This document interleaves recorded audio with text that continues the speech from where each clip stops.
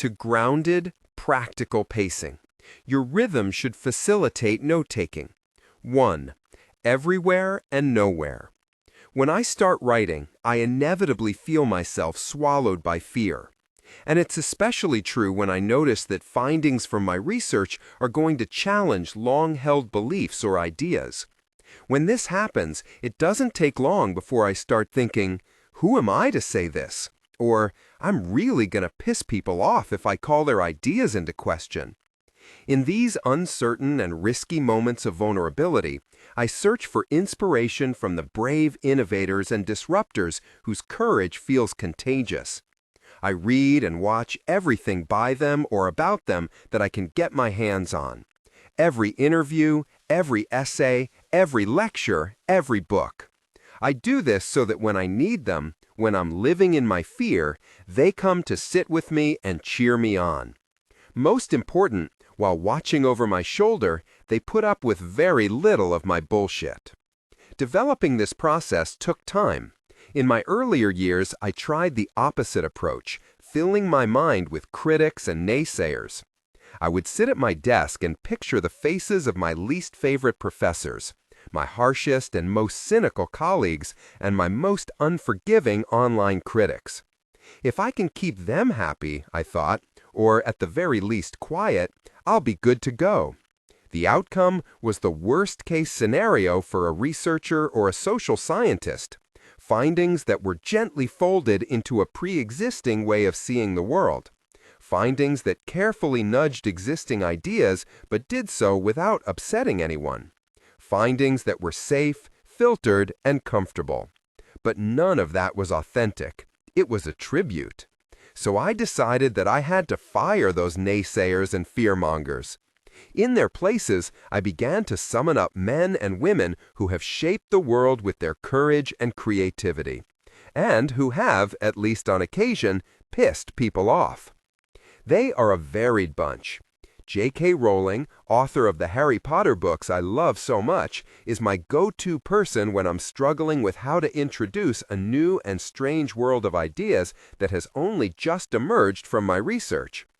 I imagine her telling me, "New worlds are important, but you can't just describe them. Give us the stories that make up that universe. No matter how wild and weird the new world might be, we'll see ourselves in the stories." The author and activist Bell Hooks comes to the fore when there's a painful conversation happening around race, gender, or class. She's taught me about teaching as a sacred act and the importance of discomfort in learning. And Ed Catmull, Shonda Rhimes, and Ken Burns stand behind me whispering in my ear while I'm telling a story. They nudge me when I become impatient and start skipping the details and dialogue that bring meaning to storytelling. Take us with you, they insist. Countless musicians and artists also show up, as does Oprah. Her advice is tacked to the wall in my study. Do not think you can be brave with your life and your work and never disappoint anyone. It doesn't work that way. But my oldest and most steadfast counselor is Maya Angelou. I was introduced to her work 32 years ago when I was studying poetry in college. I read her poem Still I Rise, and everything shifted for me. It contained such power and beauty. I collected every Angelou book, poem, and interview I could find, and her words taught me, pushed me, and healed me. She managed to be both full of joy and unsparing. But there was one quote from Maya Angelou that I deeply disagreed with. It was a quote on belonging, which I came across when I was teaching a course on race and class at the University of Houston.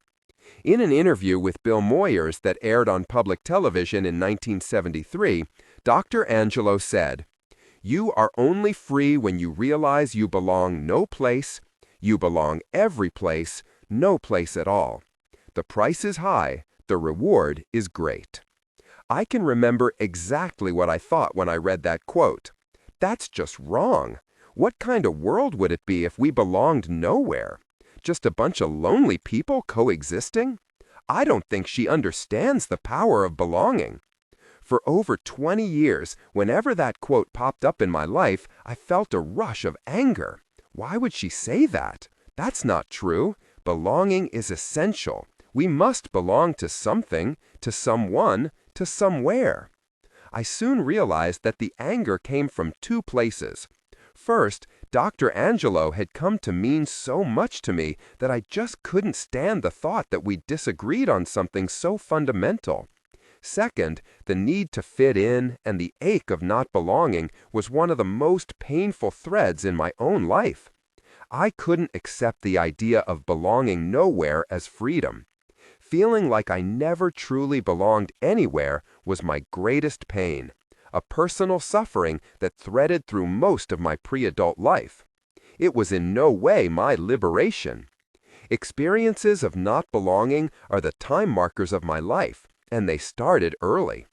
I attended pre-K and kindergarten at Paul Hobbins Elementary on the West Bank of New Orleans. It was 1969, and as wonderful as the city was and still is, it was a place suffocated by racism.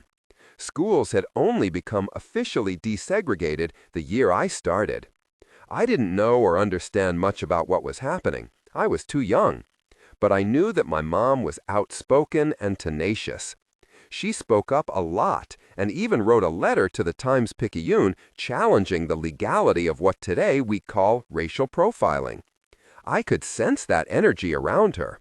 But to me, she was still just a volunteer in my homeroom and the person who made me, herself, and my Barbie matching yellow plaid shift dresses. We had moved there from Texas, and that had been hard for me. I desperately missed my grandmother. But I was eager to make new friends at school and around our apartment complex. It quickly got complicated, though. Home room lists were used to determine everything, from attendance records to birthday party invitations. One day, my mom's room mother partner waved the list in front of my mom's face and said, "Look at all of the black kids on here. Look at these names. They're all named Cassandra." Huh, my mom thought. Maybe this explained why I was being left out of so many of my white friends' parties. My mom goes by her middle name, but her first name is Cassandra. My full name on that homeroom list? Cassandra Brené Brown. If you're African American and reading this, you know exactly why white families weren't inviting me over. It's the same reason a group of African American graduate students gave me a card at the end of the semester that said, "Okay, you really are Brené Brown." They had signed up for my course on women's issues and almost fell out of their chairs when I walked to my desk at the front of the classroom on the first day of class. One student said, "You are not Cassandra Brené Brown?" "Yes, ma'am." It's also why when I walked into a job interview for a part-time receptionist at a doctor's office in San Antonio, the woman said, "You're Brené Brown. Well, what a pleasant surprise." And yes, I walked out of the interview before we sat down. The black families were welcoming to me, but their shock was noticeable when I walked through the door. One of my friends told me I was the first white person who had ever been inside their house. That's hard to wrap your head around when you're 4 years old and you're really there for pin the tail on the donkey and to eat cake with your friends.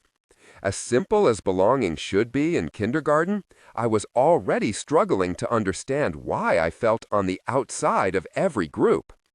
The next year, we moved to the Garden District so my dad could be closer to Loyola, and I transferred into Holy Name of Jesus. I was an Episcopalian, which made me one of the only non-Catholic students in my school. Turned out I was the wrong religion, yet another wedge between me and belonging. After a year or two of sitting out, being called out, and sometimes being left out, I was sent to the office and arrived to find God waiting for me.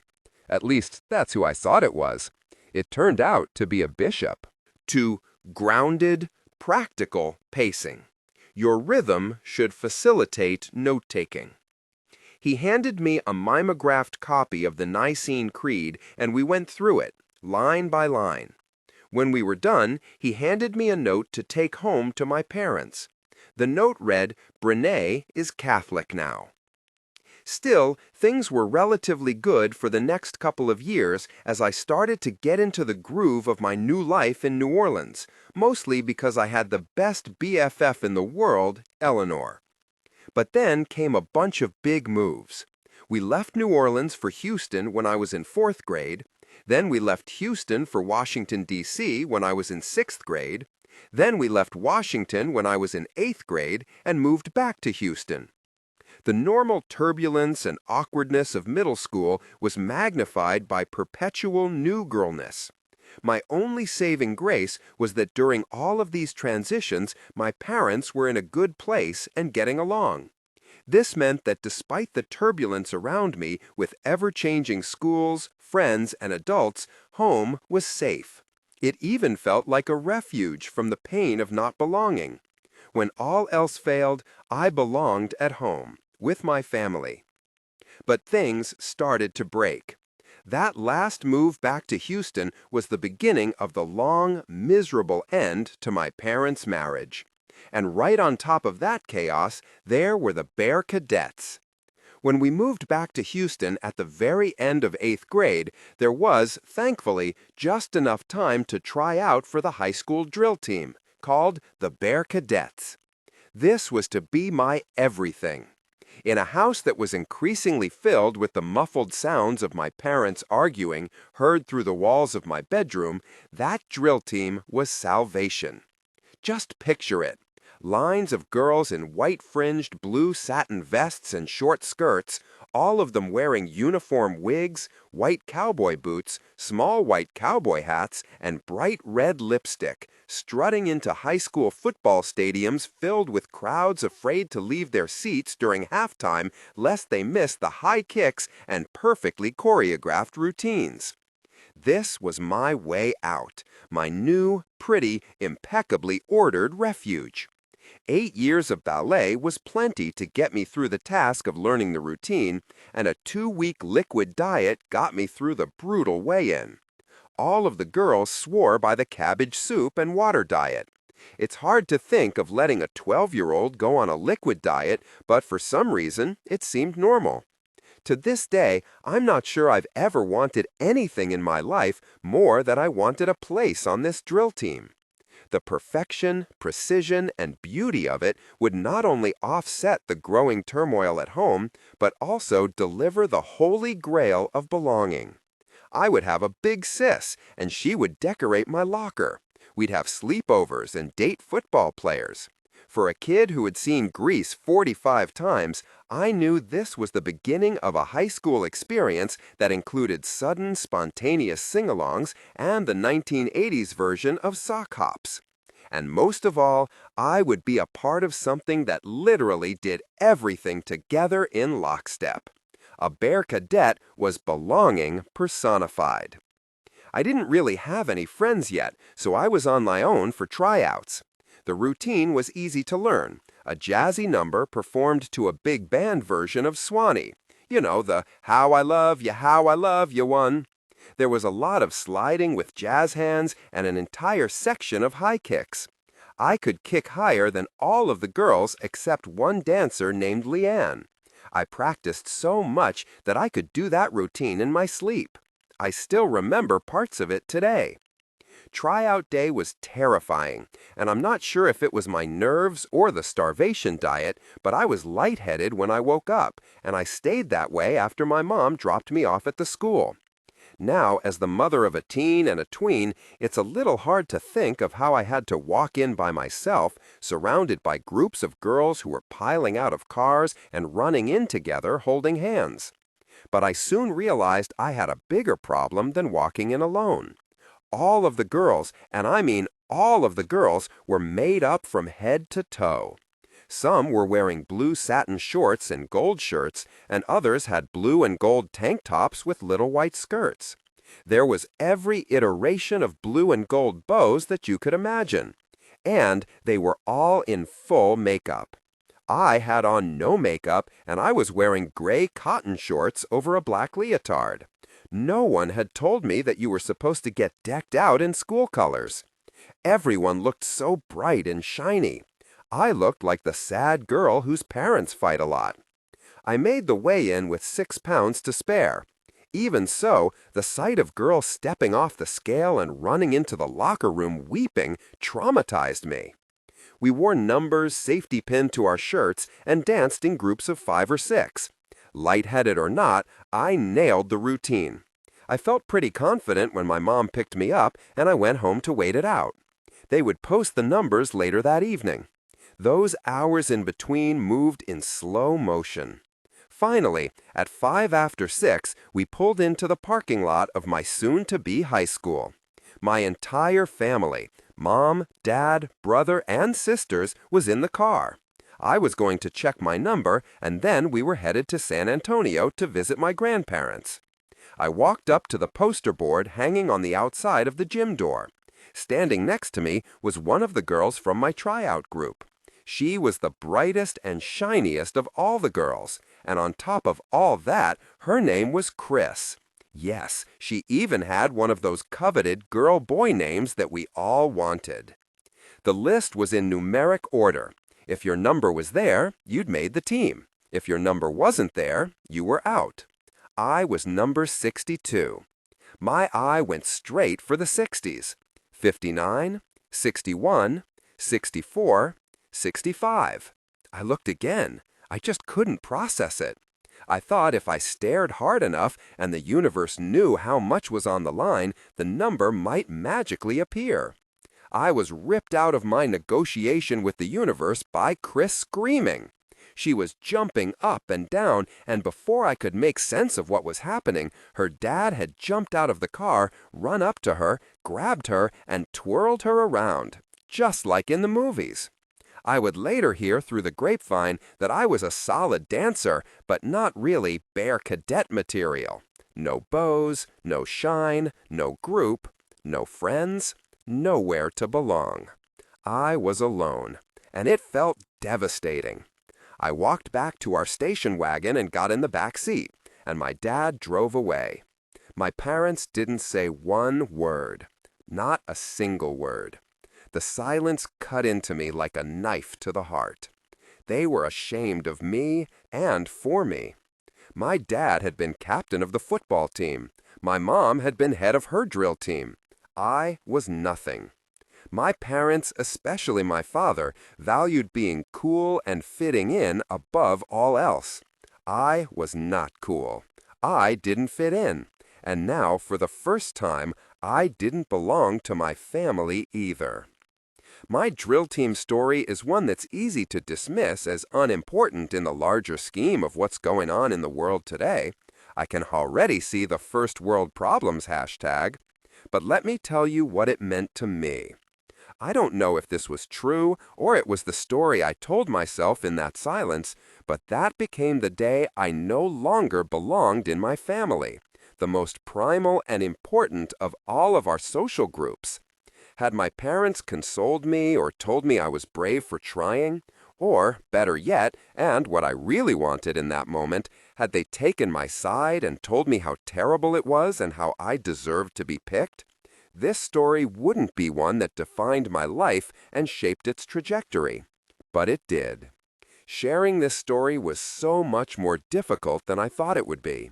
I had to go to iTunes to remember the name of the tryout song, and when I played the preview, I just started sobbing. I didn't break down because I hadn't made the drill team. I wept for the girl that I couldn't comfort back then. The girl who didn't understand what was happening or why. I wept for the parents who were so ill-equipped to deal with my pain and vulnerability. To grounded, practical pacing. Your rhythm should facilitate note-taking.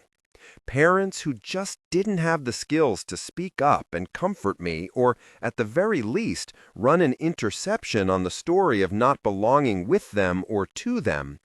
These are the moments that, when left unspoken and unresolved, send us into our adult lives searching desperately for belonging and settling for fitting in. Luckily, my parents never harbored the illusion that parenting ends when your kids leave the house. We've learned about courage, vulnerability, and true belonging together. That's been the little miracle. Even in the context of suffering, poverty, violence, human rights violations, not belonging in our families is still one of the most dangerous hurts. That's because it has the power to break our heart, our spirit, and our sense of self-worth. It broke all three for me.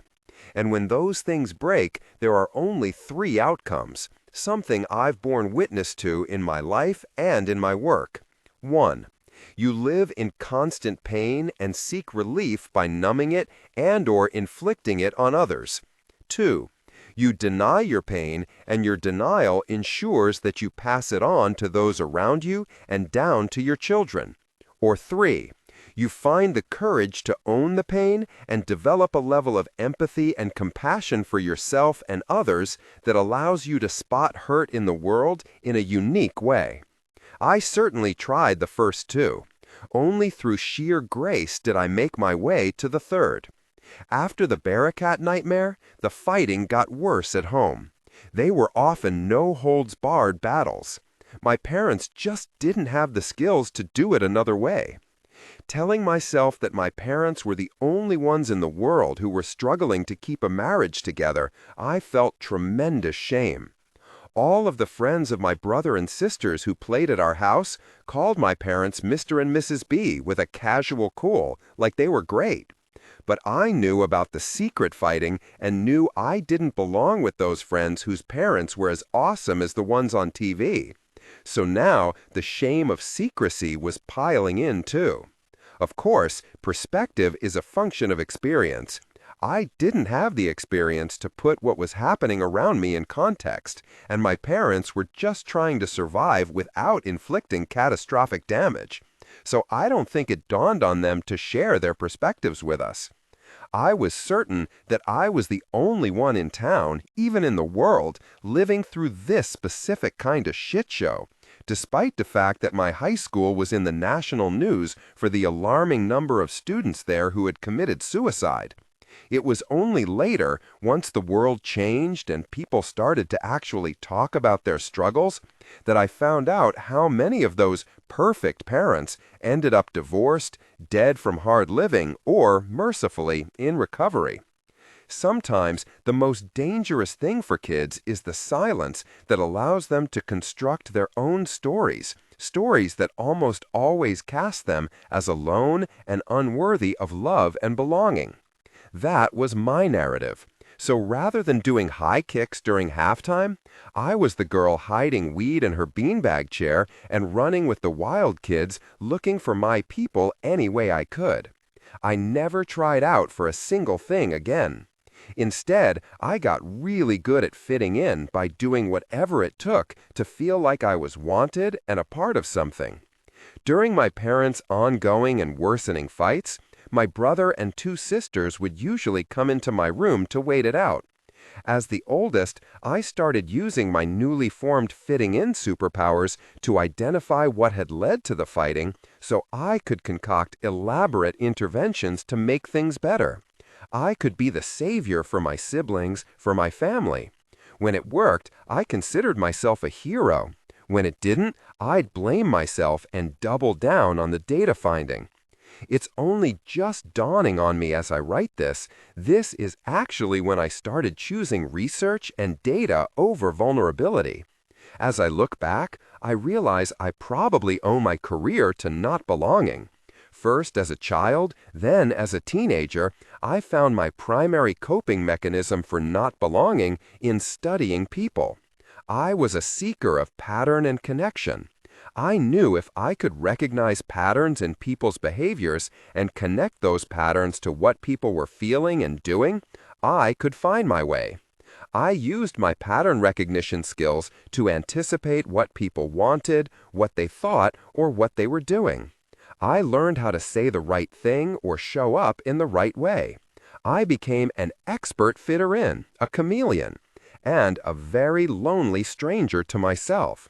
As time passed, I grew to know many of the people around me better than they knew themselves.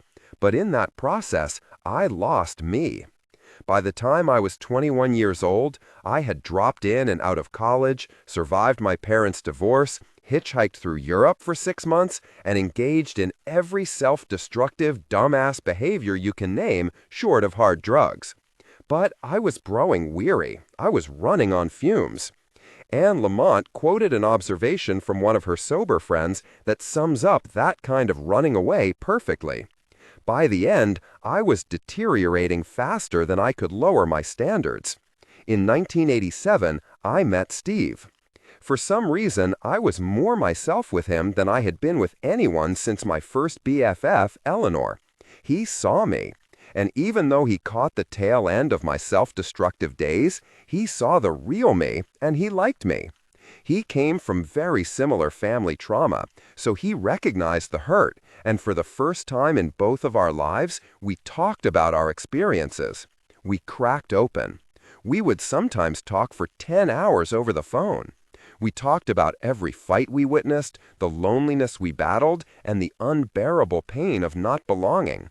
What started as a friendship turned into a huge crush, then a total love affair. Never underestimate the power of being seen. It's exhausting to keep working against yourself when someone truly sees you and loves you. Some days, his love felt like a gift. Other days, I hated his guts for it. But as I started to catch glimpses of my true self, I was filled with grief and longing. Grief for the girl who never belonged anywhere, and a longing to figure out who I was, what I liked, what I believed in, and where I wanted to go. Steve wasn't threatened at all by my soul-searching. He loved it. He supported it. So no, Dr. Angelo, belonging nowhere couldn't be a good thing. I still didn't understand what she meant. 7 years after we met, Steve and I got married. He went from medical school to residency, and I went from undergrad to grad school. In 1996, the day after I finished my master's, I decided to make my clean living commitment official and quit drinking and smoking. Interestingly, my first temporary AA sponsor told me, "I don't think you belong in AA. You should try the codependence meetings." The codependence sponsor told me to go back to AA or try OA, since you're not exactly one of us. Can you believe it? What kind of shit is it when you don't even belong at AA? Finally, a new sponsor told me I had the poo-poo platter of addictions. Basically, I used whatever I could find to not feel vulnerable. She told me to find a meeting that spoke to me. It didn't matter which one, as long as I stopped drinking, smoking, caretaking, and overeating. Sure, gotcha. Those early years of marriage were tough. We were broke and mentally strung out from residency and grad school. I'll never forget telling a school therapist that I just didn't think it was going to work out. Her response? It may not. He likes you way more than you like you. My journey from expert-level fitting in to true belonging started in my early 20s and took a couple of decades. Through my 30s, I traded one type of self-destruction for another. I gave up partying for perfectionism. I still wrestled with being an outsider, even in my work, but what changed was my response to not seeing my number on the poster board.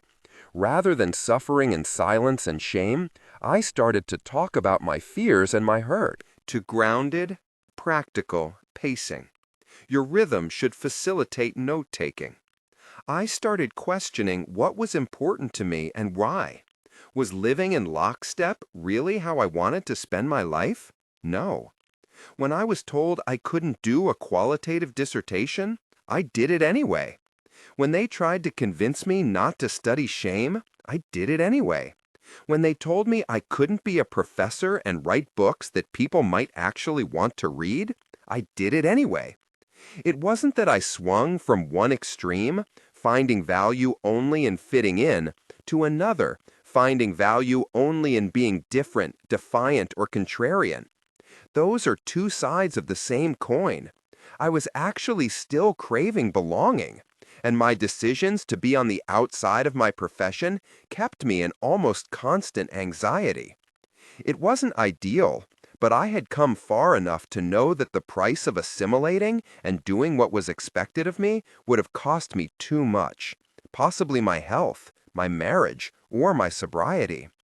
As much as I wanted a crew, I'd stay on the outside before I sacrificed any of those. Then, in 2013, a series of little miracles happened that led to one of the most important moments of my life. Oprah Winfrey invited me to be a guest on one of my favorite shows, Super Soul Sunday. The night before the show, I went out to eat with one of the producers and my manager, Murdoch, a Scotsman who lives in the West Village and who now says y'all as easily as I do. After dinner, as Murdoch and I were walking back to the hotel, he stopped on the corner and called to me as I kept walking, "Where are you, Brené?" When I gave him a smart-ass answer, on the corner of Michigan and Chicago, I knew I was feeling vulnerable. And as Murdoch proceeded to explain how not present I was at dinner, polite and friendly, yes. Present? No. I knew right away what was happening. I looked at Murdoch and admitted, I'm doing that thing I do when I'm afraid. I'm floating above my life, watching it and studying it, rather than living it. Murdoch nodded. I know. But you need to find a way to stop and bring yourself back here. This is a big deal. I don't want you to miss it. Don't study this moment. Be in it. The next morning, as I was getting dressed to meet Oprah for the first time, my daughter texted me. She wanted to make sure I had signed and returned a permission slip for her school trip. After assuring her that I had, I sat on the edge of my bed and fought back tears. I started thinking, I need a permission slip to stop being so serious and afraid. I need permission to have fun today. That got the idea started. After I looked around my room to make sure no one was watching the incredibly ridiculous thing I was about to do, I walked over to the desk in my room, sat down, and wrote myself a permission slip on a Post-it note for my computer bag. It simply said, permission to be excited and goofy and to have fun. It would be the first of hundreds of permission slips I would go on to write for myself. I still write them today, and I teach everyone who will give me 5 minutes of their time the power of this intention-setting method. It totally works. But as with the permission slips you give your kids, they may have permission to go to the zoo, but they still need to get on the bus. Set the intention. Follow through. That day, I got on the bus. I didn't realize it then, but looking back, those permission slips to myself were actually an attempt to belong to myself and to no one else. Oprah and I had our emotional first meeting on camera, and within minutes we were cutting up and laughing. She was everything I thought she'd be, fierce and kind, gentle and tough. The hour went by in a flash. When our time was up, Oprah turned to me and said, "We should do another hour, another episode." I looked around uneasily, like we might get in trouble for even thinking this. "Really?" I asked. "Are you sure?" Oprah smiled. "Really. We have a lot more to talk about." I squinted into the darkness of the studio toward what I assumed was some kind of control room and said, "Do you think we should ask?" Oprah smiled again. "Who do you think we should run it by?" She didn't say this in an arrogant way. I think she thought my question was funny. "Oh, right. Sorry." "Then, yes, I'd love it. But shouldn't I change clothes?" "Oh, shit. I only have this outfit and the jeans and cowboy boots I wore here." "Boots and jeans are great. I'll lend you a top." She walked away to change her own clothes, but before she took more than a few steps, she turned back and said, "Maya Angelou is here. Would you like to meet her?" Tunnel vision. Time slowed down. It's all too much. Maybe I'm dead. "Brené? Hello? Would you like to meet Dr. Maya?" I was thinking that this really might push me over the edge when Oprah asked again, "Interested?" I jumped out of my seat. "Yes! Oh my God, yes!" Oprah took my hand as we walked to a second green room across the hall from the one where I got ready for the show. We went in, and the first thing I noticed was a TV screen across from where Dr. Angela was sitting. The image on the screen showed the 2 empty chairs where Oprah and I had been sitting. Maya Angelou looked straight at me. "Hello, Dr. Brown. I've been watching you." I walked up and took her extended hand and said, "It's such an honor to meet you. You've meant so much to me. You're such a big part of my life." She kept holding my hand and placed her other hand on top of mine. "You're doing important work. Keep doing it. Keep talking about your work. Don't stop, and don't let anyone get in your way." Then I told her that sometimes when I teach, I turn the lights out and play for the class an old cassette tape I have of her reciting her poem, Our Grandmothers. I told her how I would sometimes just replay that line, "I shall not be moved." She held my hands even tighter, looked right into my eyes, and with a slow and deep voice sang, "Like a tree planted by the river, I shall not be moved."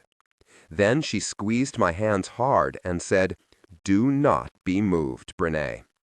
It was as if she bundled up all the courage I'll ever need in my entire life and handed it to me. Rarely do you have the gift of knowing you're inside a moment that will be part of what defines you, but I knew. What do you do when you've spent the majority of your life moving to try to fit in, and all of a sudden Maya Angelou is singing to you and telling you not to be moved? You learn how to plant your damn feet is what you do. You bend and stretch and grow, but you commit to not moving from who you are. Or, at the very least, you start trying. 6 months after that unbelievable day, I found myself sitting in another green room in Chicago. This time I was speaking at one of the largest leadership events in the world. The event organizers had strongly recommended that I wear business attire to the event, and I was staring down at my black slacks and pumps and feeling like an imposter, or like I was going to a funeral. I was sitting with another speaker, a woman who would eventually become a good friend, and she asked how I was doing. I confessed that I was coming out of my skin and that I couldn't shake the feeling of playing dress-up. She told me I looked really nice, but the expression on her face said, "I know, it's hard, but what can we do?" I abruptly stood up, grabbed my suitcase from a wall lined with suitcases belonging to the other speakers, and went to the restroom. Minutes later, I came out in a navy shirt, dark jeans, and clogs. The woman looked at me, smiled, and said, "Awesome, you're brave." I wasn't sure if she meant it or not, but I laughed. "Not really. It's a necessity. I can't go on that stage and talk about authenticity and courage when I don't feel authentic or brave. I physically can't do it. I'm not here so my business self can talk to their business selves. I'm here to talk from my heart to their hearts. This is who I am." Another important step in learning to belong to myself. I collided with the business world again a couple of weeks later. To grounded, practical pacing. Your rhythm should facilitate note-taking. While going through a stack of information on upcoming speaking events, I read a note from one organizer. "We heard you speak at a conference last year. We can't wait to have you speak to our leaders. When we saw you, you talked about the importance of knowing your core values. We love that. However, you mentioned faith as one of your 2 guiding values. Given the business context, we'd appreciate you not mentioning faith. Courage was the other one of your values, and that's great. Can you stick to that one?" I could feel my chest tightening and my face growing hotter by the second. Something similar, though at the other extreme, had happened earlier that year. An event organizer had told me that while he appreciated my direct and down-home approach, he'd like me to not curse, which risked losing some of the faithful audience, who would offer me grace but still be offended. Bull.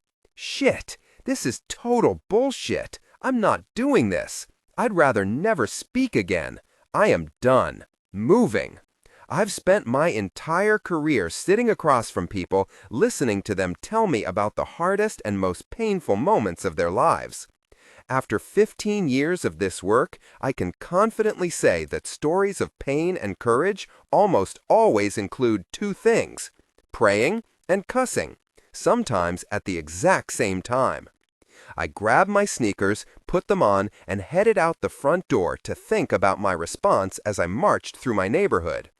By the time I rounded the last corner before my house, I had settled on what I would say to any and all requests like these. If you think I'm going to clean up the truth or put a spit shine on people's honest experiences, You're wrong.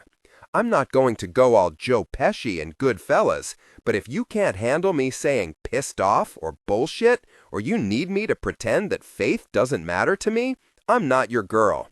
There are lots of great teachers and speakers. You'll just need to find one who will dress up, clean up, and shut up. That's not me. Not anymore. I shall not be moved. When Steve got home, I told him about my latest resolve, then sat down next to him and put my head on his shoulder. It's hard, I said. I don't belong anywhere. I belong no place. Everywhere I go now, I'm an outsider breaking the rules and talking about things that no one else is talking about. I've got no crew, and it's been this way my whole life. Steve didn't try to buck me up. Instead, he agreed and told me that I kinda didn't belong to any one group. He also reminded me that I belonged with him and Ellen and Charlie, and that I could pray and cuss all I wanted, provided I had enough money to pay Charlie for the swear words. I laughed a little, but felt tears coming on. I've lived my entire life on the outside, I said to Steve. It's so hard. Sometimes our house is the only place I don't feel totally alone. I don't feel I'm on a path that I understand. I can't find anyone else on it. There's no one ahead of me saying it's okay. There are a lot of professor, researcher, storyteller, leadership, entrepreneur, faithful cussers out here. Here's the blueprint. Steve took my hand and said, I know it's hard, and you must feel alone. You're kind of weird, an outlier in a lot of ways. But here's the thing. There were more than 20 speakers at that big leadership conference, and you were the highest-rated speaker, in your jeans and clogs. Given that, how do you figure that anyone belongs there more than you? You will always belong anywhere you show up as yourself and talk about yourself and your work in a real way. And that was it. That was the moment. I finally understood on a practical and fundamental level what Maya Angelou had said. I kissed Steve, ran into the study, grabbed my laptop, and Googled her quote. Carrying my laptop back to the couch, I read it to Steve. You are only free when you realize you belong no place. You belong every place, no place at all. The price is high. The reward is great. This was the moment when the core defining story of how I saw myself, a young, lonely, not shiny girl standing hopelessly in front of a gym door, scouring a poster for confirmation that she belonged somewhere, shift. I had achieved success with my work. I had a great partner and great kids, but until that moment, I wasn't free of that story of not belonging in my world or my family of origin. Steve knew something was shifting. The price is high, but the reward is your work getting out to the world in an honest way, a way that's true to the people who have shared their lives and stories with you. I asked him if he really understood that strange dichotomy of being alone but still belonging, of true belonging. He said, yes, I feel like that all the time too. It's the paradox of feeling alone but also strong. Sometimes parents will get angry because I won't prescribe antibiotics for their child. The first thing they say is, every other pediatrician does it, I'll just go to someone else. It's not easy to hear this, but I always fall back on the thought, it's okay if I'm alone on this. That's not what I believe is best for this child. Period. My wheels started turning faster. I explained to Steve that while I felt like I now understood the vulnerability and courage of standing on your own, I still couldn't shape the underlying feeling of wanting to be a part of something. I wanted the squad. He said, you have a squad, but it's small, and not everyone in your squad is going to agree or do the same thing. But truthfully, you hate those kinds of squads anyway. I knew he was right, but still I wanted to understand more. I finally stood up and told him that I had to dig into Maya's quote and into my data on belonging. His response still makes me laugh. Oh, I know how this works. Want me to pick up dinner? I'm happy to send some food down into the research rabbit hole. Last time you walked into your study to look into something that was bugging you, it took 2 years. I got hold of the full transcript of that interview between Bill Moyers and Maya Angelou, and I read for the first time these final remarks. Moyers: do you belong anywhere? Angelou: I haven't yet. Moyers: do you belong to anyone? More and more. I mean, I belong to myself. I'm very proud of that. I am very concerned about how I look at Maya. I like Maya very much. I like the humor and courage very much. And when I find myself acting in a way that doesn't please me, then I have to deal with that. I looked up from reading this exchange and thought, Maya belongs to Maya. I belong to myself. I get it. I don't quite have it completely, but at least I'm getting it. This time the research rabbit hole turned out to be 4 years long. I went back into the old data, collected new data, and started developing a theory of true belonging. I discovered that I had a lot more to learn about what it means to truly belong. 2. The quest for true belonging. True belonging. I don't know exactly what it is about the combination of those two words, but I do know that when I say it aloud, it just feels right. It feels like something that we all crave and need in our lives. We want to be a part of something, but we need it to be real, not conditional or fake or constantly up for negotiation. We need true belonging. But what exactly is it? In 2010, in The Gifts of Imperfection, I defined belonging this way. Belonging is the innate human desire to be part of something larger than us.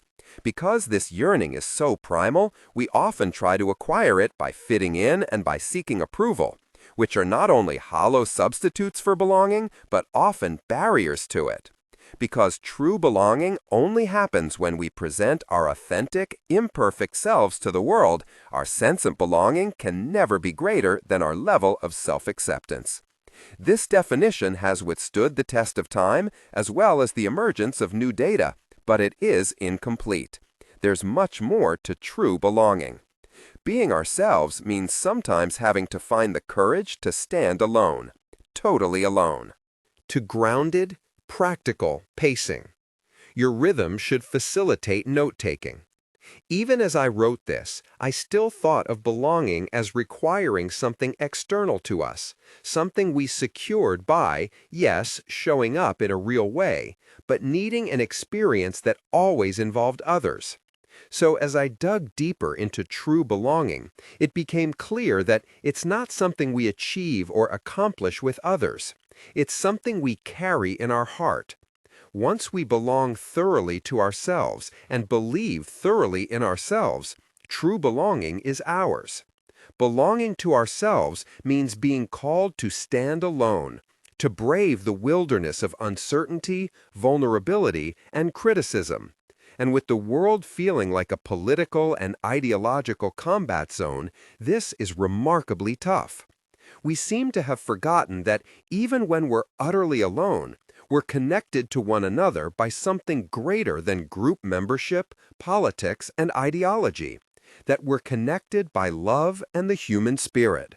No matter how separated we are by what we think and believe, we are part of the same spiritual story. Defining true belonging. I'm a qualitative grounded theory researcher. The goal of grounded theory is to develop theories based on people's lived experiences rather than proving or disproving existing theories. In grounded theory, researchers try to understand what we call the main concern of study participants.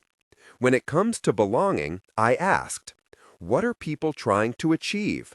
What are they worried about? The answer was surprisingly complex. They want to be a part of something, to experience real connection with others, but not at the cost of their authenticity, freedom, or power. Participants further reported feeling surrounded by us versus them cultures that create feelings of spiritual disconnection. When I dug deeper into what they meant by spiritually disconnected, the research participants described a diminishing sense of shared humanity. Over and over, participants talked about their concern that the only thing that binds us together now is shared fear and disdain, not common humanity, shared trust, respect, or love. They reported feeling more afraid to disagree or debate with friends, colleagues, and family because of the lack of civility and tolerance. Reluctant to choose between being loyal to a group and being loyal to themselves, but lacking that deeper spiritual connection to shared humanity, they were far more aware of the pressure to fit in and conform.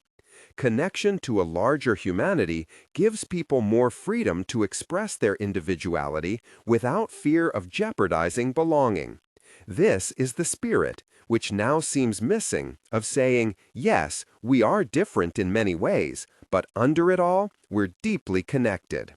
As I was defining the main concern related to belonging, I went back to the gifts of imperfection to look up the definition of spirituality that had emerged from my 2010 data. Spirituality is recognizing and celebrating that we are all inextricably connected to each other by a power greater than all of us, and that our connection to that power and to one another is grounded in love and compassion. I kept reading the words inextricably connected over and over. We've broken that link. And in the next chapter, I'm going to show you how and why we broke it. The rest of the book is about fixing it, finding our way back to one another. I named the main concern of participants in the current research true belonging. And given the definition above and the data, there was no question that a large part of the struggle for people seeking true belonging is spiritual. This is in no way a religious struggle around dogma and denominations, but is instead a wide-open, hard-scrabble effort to stay connected to what binds us as humans while navigating an increasingly divisive and cynical world. Continuing on the path of grounded theory, I focused the research on these questions. 1. What is the process, practice, or approach that the women and men who have developed a sense of true belonging have in common? 2. What does it take to get to the place in our life where we belong nowhere and everywhere, where belonging is in our heart and not a reward for perfecting, pleasing, proving, and pretending, or something that others can hold hostage or take away? 3. If we're willing to brave the wilderness, to stand alone in our integrity, do we still need that sense of belonging that comes from community? 4. Does the current culture of increasing divisiveness affect our quest for true belonging? If so, how? What emerged from the responses to these questions were 4 elements of true belonging. These elements are situated in the reality of the world we live in today. The theories that emerge from this methodology are based on how we engage with the world in our everyday lives. They're not hypothetical. This means you can't develop a theory on true belonging without addressing how our increasingly polarized world shapes our lives and our experiences of connection and true belonging. I didn't intend to write a book about belonging set against a backdrop of political and ideological chaos, but that's not my call to make. My job is to be true to the data. As you take a look at each of the 4 elements, you can see that each is a daily practice and feels like a paradox. They're going to challenge us. 1. People are hard to hate close up. Move in. 2. Speak truth to bullshit. Be civil. 3. Hold hands with strangers. 4. Strong back, soft front, wild heart. The wilderness. As a clearer picture of true belonging emerged from the data, and I realized why we must sometimes stand alone in our decisions and beliefs, despite our fear of criticism and rejection, the first image that came to me was the wilderness. Theologians, writers, poets, and musicians have always used the wilderness as a metaphor to represent everything from a vast and dangerous environment where we are forced to navigate difficult trials, to a refuge of nature and beauty where we seek space for contemplation. What all wilderness metaphors have in common are the notions of solitude, vulnerability, and an emotional, spiritual, or physical quest.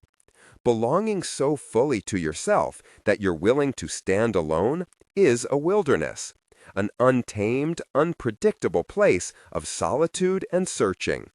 It is a place as dangerous as it is breathtaking, a place as sought after as it is feared. The wilderness can often feel unholy because we can't control it, or what people think about our choice of whether to venture into that vastness or not. But it turns out to be the place of true belonging, and it's the bravest and most sacred place you will ever stand. The special courage it takes to experience true belonging is not just about braving the wilderness, it's about becoming the wilderness. It's about breaking down the walls, abandoning our ideological bunkers, and living from our wild heart rather than our weary heart. We can't expect to take a well-worn path through these badlands. While I can share what I've learned from research participants who practice true belonging in their lives, we all have to find our own way deep into the wild. And if you're like me, you're not going to like some of the terrain. We're going to need to intentionally be with people who are different from us. We're going to have to sign up, join, and take a seat at the table. We're going to have to learn how to listen, have hard conversations, look for joy, share pain, and be more curious than defensive, all while seeking moments of togetherness. True belonging is not passive. It's not the belonging that comes with just joining a group. It's not fitting in or pretending or selling out because it's safer. It's a practice that requires us to be vulnerable, get uncomfortable, and learn how to be present with people without sacrificing who we are. We want true belonging, but it takes tremendous courage to knowingly walk into hard moments. Braving skills. You don't wander into the wilderness unprepared. To grounded, practical pacing. Your rhythm should facilitate note-taking. Standing alone in a hypercritical environment or standing together in the midst of difference requires one tool above all others: trust. To brave the wilderness and become the wilderness, we must learn how to trust ourselves and trust others. The definition of trust that best aligns with my data comes from Charles Feltman. Feltman describes trust as choosing to risk making something you value vulnerable to another person's actions, and he describes distrust as deciding that what is important to me is not safe with this person in this situation or any situation. Because getting our head and heart around a concept as big as trust is difficult, and because general conversations on the theme of "I don't trust you" are rarely productive, I dug into the concept to better understand what we're really talking about when we say trust. 7 elements of trust emerged from the data as useful in both trusting others and trusting ourselves. I use the acronym BRAVING for the elements. I love using braving as a wilderness checklist because it reminds me that trusting myself or other people is a vulnerable and courageous process. While I shared this finding first in Rising Strong, I wasn't surprised to see trust emerge again in the interviews about belonging. Trusting others. Boundaries. You respect my boundaries, and when you're not clear about what's okay and not okay, you ask.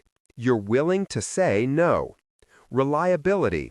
You do what you say you'll do. This means staying aware of your competencies and limitations so you don't overpromise and are able to deliver on commitments and balance competing priorities. Accountability. You own your mistakes, apologize, and make amends. Vault. You don't share information or experiences that are not yours to share. I need to know that my confidences are kept and that you're not sharing with me any information about other people that should be confidential. Integrity. You choose courage over comfort. You choose what is right over what is fun, fast, or easy. And you choose to practice your values rather than simply professing them. Non-judgment. I can ask for what I need, and you can ask for what you need. We can talk about how we feel without judgment. Generosity. You extend the most generous interpretation possible to the intentions, words, and actions of others. Self-trust. I can't imagine anything more important in the wilderness than self-trust. Fear will lead us astray, and arrogance is even more dangerous. If you reread this checklist and change the pronouns, you'll see that braving also works as a powerful tool for assessing our level of self-trust. B. Did I respect my own boundaries? Was I clear about what's okay and what's not okay? R. Was I reliable? Did I do what I said I was going to do? A. Did I hold myself accountable? V. Did I respect the vault and share appropriately? I. Did I act from my integrity? N. Did I ask for what I needed? Was I non-judgmental about needing help? G. Was I generous toward myself? The quest and the paradox. As I often say, I'm an experienced mapmaker, but I can be as much of a lost and stumbling traveler as anyone else. We all must find our own way. This means that while we may be sharing the same research map, your path will be different from mine. Joseph Campbell wrote, "If you can see your path laid out in front of you step by step, you know it's not your path. Your own path you make with every step you take. That's why it's your path."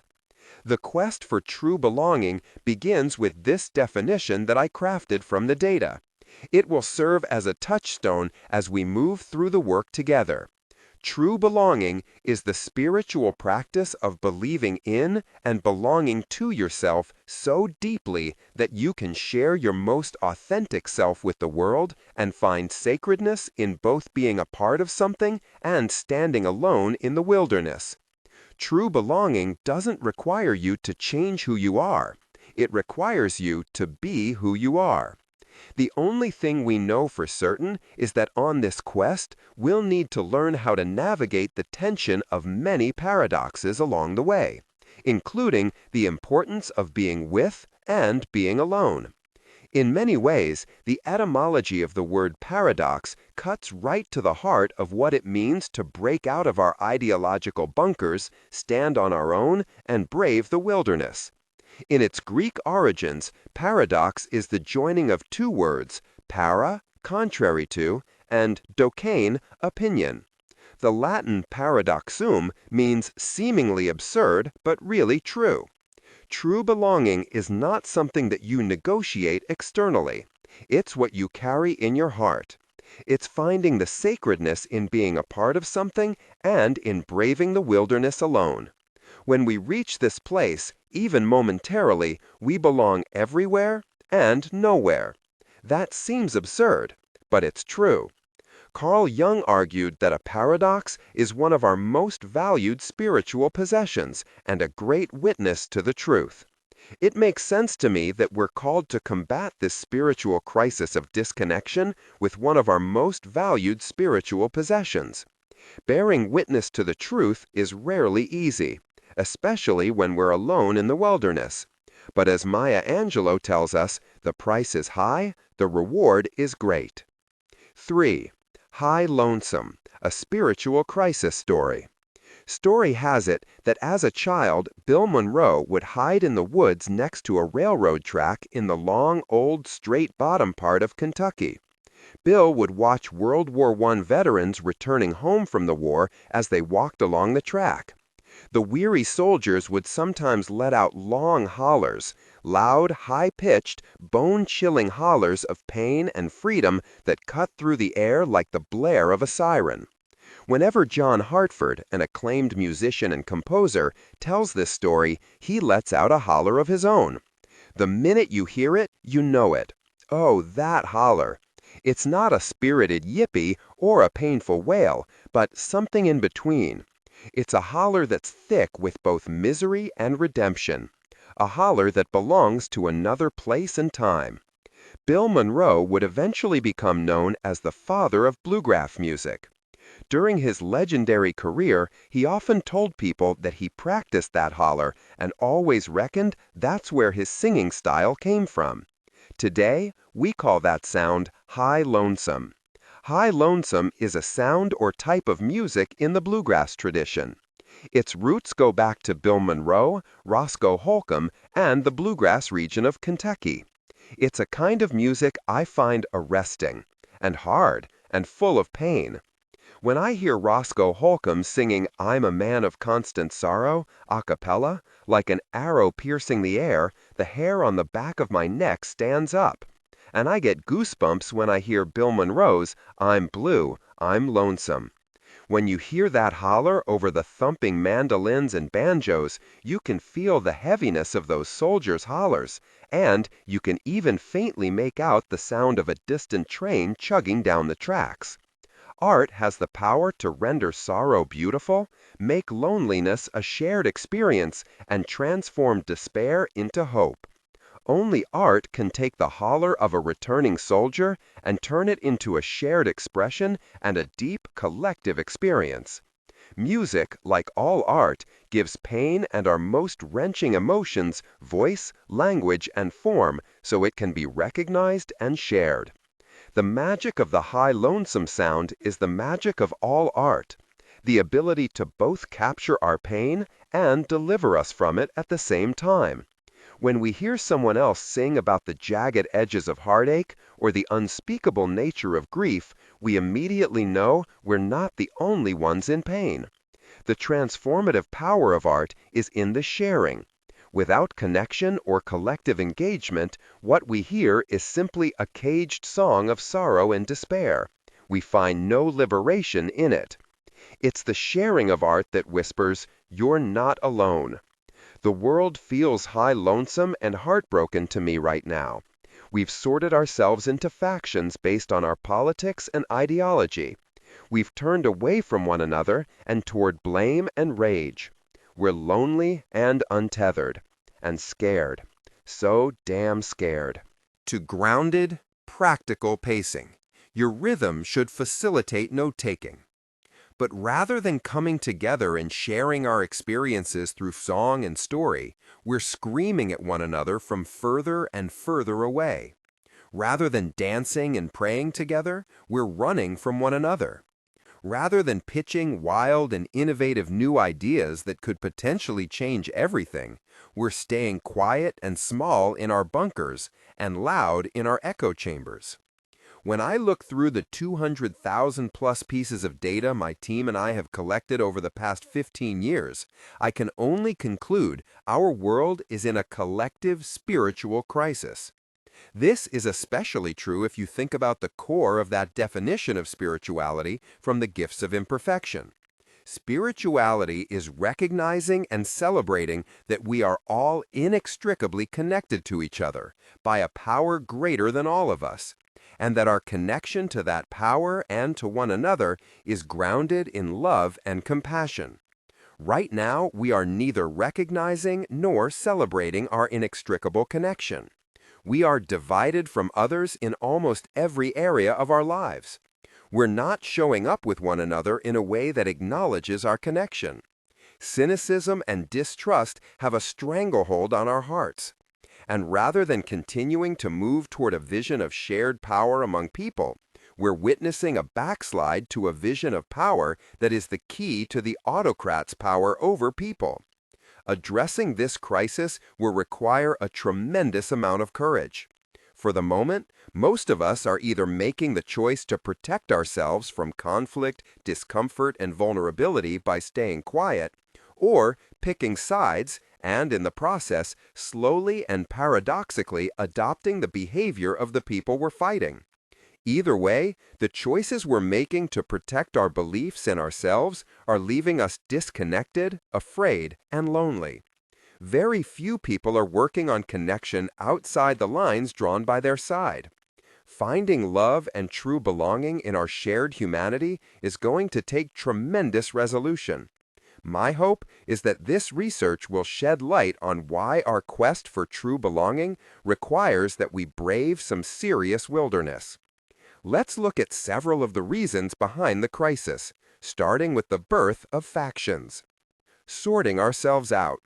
As people seek out the social settings they prefer, as they choose the group that makes them feel the most comfortable, the nation grows more politically segregated.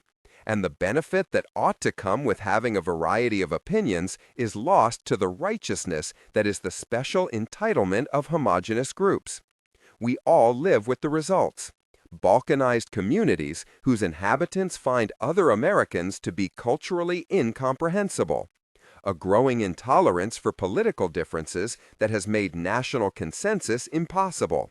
And politics so polarized that Congress is stymied and elections are no longer just contests over policies, but bitter choices between ways of life. Bill Bishop. This is a quote from Bishop's book, The Big Sort. He wrote it in 2009. But given the state of our country after the 2016 election and what's happening across the globe, he'll likely need to call its sequel The Biggest Sort Ever. Bishop's book tells the story of how we've geographically, politically, and even spiritually sorted ourselves into like-minded groups in which we silence dissent, grow more extreme in our thinking, and consume only facts that support our beliefs, making it even easier to ignore evidence that our positions are wrong.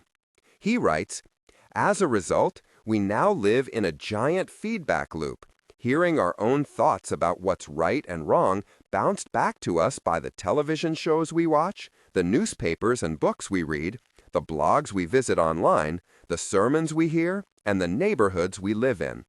This sorting leads us to make assumptions about the people around us, which in turn fuels disconnection. Most recently, a friend, who clearly doesn't know me very well, told me that I should read Joe Bagent's book, Deer Hunting with Jesus. When I asked him why, he answered, with contempt in his voice, "So you can better understand the part of America that college professors have never seen and will never understand." I thought, "You don't know a damn thing about me, my family, or where I come from." As fast as we're sorting ourselves, the people around us are hustling to sort us too, so they know what to do and say, and so they can decide why they should trust us or why they shouldn't. My friend was hoping a book would help me understand his America. But as it turns out, it's an America I already know well. It's full of people I love.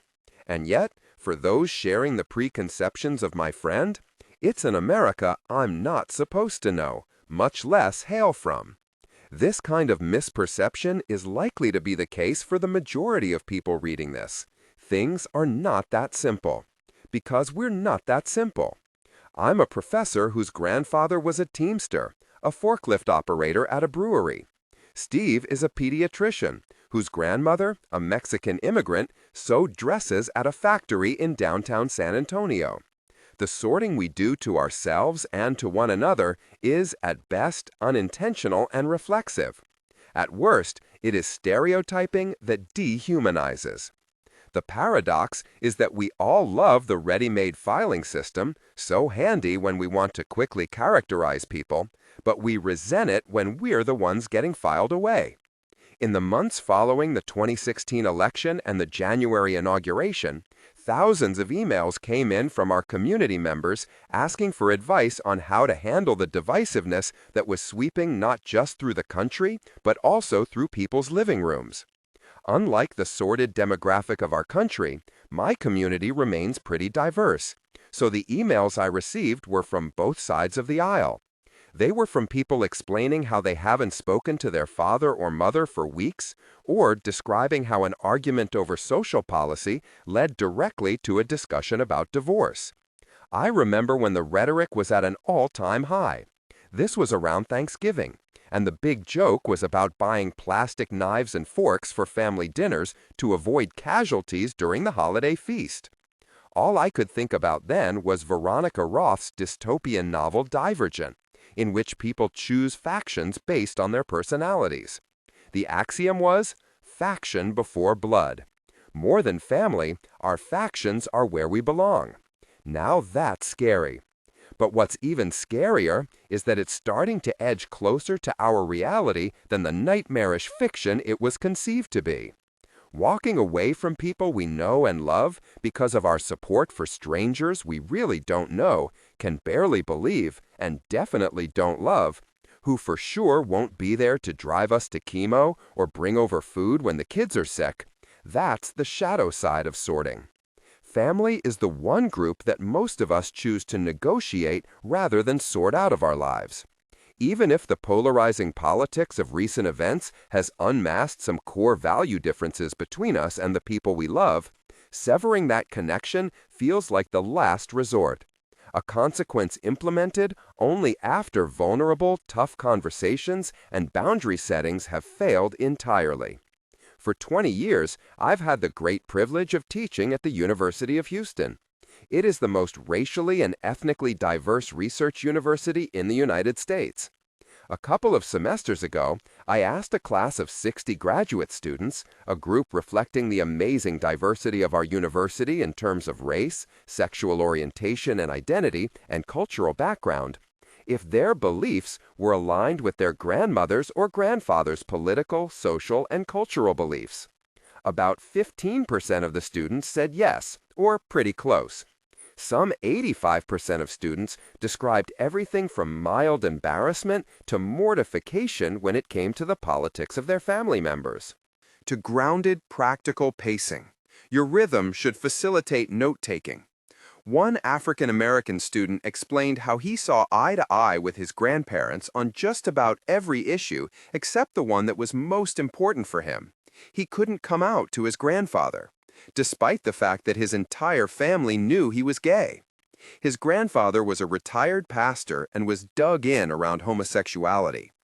A white student talked about her father's habit of addressing waiters in Mexican restaurants with "Hola, Pancho." She had a Latino boyfriend and said it was humiliating. But when I asked if they hated their grandparents or were willing to sever relationships with family members over the political and social divides, the answer was no across the board. It is, of course, more complicated than that. So here's the big question. Wouldn't you think that all of the sorting by politics and beliefs would lead to more social interaction? If we've hunkered down ideologically and geographically with people who we perceive to be just like us, doesn't that mean that we've surrounded ourselves with friends and people whom we feel deeply connected? Shouldn't "you're either with us or against us" have led to closer ties among the like-minded? The answer to these questions is a resounding and surprising no. At the same time, sorting is on the rise, so is loneliness. According to Bishop, in 1976, less than 25% of Americans lived in places where the presidential election was a landslide. In other words, we lived next door to and attended school and worshiped with people who held different beliefs than ours. We were ideologically diverse. In contrast, in 2016, 80% of U.S. counties gave either Donald Trump or Hillary Clinton a landslide victory. Most of us no longer even live near people who are all that different from us in terms of political and social beliefs. Now let's compare these numbers to what's happening in the realm of loneliness. In 1980, approximately 20% of Americans reported feeling lonely. Today, it's more than double that percentage. And this is not just a local issue. Rates of loneliness are rapidly increasing in countries around the world. Clearly, selecting like-minded friends and neighbors and separating ourselves as much as possible from people whom we think of as different from us has not delivered that deep sense of belonging that we are hardwired to crave. To understand this, we have to better understand what it means to be lonely and how the loneliness epidemic is affecting the way we show up with one another. On the outside looking in. The neuroscience researcher John Cacioppo of the University of Chicago has been studying loneliness for over 20 years. He defines loneliness as perceived social isolation. We experience loneliness when we feel disconnected. Maybe we've been pushed to the outside of a group that we value, or maybe we're lacking a sense of true belonging. At the heart of loneliness is the absence of meaningful social interaction, an intimate relationship, friendships, family gatherings, or even community or work group connections. It's important to note that loneliness and being alone are very different things. Being alone or inhabiting solitude can be a powerful and healing thing. As an introvert, I deeply value alone time, and I often feel the loneliest when I'm with other people. In our house, we call that sense of being disconnected the lonely feeling. I can't tell you the number of times I've called Steve from the road and said, "I've got the lonely feeling." The cure is normally a quick chat with him and the kids.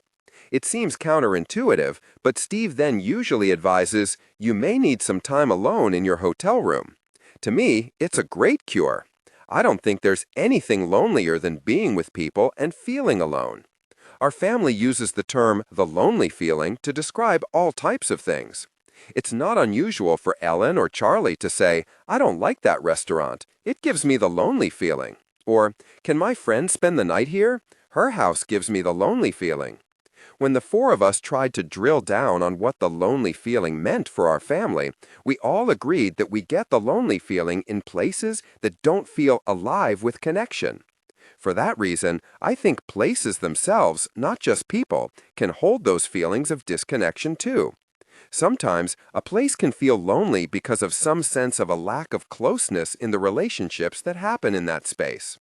Other times, I think the inability to visualize yourself in connection with people you care about in a particular place makes a space feel lonely on its own. While there's deep alignment between what I've found in my research and what Cacioppo has found, it wasn't until I processed his work that I fully understood the important role loneliness plays in our lives. He explains that as members of a social species, we don't derive strength from our rugged individualism, but rather from our collective ability to plan, communicate, and work together. Our neural, hormonal, and genetic makeup support interdependence over independence. He explains, to grow to adulthood as a social species, including humans, is not to become autonomous and solitary, it's to become the one on whom others can depend. Whether we know it or not, our brain and biology have been shaped to favor this outcome. Of course we're a social species. That's why connection matters. It's why shame is so painful and debilitating. It's why we're wired for belonging. Cacioppo explains how the biological machinery of our brains warns us when our ability to thrive and prosper is threatened. Hunger is a warning that our blood sugar is low and we need to eat. Thirst warns us that we need to drink to avoid dehydration. Pain alerts us to potential tissue damage. And loneliness tells us that we need social connections, something as critical to our well-being as food and water. He explains, denying you feel lonely makes no more sense than denying you feel hunger. Yet we do deny our loneliness. As someone who studies shame, I find myself back in territory that I know well.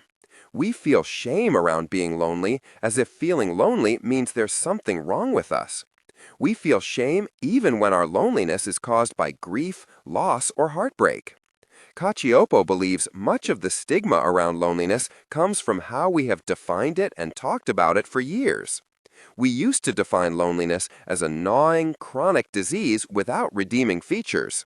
It was equated with shyness, depression, being a loner or antisocial, or possessing bad social skills. He gives a great example of this by noting how we often use the term loner to describe a criminal or bad guy.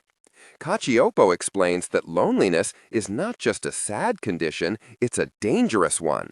The brains of social species have evolved to respond to the feeling of being pushed to the social perimeter, being on the outside, by going into self-preservation mode.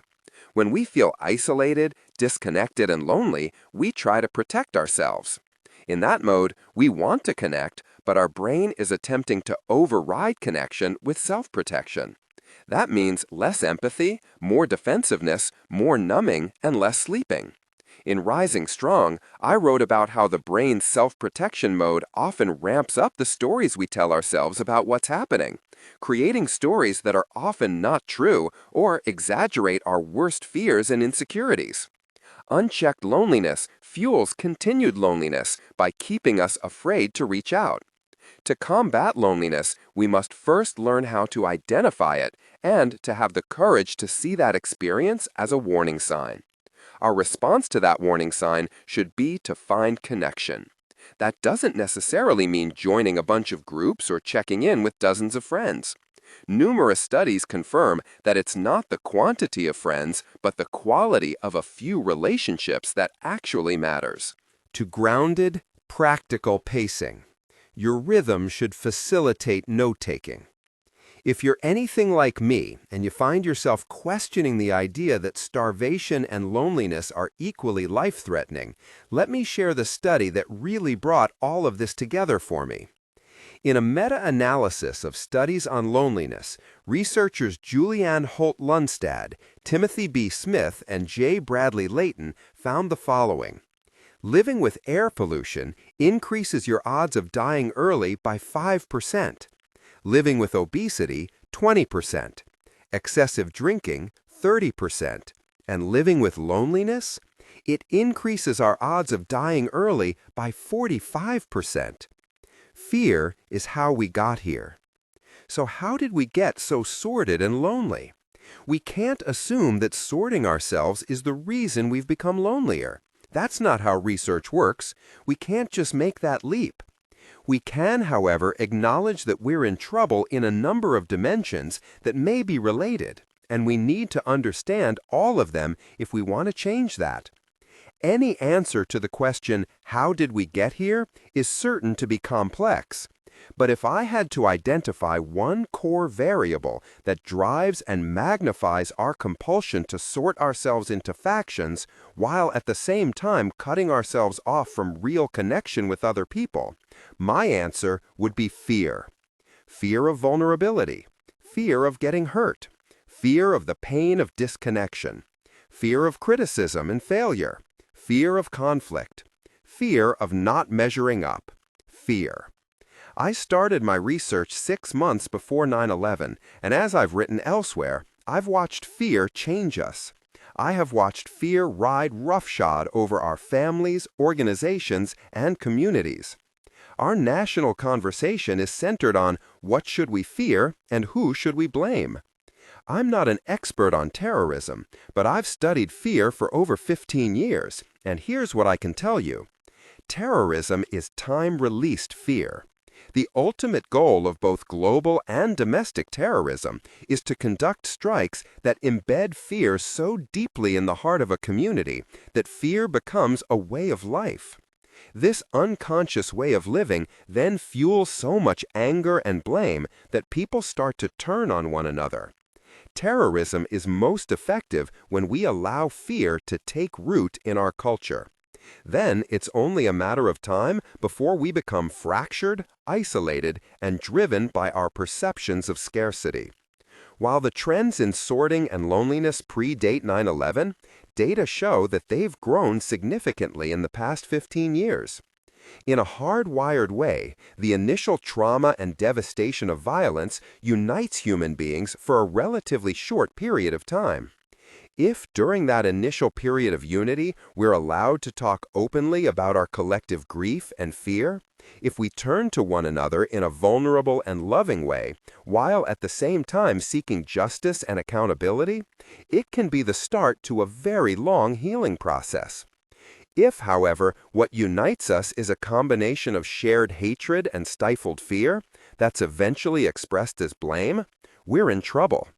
If leaders race too quickly to serve up an ideological enemy that we can rally against rather than methodically identifying the actual perpetrator, what we experience is an emotional diversion away from the unraveling that's really happening in our homes and communities. The flags are flying from every porch and the social media memes are trending, all while fear is burrowing and metastasizing.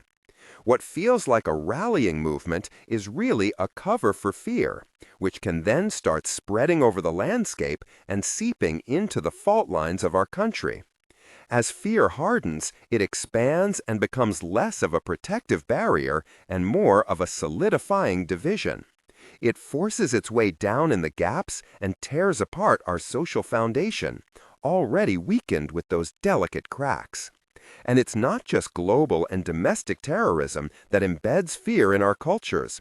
pervasive random gun violence, and systemic attacks against groups of people, and the growing vitriol on social media, all of these send fear like hot lava flowing across our communities, filling in the holes and eventually working to ravage already fragile and broken places. In the case of the United States, our three greatest fault lines, cracks that have grown and deepened due to willful neglect and a collective lack of courage, are race, gender, and class. The fear and uncertainty flowing from collective trauma of all kinds have exposed those gaping wounds in a way that's been both profoundly polarizing and necessary. These are conversations that need to happen. This is discomfort that must be felt.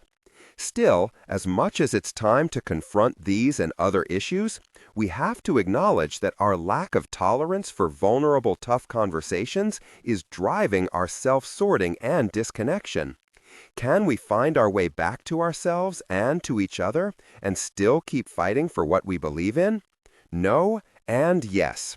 No, not everyone will be able to do both, simply because some people will continue to believe that fighting for what they need means denying the humanity of others. That makes connecting outside our bunkers impossible.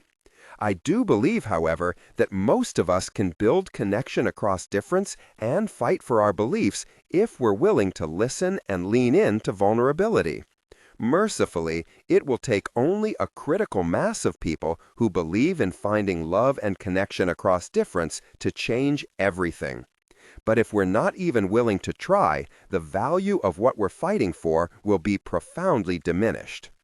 The data that emerged from the research on true belonging can start to connect some of the dots around why we're sordid but lonely, and perhaps contribute new insight into how we can reclaim authenticity and connection.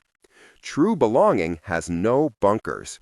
We have to step out from behind the barricades of self-preservation and brave the wild. Huddled behind the bunkers, we don't have to worry about being vulnerable or brave or trusting. We just have to toe the party line. Except doing that is not working. Ideological bunkers protect us from everything except loneliness and disconnection. In other words, we're not protected from the worst heartbreaks of all. In the remainder of this book, we're going to look at how we can reclaim human connection and true belonging in the midst of sorting and withdrawal. We have to find our way back to one another, or fear wins. If you've read my work before, you'll know that it is not going to be easy. Like all meaningful endeavors, it is going to require vulnerability and the willingness to choose courage over comfort. We'll have to get through, or even better, learn how to become the wilderness. High Lonesome can be a beautiful and powerful place if we can own our pain and share it instead of inflicting pain on others. And if we can find a way to feel hurt rather than spread hurt, we can change. I believe in a world where we can make and share art and words that will help us find our way back to one another. Then, instead of yelling from afar and refusing to help each other when we're struggling, we'll find the courage to show up for each other. As Townes Van Zandt sings in one of my favorite High Lonesome songs, "If I needed you, I would come to you, I would swim the seas for to ease your pain."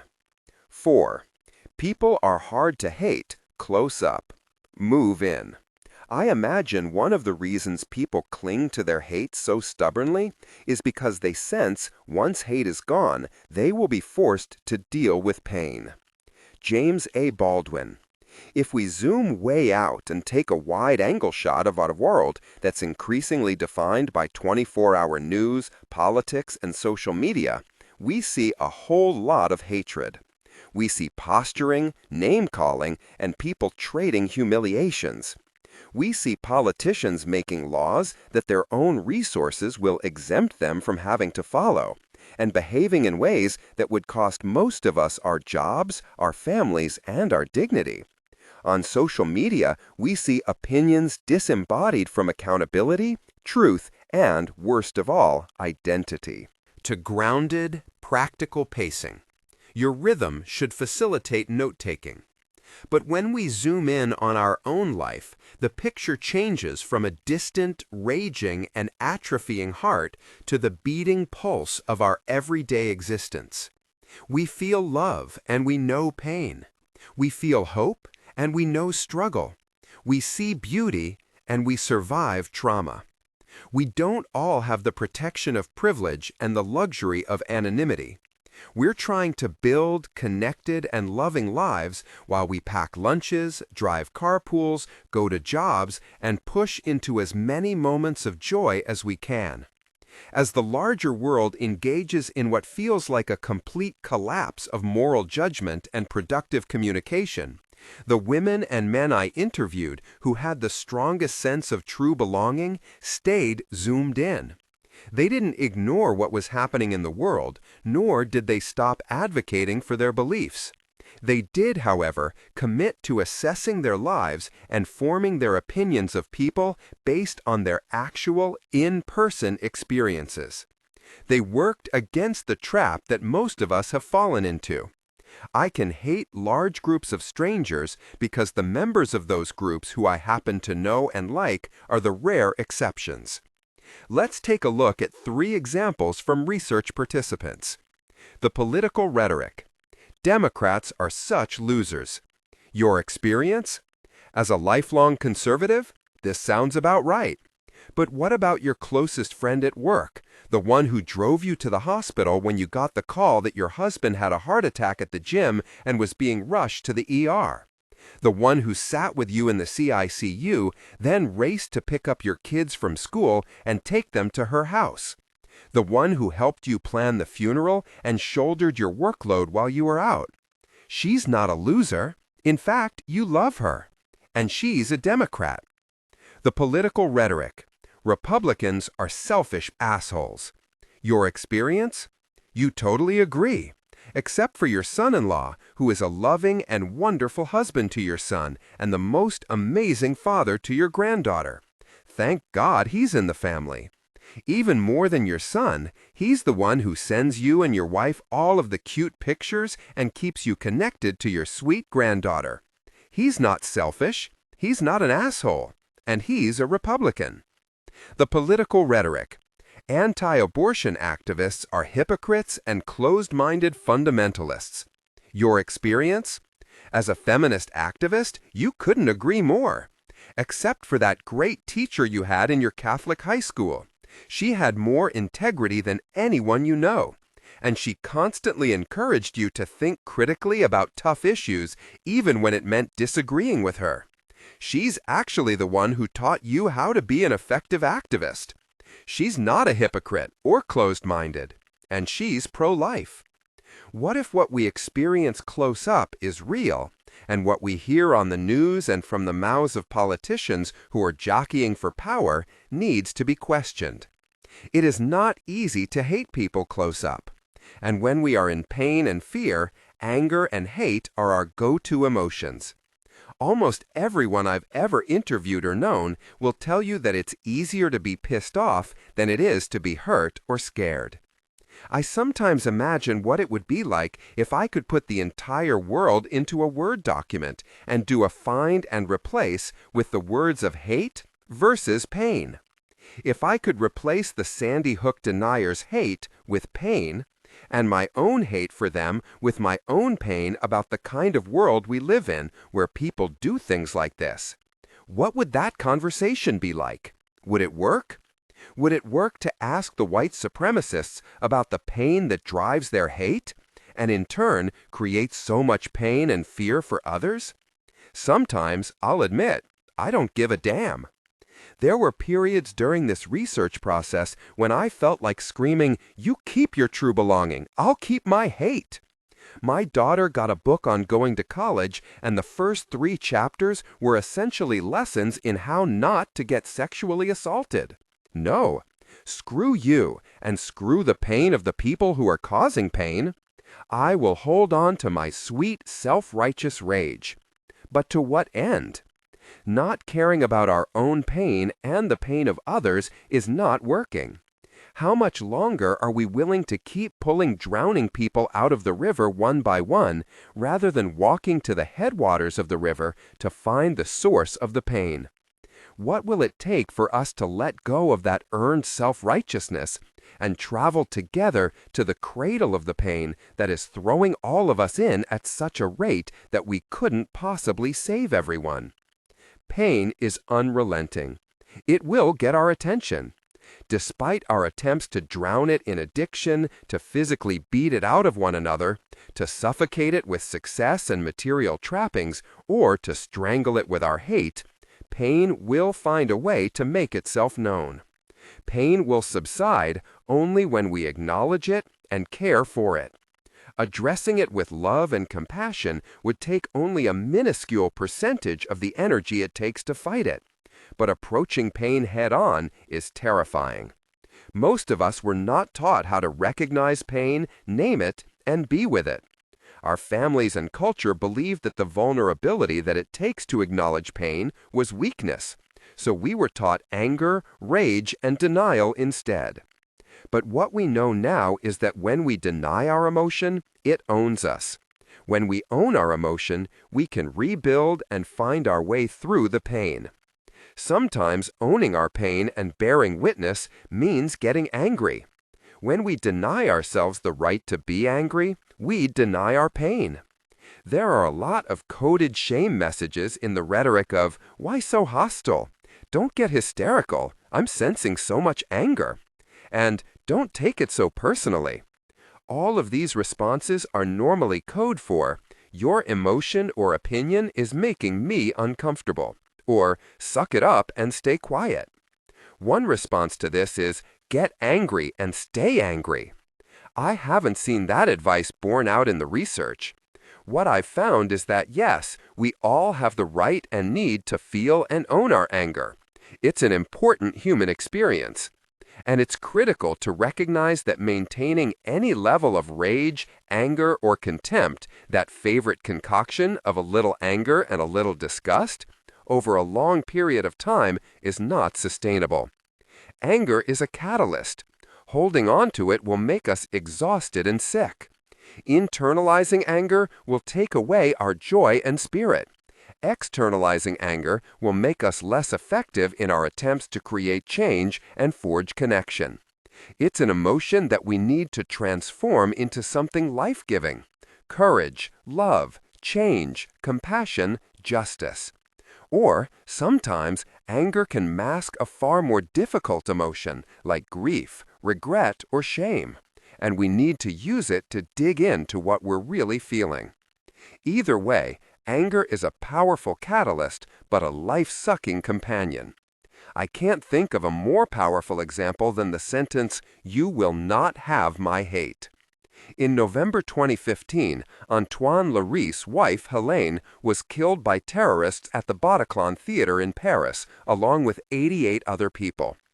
2 days after the attacks, in an open letter to his wife's killers posted on Facebook, Larisse wrote, "On Friday night, you stole the life of an exceptional being, the love of my life, the mother of my son. But you will not have my hate. I don't know who you are, and I don't want to know.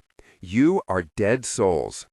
If that God for whom you blindly kill made us in his image, every bullet in my wife's body will have been a wound in his heart.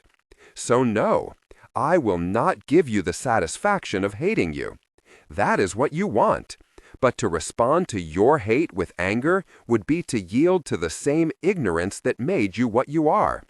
You want me to be scared, to see my fellow citizens through suspicious eyes, to sacrifice my freedom for security? You have failed. I will not change." To grounded, practical pacing.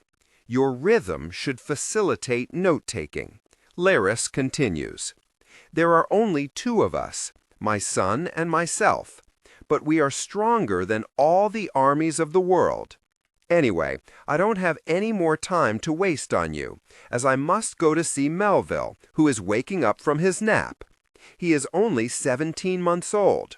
He will eat his snack as he does every day, Then we will play as we do every day, and all his life this little boy will defy you by being happy and free. Because you will not have his hate either. Courage is forged in pain, but not in all pain. Pain that is denied or ignored becomes fear or hate. Anger that is never transformed becomes resentment and bitterness. I love what Nobel Peace Prize laureate Kailash Satyarthi says in his 2015 TED Talk. Anger is within each one of you, and I will share a secret for a few seconds. That if we are confined in the narrow shells of egos and the circles of selfishness, then the anger will turn out to be hatred, violence, revenge, destruction. But if we are able to break the circles, then the same anger could turn into a great power.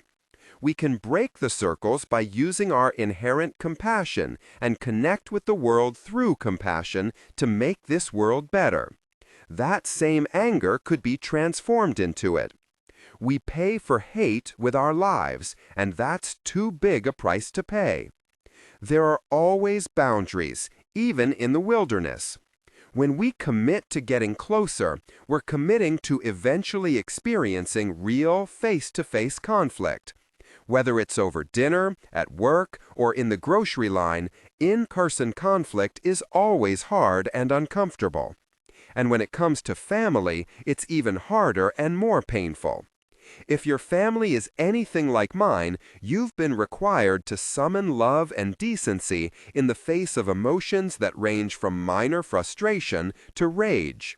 Maintaining the courage to stand alone when necessary in the midst of family or community or angry strangers feels like an untamed wilderness. When I get to the point where I'm like, screw this, it's just too hard, I'm too lost, I hear Maya Angelou's words again. The price is high, the reward is great. But here's a question that came up for me during this research. Where is the line? Is there a line in the wilderness between what behavior is tolerable and what isn't? The reward may be great, but do I have to put up with someone tearing me down or questioning my actual right to exist? Is there a line that shouldn't be crossed? The answer is yes. Participants who put true belonging into practice talked openly about their boundaries. In fact, this research confirmed what I found in my earlier work. The clearer and more respected the boundaries, the higher the level of empathy and compassion for others. Fewer clear boundaries, less openness. It's hard to stay kind-hearted when you feel people are taking advantage of you or threatening you. As I looked through the data, I saw that the line was drawn at physical safety and at what people were calling emotional safety. Physical safety made sense. Physical safety is one of the non-negotiable prerequisites for vulnerability. We can't allow ourselves to be vulnerable and open if we're not physically safe. Emotional safety was a little more ambiguous. This is especially so in a world where the term emotional safety is often used to mean I don't have to listen to any point of view that's different from mine, that I don't like, that I think is wrong, that will hurt my feelings, or that is not up to my standards of political correctness. I needed to probe deeper for clarity. When I asked participants for examples of feeling emotionally unsafe or threatened, a clear pattern emerged. They weren't talking about getting their feelings hurt or being forced to listen to dissenting opinion. They were talking about dehumanizing language and behavior. I recognized this immediately. I've studied dehumanization and seen it in my work for over a decade. David Smith, the author of Less Than Human, explains that dehumanization is a response to conflicting motives. We want to harm a group of people, but it goes against our wiring as members of a social species to actually harm, kill, torture, or degrade other humans. Smith explains that there are very deep and natural inhibitions that prevent us from treating other people like animals, game, or dangerous predators. He writes, dehumanization is a way of subverting those inhibitions. Dehumanization is a process. I think Michelle Mayes, the chair of the philosophy department at Emmanuel College, lays it out in a way that makes sense, so I'll use some of her work here to walk us through it. Mayes defines dehumanization as the psychological process of demonizing the enemy, making them seem less than human and hence not worthy of humane treatment. Dehumanizing often starts with creating an enemy image. As we take sides, lose trust, and get angrier and angrier, we not only solidify an idea of our enemy, but also start to lose our ability to listen, communicate, and practice even a modicum of empathy. Once we see people on the other side of a conflict as morally inferior and even dangerous, the conflict starts being framed as good versus evil. Mayes writes, once the parties have framed the conflict in this way, their positions become more rigid. In some cases, zero-sum thinking develops as parties come to believe that they must either secure their own victory or face defeat. New goals to punish or destroy the opponent arise, and in some cases, more militant leadership comes into power. Dehumanization has fueled innumerable acts of violence, human rights violations, war crimes, and genocides. It makes slavery, torture, and human trafficking possible. Dehumanizing others is the process by which we become accepting of violations against human nature, the human spirit, and for many of us, violations against the central tenets of our faith. How does this happen? Mayes explains that most of us believe that people's basic human rights should not be violated, that crimes like murder, rape, and torture are wrong. Successful dehumanizing, however, creates moral exclusion. Groups targeted based on their identity, gender, ideology, skin color, ethnicity, religion, age are depicted as less than, or criminal, or even evil. The targeted group eventually falls out of the scope of who is naturally protected by our moral code. This is moral exclusion, and dehumanization is at its core. Dehumanization always starts with language, often followed by images. We see this throughout history. During the Holocaust, Nazis described Jews as Untermenschen, subhuman.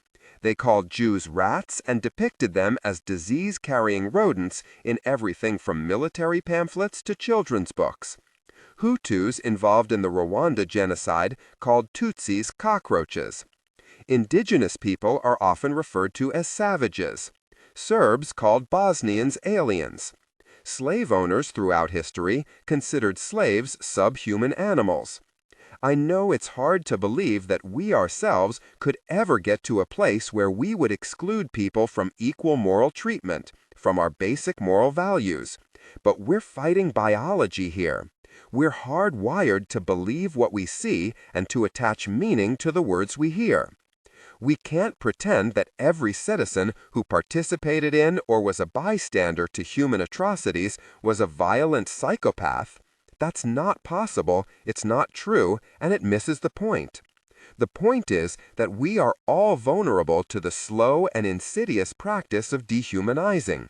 Therefore, we are all responsible for recognizing it and stopping it. The courage to embrace our humanity. Because so many time-worn systems of power have placed certain people outside the realm of what we see as human, much of our work now is more a matter of rehumanizing. That starts in the same place dehumanizing starts, with words and images. Today, we are edging closer and closer to a world where political and ideological discourse has become an exercise in dehumanization. And social media are the primary platforms for our dehumanizing behavior. To grounded, practical pacing. Your rhythm should facilitate note-taking. On Twitter and Facebook, we can rapidly push the people with whom we disagree into the dangerous territory of moral exclusion, with little to no accountability and often in complete anonymity. Here's what I believe. 1. If you are offended or hurt when you hear Hillary Clinton or Maxine Waters called bitch, whore, or the C word, You should be equally offended and hurt when you hear those same words used to describe Ivanka Trump, Kellyanne Conway, or Theresa May. 2. If you felt belittled when Hillary Clinton called Trump supporters a basket of deplorables, then you should have felt equally concerned when Eric Trump said Democrats aren't even human. 3. When the President of the United States calls women dogs or talks about grabbing pussy, we should get chills down our spine and resistance flowing through our veins. When people call the President of the United States a pig, we should reject that language regardless of our politics and demand discourse that doesn't make people subhuman. 4. When we hear people referred to as animals or aliens, we should immediately wonder, is this an attempt to reduce someone's humanity so we can get away with hurting them or denying them basic human rights? 5. If you're offended by a meme of Trump photoshopped to look like Hitler, then you shouldn't have Obama photoshopped to look like the Joker on your Facebook feed. There is a line. It's etched from dignity, and raging, fearful people from the right and left are crossing it at unprecedented rates every single day. We must never tolerate dehumanization, the primary instrument of violence that has been used in every genocide recorded throughout history.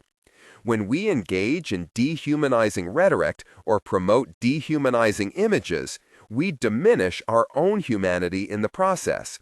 When we reduce Muslim people to terrorists, or Mexicans to illegals, or police officers to pigs, it says nothing at all about the people we're attacking. It does, however, say volumes about who we are and the degree to which we're operating in our integrity. Dehumanizing and holding people accountable are mutually exclusive. Humiliation and dehumanizing are not accountability or social justice tools. They're emotional offloading at best, emotional self-indulgence at worst. And if our faith asks us to find the face of God in everyone we meet, that should include the politicians, media, and strangers on Twitter with whom we most violently disagree. When we desecrate their divinity, we desecrate our own, and we betray our faith. Challenging ourselves to live by higher standards requires constant diligence and awareness. We're so saturated by these words and images, we're close to normalizing moral exceptions. In addition to diligence and awareness, we need courage. Dehumanizing works because people who speak out against what are often sophisticated enemy image campaigns, or people who fight to make sure that all of us are morally included and extended basic human rights, often face harsh consequences. An important example is the debate around Black Lives Matter, Blue Lives Matter, and All Lives Matter. Can you believe that Black Lives Matter and also care deeply about the well-being of police officers? Of course. Can you care about the well-being of police officers and at the same time be concerned about abuses of power and systemic racism in law enforcement and the criminal justice system? Yes. I have relatives who are police officers. I can't tell you how deeply I care about their safety and well-being. I do almost all of my pro bono work with the military and public servants like the police. I care. And when we care, we should all want just systems that reflect the honor and dignity of the people who serve in those systems. But then, if it's the case that we can care about citizens and the police, shouldn't the rallying cry just be all lives matter? No. Because the humanity wasn't stripped from all lives the way it was stripped from the lives of black citizens. In order for slavery to work, in order for us to buy, sell, beat, and trade people like animals, Americans had to completely dehumanize slaves. And whether we directly participated in that or were simply a member of a culture that at one time normalized that behavior, it shaped us. We can't undo that level of dehumanizing in 1 or 2 generations. I believe Black Lives Matter is a movement to rehumanize black citizens. All lives matter, but not all lives need to be pulled back into moral inclusion. Not all people were subjected to the psychological process of demonizing and being made less than human so we could justify the inhumane practice of slavery. Is there tension and vulnerability in supporting both the police and the activists? Hell yes. It's the wilderness. But most of the criticism comes from people who are intent on forcing these false either-or dichotomies and shaming us for not hating the right people. It's definitely messier taking a nuanced stance, but it's also critically important to true belonging. Another example of straddling the tension of supporting a system we love and holding it accountable comes from one of the research participants, a former athlete from Penn State. He took a strong stand as an advocate for the abuse survivors who suffered due to the silence of the football program and Joe Paterno's protection of Jerry Sandusky. He said he couldn't believe how hateful some of his friends were, friends he'd known for 30 years. He said, "When you love a place like we love Penn, you fight to make it better, to own our problems and fix them. You don't pretend that everything's okay. That's not loyalty or love, that's fear."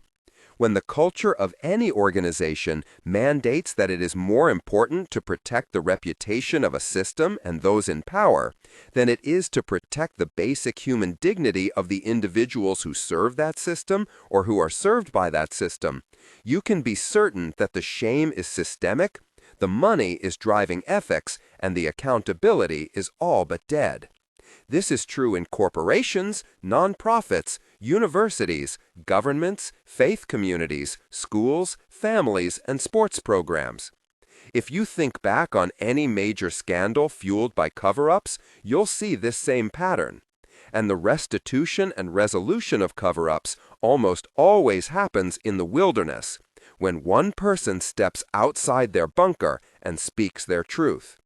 As we think about our journey from fitting in to striding into the wilderness of true belonging, we will be well served by understanding and recognizing the boundaries of respecting everyone's physical safety and not participating in experiences or communities that utilize language and/or engage in behaviors that dehumanize people. I think calling the latter emotional safety is inaccurate. We're not talking about hurt feelings. We're talking about the very foundation of physical danger and violence. Conflict transformation. In addition to the courage to be vulnerable and the willingness to practice our braving skills, moving closer means we need tools for navigating conflict. I asked my friend and colleague Dr. Michelle Buck to help us out. Buck is a clinical professor of leadership at the Kellogg School of Management at Northwestern University, where she served as the school's first director of leadership initiatives. She spent the past 20 years teaching conflict transformation. Her approach has the potential to change how we handle ourselves in conflict. Below is my interview with her.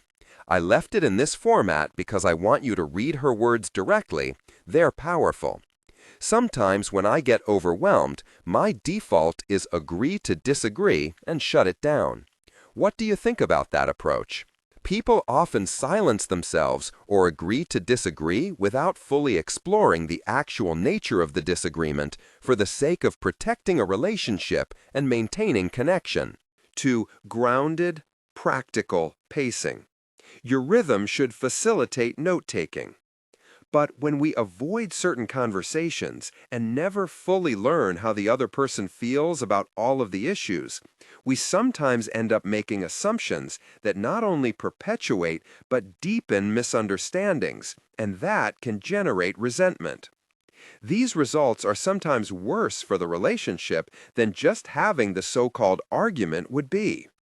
The key is to learn how to navigate conflicts or differences of opinion in a way that deepens mutual understanding, even if two people still disagree. Imagine that after a meaningful conversation, two people could actually have increased mutual understanding, greater mutual respect, and better connection, but still completely disagree. This is very different from avoiding a conversation and not learning more about the other party. So, if we decide to be brave and stay in the conversation, how do we push through the vulnerability and stay civil? One of the key pieces of advice I give my executive and graduate students is to explicitly address the underlying intentions. What is the conversation about, and what is it really about? This sounds simple, but tends to be easier said than done. The intention is the deepest level reason why the topic is so important to the person. We have to understand what truly matters to us and learn why this topic is so important to the other person as well. For example, two family members may bitterly disagree about the planning of a family event. One or both of them may have an underlying intention of wanting to create more opportunities for the family to stay connected, which may sound very different than the details of the disagreement. Speaking our intention does not mean that we will suddenly have the same preferences or opinions, but it often helps us navigate difficult conversations and maintain or build connection by actually understanding each other's motives and interests more closely. One of my worst defenses when I get anxious or fearful in conflict is to put people on the stand. I break into vicious lawyer mode and depose people rather than listening. Last week you said this, now you're saying this. Are you lying now, or were you lying then? It's terrible and always ends badly, but it's how I get to being right. What's the solution? That's a common strategy for people. But if you want to transform a disagreement into an opportunity for connection, you need to distinguish between past, present, and future. When disagreements revolve around what happened in the past, it's easy to fall into countless volleys of you said, I said, back and forth. Focusing on what did or didn't happen in the past, or what past events led to the current situation, usually increases tension and decreases connection. A critical first step is to shift the focus to where are we now? And the most important turning point comes when we focus on the future. What are we trying to accomplish for the future? What do we want our relationship to be going forward? And what do we need to do, even if we still disagree, to create that future? What do we want for our family in the future, or for our team, or our faith community, or our industry? This shift in focus does not necessarily mean we agree, but it may help us identify agreement about a shared future that we want to create together. I like that you use the term conflict transformation, not resolution. It feels more about connection in some way to me. What's the difference? In all of my work, I choose to focus on conflict transformation rather than the more traditional term conflict resolution. To me, the latter suggests going back to a previous state of affairs and has a connotation that there may be a winner or a loser. How will this disagreement be resolved? Whose solution will be selected as the better one? In contrast, I choose to focus on conflict transformation, suggesting that by creatively navigating the conversational landscape of differences and disagreements, we have the opportunity to create something new. At a minimum, we learn more about each other than before. Ideally, we may find new possibilities that had not even been considered before. Conflict transformation is about creating deeper understanding. It requires perspective taking. As a result, it enables greater connection, whether or not there is agreement. Last question. I spend most of my time preparing my argument when other people are talking. I want to be ready to counter. Yet I hate it when people do that to me. I can tell when someone's not really listening. It feels terrible. How can you slow things down in the midst of conflict? One of the most essential steps in this transformative communication, and perhaps the most courageous, is not only to be open-minded, but to listen with desire to learn more about the other person's perspective. I believe, and tell my students, one of the most courageous things to say in an uncomfortable conversation, tell me more. Exactly when we want to turn away and change the topic, or just counter, as you say, we also have the opportunity to ask what else we need to know to fully understand the other person's perspective. Help me understand why this is so important to you, or help me understand why you don't agree with a particular idea. And then we have to listen, really listen. Listen to understand, not about agreeing or disagreeing. We have to listen to understand in the same way we want to be understood. Courage and Power from Pain, an interview with Viola Davis. I want to end this chapter with an interview that I did with Viola Davis. You may know Viola from her performances in The Help, How to Get Away with Murder, and Fences, for which she won an Oscar for Best Supporting Actress. She is the first black actor to win the Triple Crown of acting, the Emmy, Tony, and Oscar. In 2017, she was listed by Time magazine as one of the 100 most influential people in the world. Viola's story exemplifies the power of courage in the face of pain, vulnerability in the face of fear, and how living and loving close up leads to true belonging.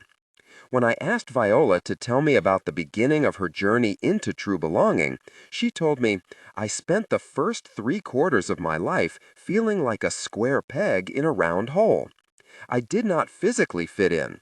I lived in an Irish Catholic area of Rhode Island, white girls with long blonde hair.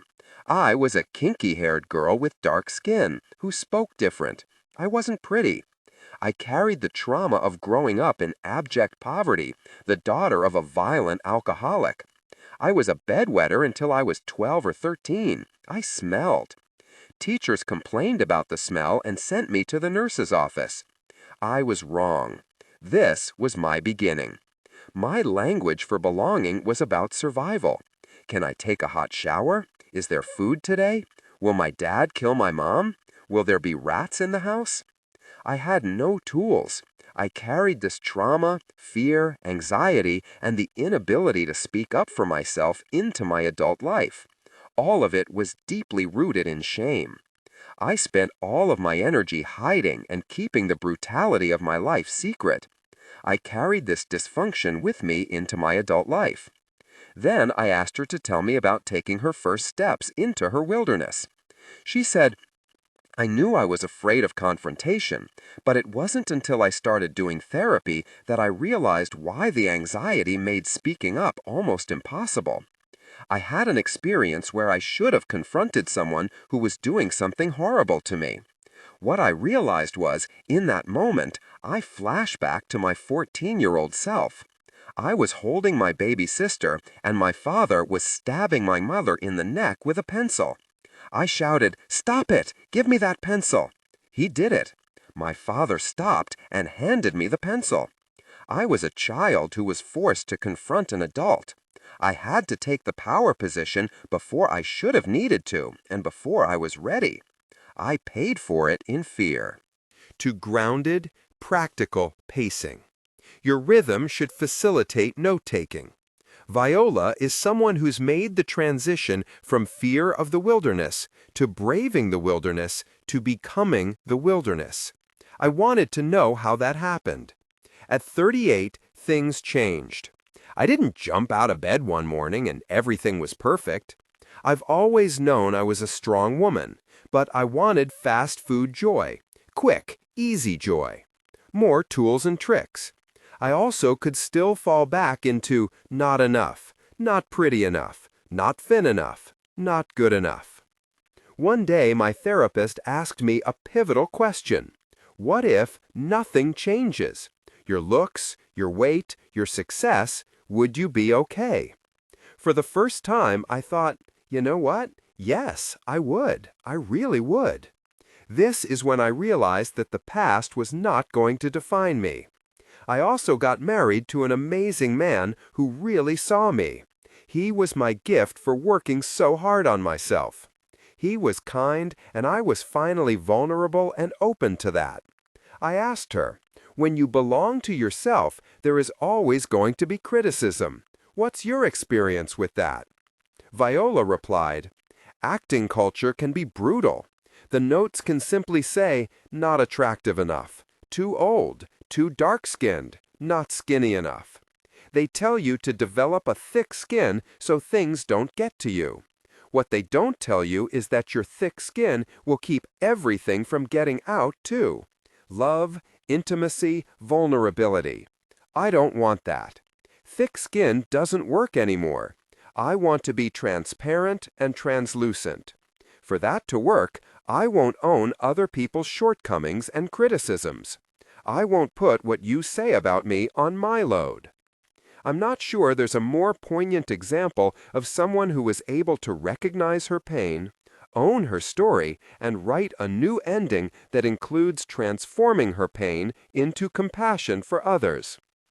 I held my dad's hand as he died, she told me. He died of pancreatic cancer. We had healed our relationship. We loved each other very much. When my sister and I sat with him, we learned that he hated his work his entire life. For decades, he groomed horses at a racetrack. We never knew he hated it. He had a second-grade education. He also worked as a janitor. We never knew that's how he felt. It was devastating for us to think about the pain he endured his entire life. There's an unspoken message that the only stories worth telling are the stories that end up in history books. This is not true. Every story matters. My father's story matters. We are all worthy of telling our stories and having them heard. We all need to be seen and honored in the same way that we all need to breathe. Viola Davis is the wilderness. I asked her if true belonging took the shape of a practice for her. She said yes. Today, I live by a few simple rules. 1. I'm doing the best I can. 2. I will allow myself to be seen. 3. I apply the advice an acting coach gave me to all aspects of my life. Go further. Don't be afraid. Put it all out there. Don't leave anything on the floor. 4. I will not be a mystery to my daughter. She will know me, and I will share my stories with her, the stories of failure, shame, and accomplishment. She will know she's not alone in that wilderness. This is who I am. This is where I am from. This is my mess. This is what it means to belong to myself. 5. Speak truth to bullshit. Be civil. Someone who lies and someone who tells the truth are playing on opposite sides, so to speak, in the same game. Each responds to the facts as he understands them, although the response of the one is guided by the authority of the truth, while the response of the other defies that authority and refuses to meet its demands. The bullshitter ignores these demands altogether. He does not reject the authority of the truth, as the liar does, and oppose himself to it. He pays no attention to it at all. By virtue of this, bullshit is a greater enemy of the truth than lies are. Harry G. Frankfurt. I'm grateful that Carl Jung reminds us that the paradox is one of our most valuable spiritual possessions, because without that reminder, I'd probably just feel pissed off about this specific true belonging practice. I love the idea of speaking truth to bullshit, and I believe in civility. I just think it's really hard to combine the two. In this chapter, we're going to dig into what drives BS, what form it often takes, and how we stay civil when we're knee-deep in it. Bullshit. Harry Frankfurt is Professor Emeritus of Philosophy at Princeton University. He spent his career teaching at Yale, Rockefeller, and Ohio State. In 2005, he published On Bullshit. It's a very small book about the nature of BS, how it's different from lying, and why we're all compelled to bullshit on occasion. I was captivated by 3 points that Frankfurt makes in his book, and how those points accurately reflect what I found from the research participants when they talked about their struggles to maintain their authenticity and integrity when engaging in debates and discussions driven by emotion rather than shared understanding of facts. The first insight is the difference between lying and bullshitting, that's explained in the quote that opens this chapter. It's helpful to think of lying as a defiance of the truth and bullshitting as a wholesale dismissal of the truth. Second, it's advantageous to recognize how we often rely on bullshitting when we feel compelled to talk about things we don't understand. Frankfurt explains how the widespread conviction that many of us share about needing to comment or weigh in on every single issue around the globe leads to increased levels of BS. It is crazy to me that so many of us feel we need to have fact-based opinions on everything from what's happening in Sudan and Vietnam to the effects of climate change in the Netherlands and immigration policy in California. I'm guilty too. I can't remember a time in the last year when someone asked me about an issue and I didn't weigh in with an opinion. Even if I didn't know enough about it to be insightful or even conversational, I would lean into ideological debates based on what I guessed my people think about it.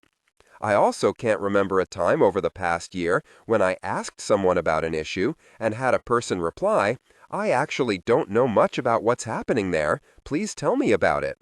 We don't even bother being curious anymore, because somewhere, someone on our side has a position. In a fitting-in culture, at home, at work, or in our larger community, curiosity is seen as weakness, and asking questions equates to antagonism rather than being valued as learning. Last, Frankfurt argues that the contemporary spread of bullshit also has a deeper source: our being skeptical and denying that we can ever know the truth of how things truly are. He argues that when we give up on believing that there are actual truths that can be known and shared observable knowledge, we give up on the notion of objective inquiry. It's like we just collectively shrug our shoulders and say, "Whatever, it's too hard to get to the truth. So if I say it's true, that's good enough." Frankfurt's astute observation of where that leads us feels prophetic in 2017. He argues that once we decide that it makes no sense to try to be true to the facts, we simply resort to being true to ourselves. This, to me, is the birth to grounded, practical pacing. Your rhythm should facilitate note-taking. Viola is someone who's made the transition from fear of the wilderness to braving the wilderness to becoming the wilderness.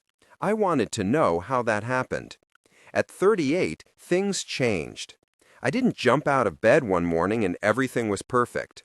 I've always known I was a strong woman, but I wanted fast food joy, quick, easy joy, more tools and tricks. I also could still fall back into not enough, not pretty enough, not thin enough, not good enough. One day, my therapist asked me a pivotal question. What if nothing changes? Your looks, your weight, your success, would you be okay? For the first time, I thought, you know what? Yes, I would. I really would. This is when I realized that the past was not going to define me. I also got married to an amazing man who really saw me. He was my gift for working so hard on myself. He was kind, and I was finally vulnerable and open to that. I asked her, when you belong to yourself, there is always going to be criticism. What's your experience with that? Viola replied, acting culture can be brutal. The notes can simply say, not attractive enough, too old, too dark-skinned, not skinny enough. They tell you to develop a thick skin so things don't get to you. What they don't tell you is that your thick skin will keep everything from getting out too. Love, intimacy, vulnerability. I don't want that. Thick skin doesn't work anymore. I want to be transparent and translucent. For that to work, I won't own other people's shortcomings and criticisms. I won't put what you say about me on my load. I'm not sure there's a more poignant example of someone who was able to recognize her pain, own her story, and write a new ending that includes transforming her pain into compassion for others. I held my dad's hand as he died, she told me. He died of pancreatic cancer. To grounded, practical pacing. Your rhythm should facilitate note-taking. Bush and Hillary Clinton told the world's citizens that they were either with us in the fight against terrorism or against us. Bush took it even further by saying, every nation in every region now has a decision to make. Either you are with us or you are with the terrorists. And it's in our stories too. In Star Wars: Revenge of the Sith, Darth Vader says to Obi-Wan Kenobi, "If you're not with me, then you're my enemy." Normally, we use the with me or against me during times of significant emotional stress. Our intentions may not be to manipulate, but to force the point that we're in a situation where neutrality is dangerous. I actually agree with this point. One of my live-by quotes is from Elie Wiesel. "We must always take sides. Neutrality helps the oppressor, never the victim. Silence encourages the tormentor, never the tormented." The problem is that the emotional plea is often not based in facts and preys on our fears of not belonging or being seen as wrong or part of the problem. We need to question how the sides are defined. Are these really the only two options? Is this the accurate framing for this debate? Or is this bullshit? In philosophy, you're either with us or against us is considered a false dichotomy or a false dilemma. It's a move to force people to take sides. If other alternatives exist, and they almost always do, then that statement is factually wrong. It's turning an emotion-driven approach into weaponized belonging. And it always benefits the person throwing down the gauntlet and brandishing those forced, false choices. The ability to think past either-or situations is the foundation of critical thinking, but still, it requires courage. Getting curious and asking questions happens outside our bunkers of certainty.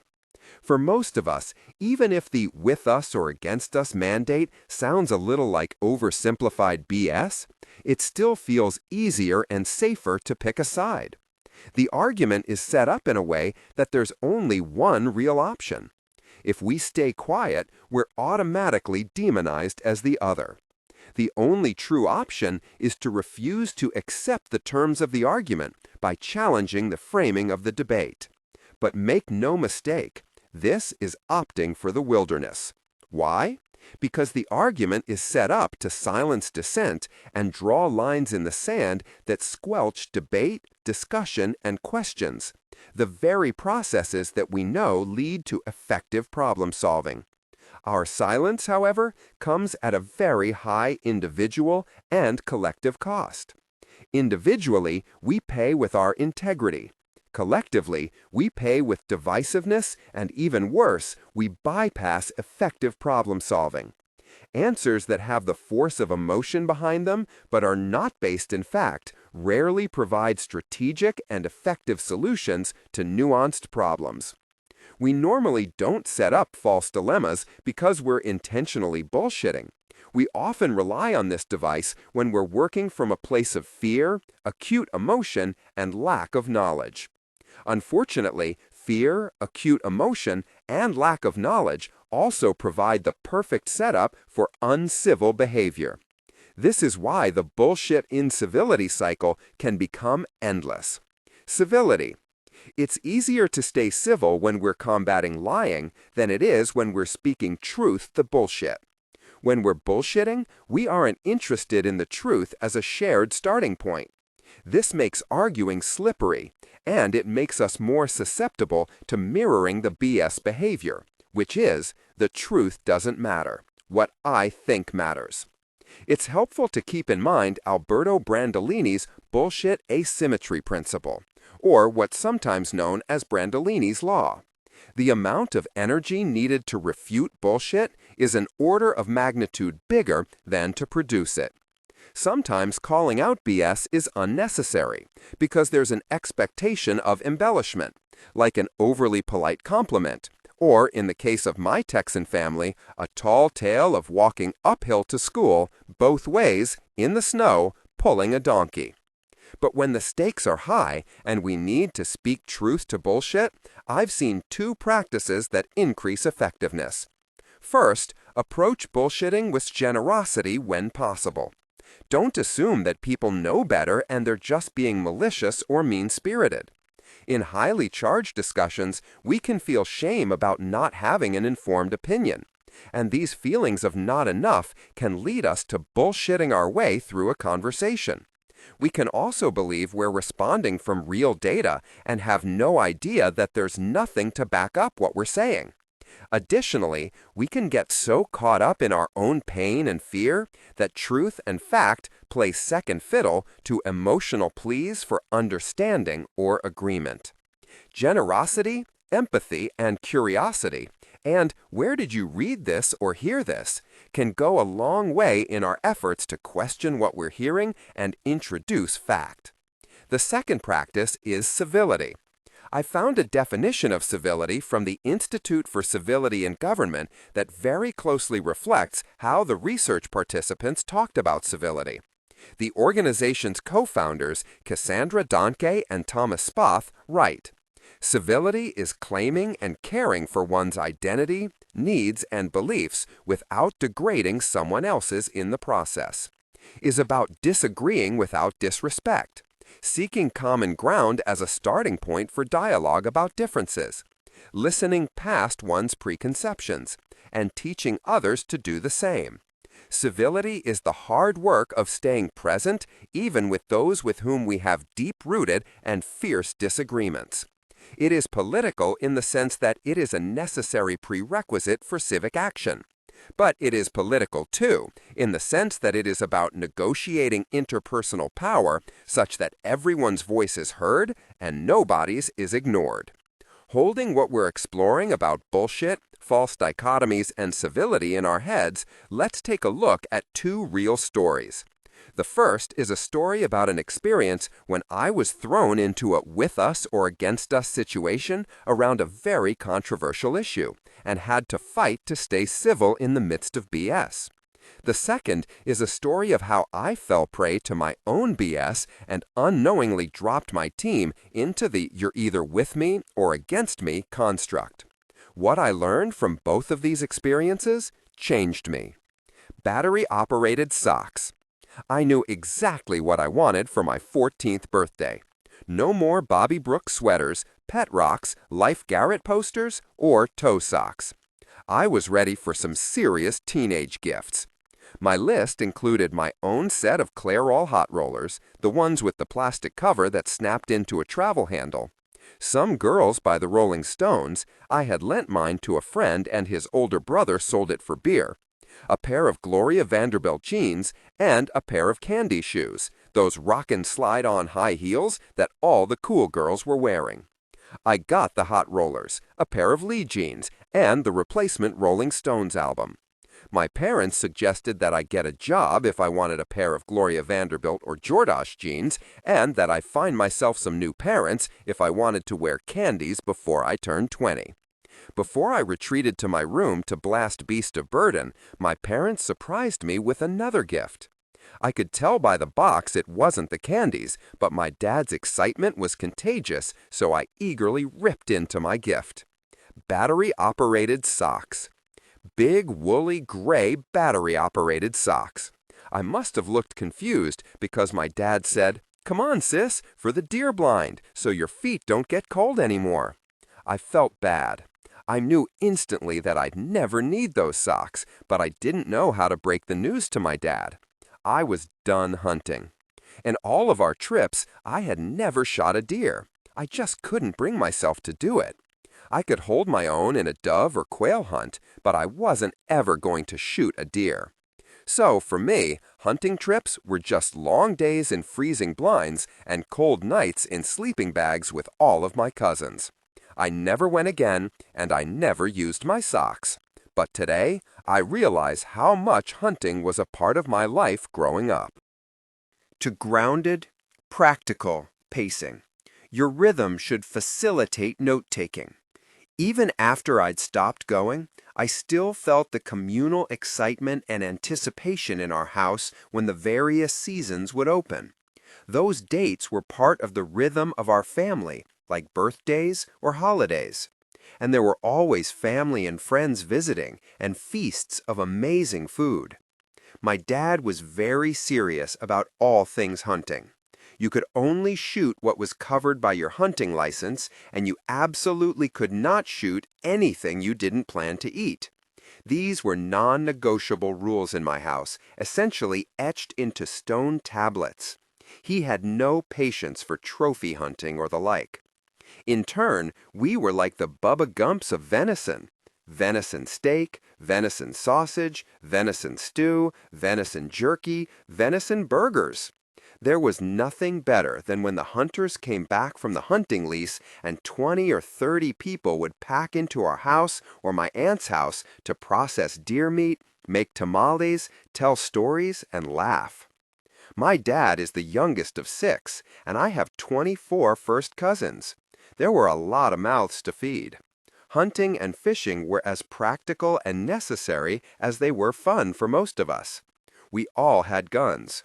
We got BB guns when we were in 2nd or 3rd grade and hunting rifles by 5th grade, when most of us started hunting. Gun safety was no joke. In fact, we weren't allowed to shoot a gun that we couldn't take apart, clean, and put back together. When you grow up hunting, you have a very different understanding about the reality of guns. It's not a video game, and have felt exactly what they are capable of doing. For my dad and the people we hunted with, the sentiment around automatic weapons and the big guns that people treat like toys today was simple. You want to shoot those kinds of guns? Great. Enlist and serve. Now that I'm a parent, I can look back and see that what was equally powerful was the combination of our family rules concerning hunting and guns, and that we weren't allowed to watch any violence on TV. I couldn't see a PG movie until I was 15 years old. The idea of romanticizing violence was out of the question. We didn't have violent video games back then, but I can only imagine how my dad would have felt about them. I loved and was proud of this part of my family story.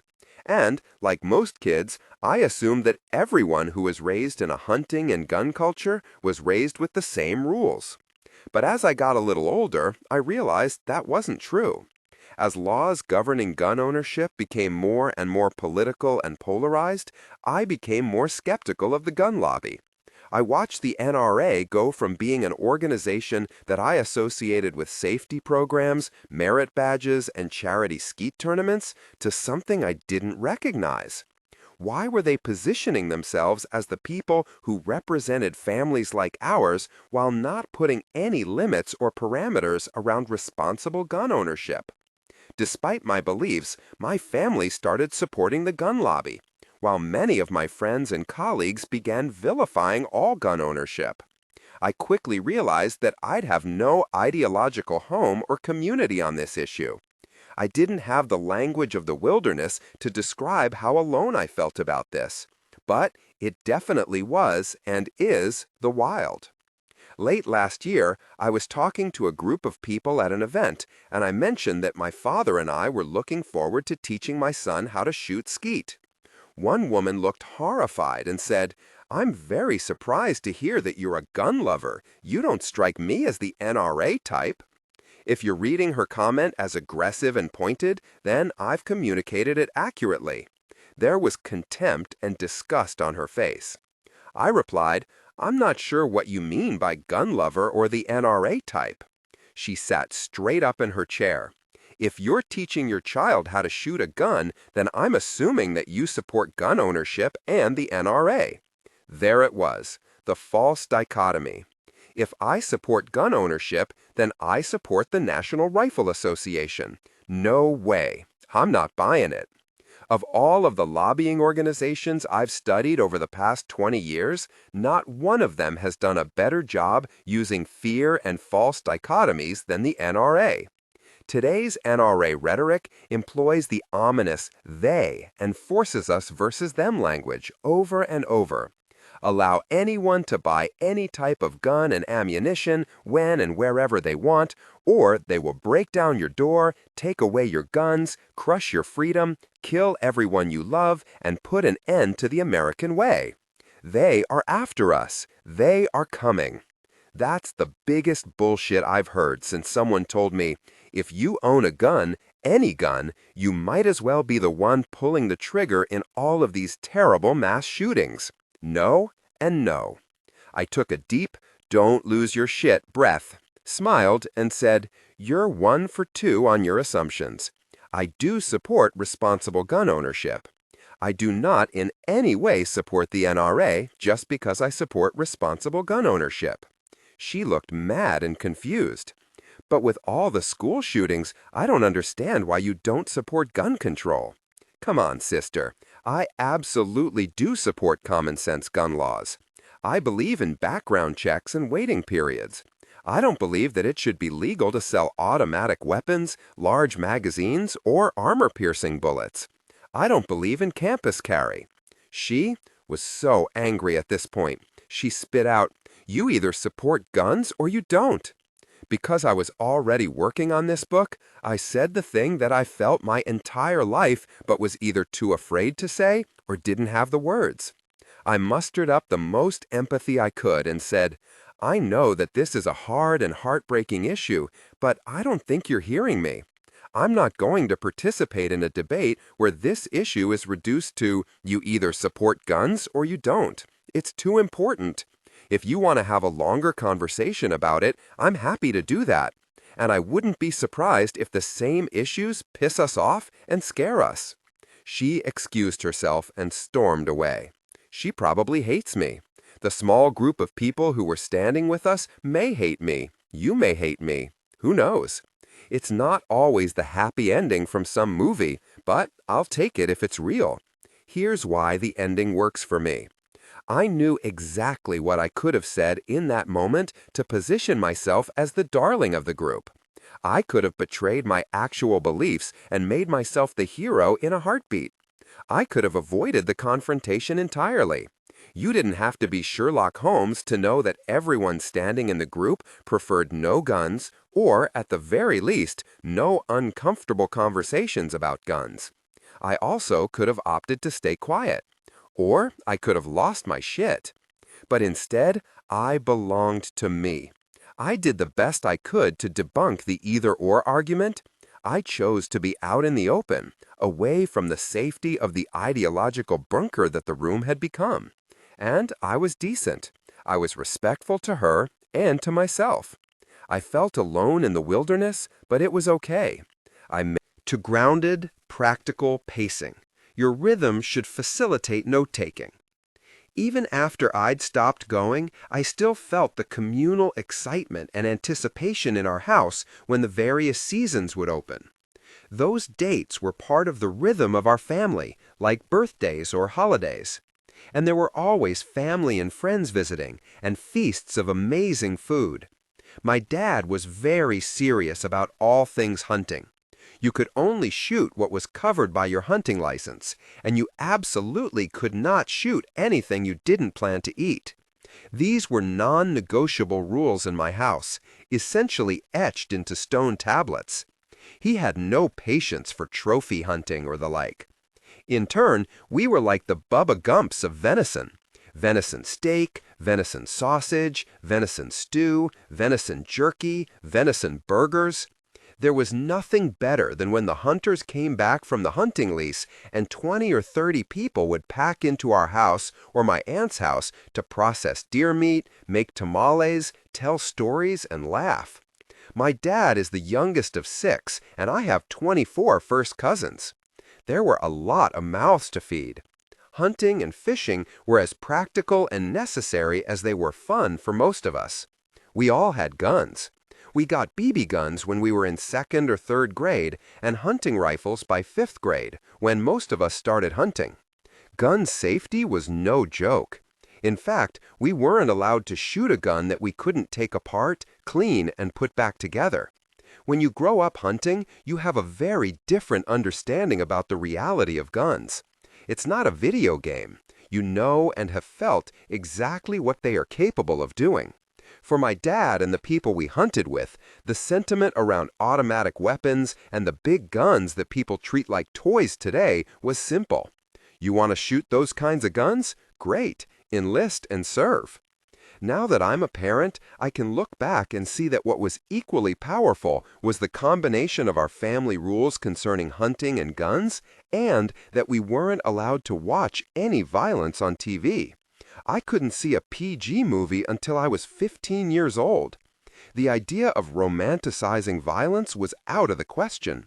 We didn't have violent video games back then, but I can only imagine how my dad would have felt about them. I loved and was proud of this part of my family story. And, like most kids, I assumed that everyone who was raised in a hunting and gun culture was raised with the same rules. But as I got a little older, I realized that wasn't true. As laws governing gun ownership became more and more political and polarized, I became more skeptical of the gun lobby. To grounded, practical pacing. Your rhythm should facilitate note-taking.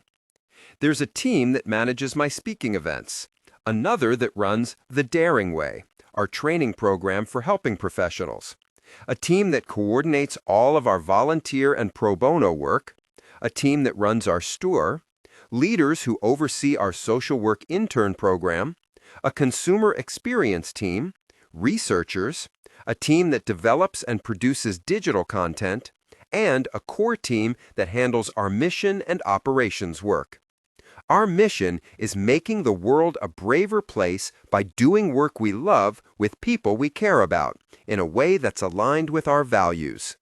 Every time I walk into our offices, I wonder how I got so lucky as to have a team that believes deeply in our work and in one another. I spend most of my time with the Roundup team, which consists of Charles, our CFO, Murdoch, my manager, and Suzanne, our president and COO. A little over a year ago, I was so underwater with the pressures of writing, traveling to speak, teaching, trying to lead the day-to-day operations of these businesses, and researching, that the Roundup team called an emergency off-site meeting in Galveston to see if we could come up with a solution to what was clearly an untenable situation. I was cratering so fast that Steve took off work to join us for the day. He wanted to make sure that something was going to change, and he knew delegating and letting go were deep struggles for me. It felt like 5 minutes ago that I was a person with a book and a blog, and suddenly I was the CEO and president. It was too much, too fast, and I was lost.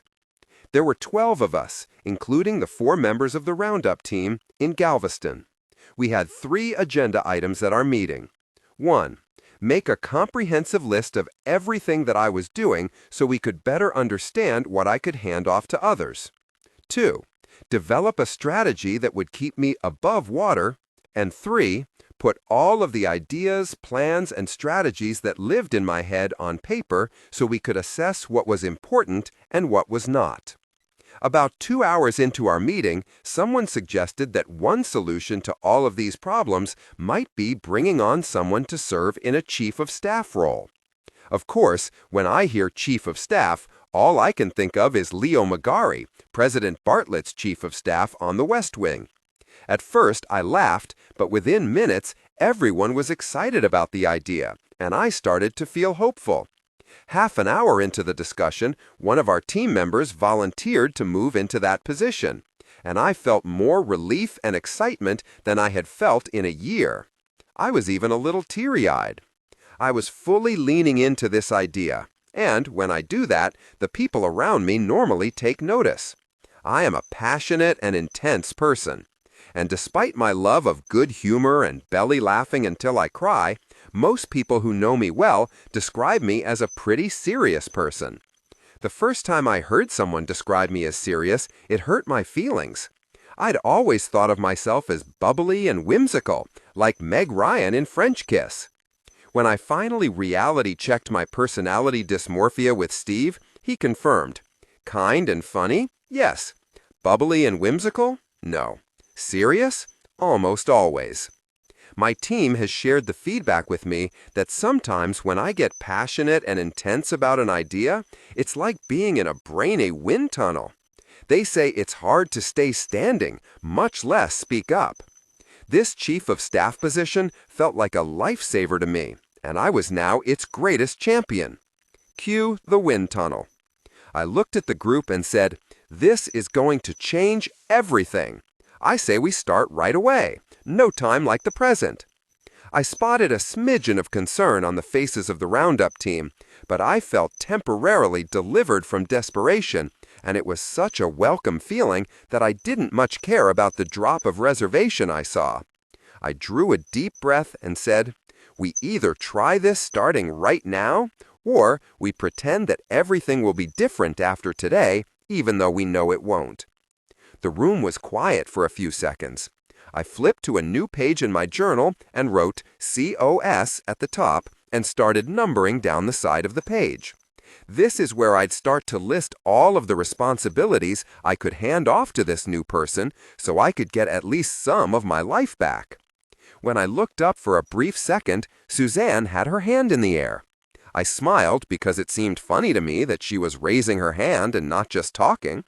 I looked at her and said, "Yes, Suzanne." Her face was red, but her eyes and voice were steady.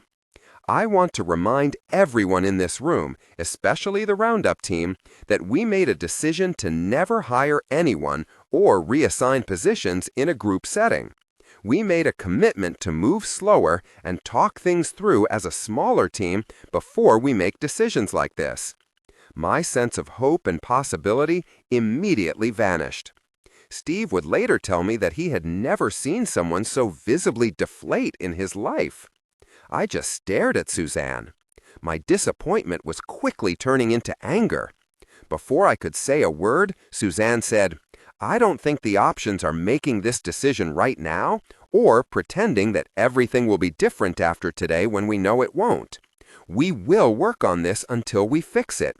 But I believe in the commitment our team made to not make decisions under these circumstances." We called a break, and I went into the bathroom and cried.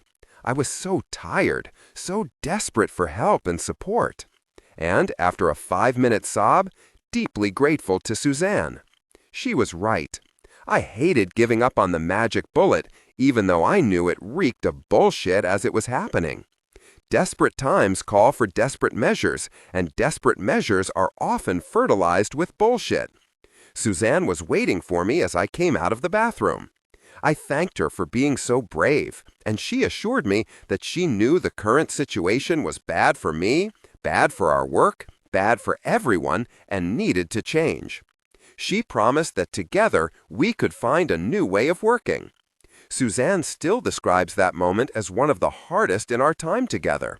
For her, questioning my decision was the absolute wilderness. She felt alone, vulnerable, and scared. And truthfully, she was completely alone as she raised her hand in that meeting. From my perspective, it was the day I realized I could trust her with anything. I promoted Suzanne to president of Brené Brown Education and Research Group. Today, she runs the day-to-day operations of the businesses, and she kicks total ass. This experience is also when our team started to understand how important it is for us to build a culture that supports true belonging. If leaders really want people to show to grounded, practical pacing, your rhythm should facilitate note-taking.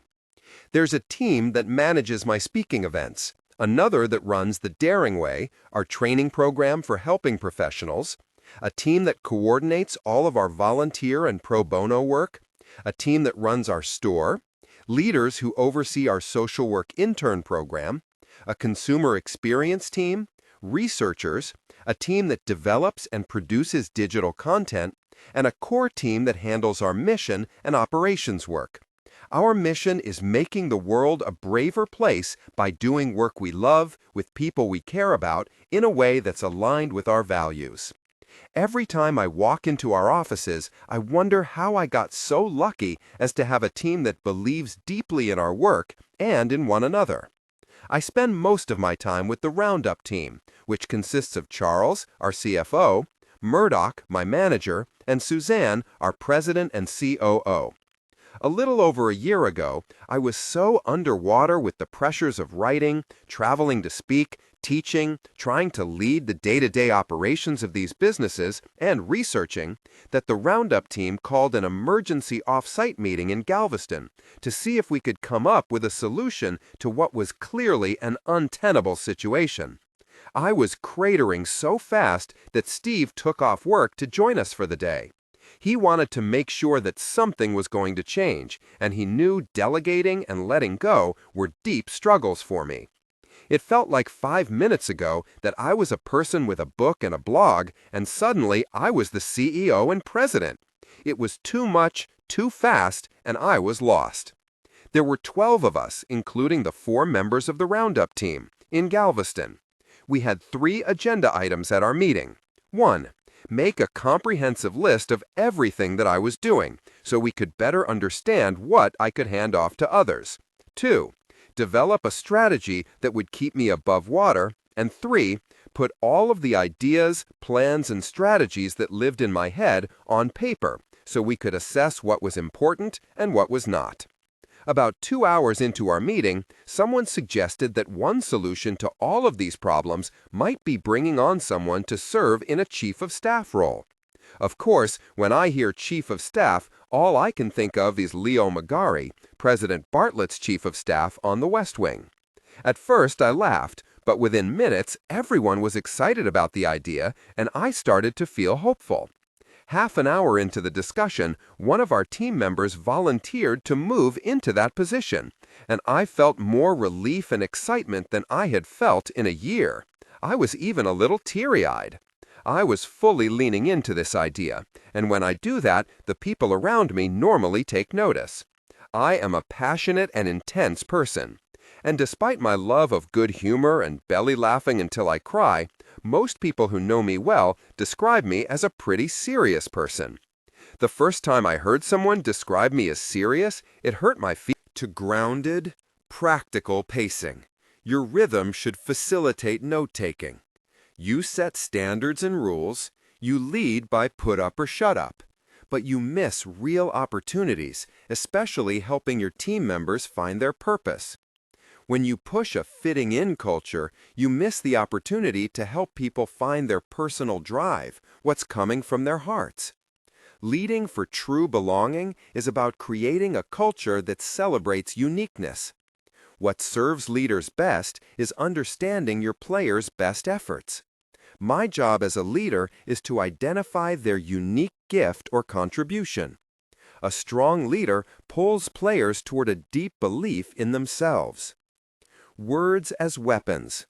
Sometimes civility takes the shape of respect and generosity.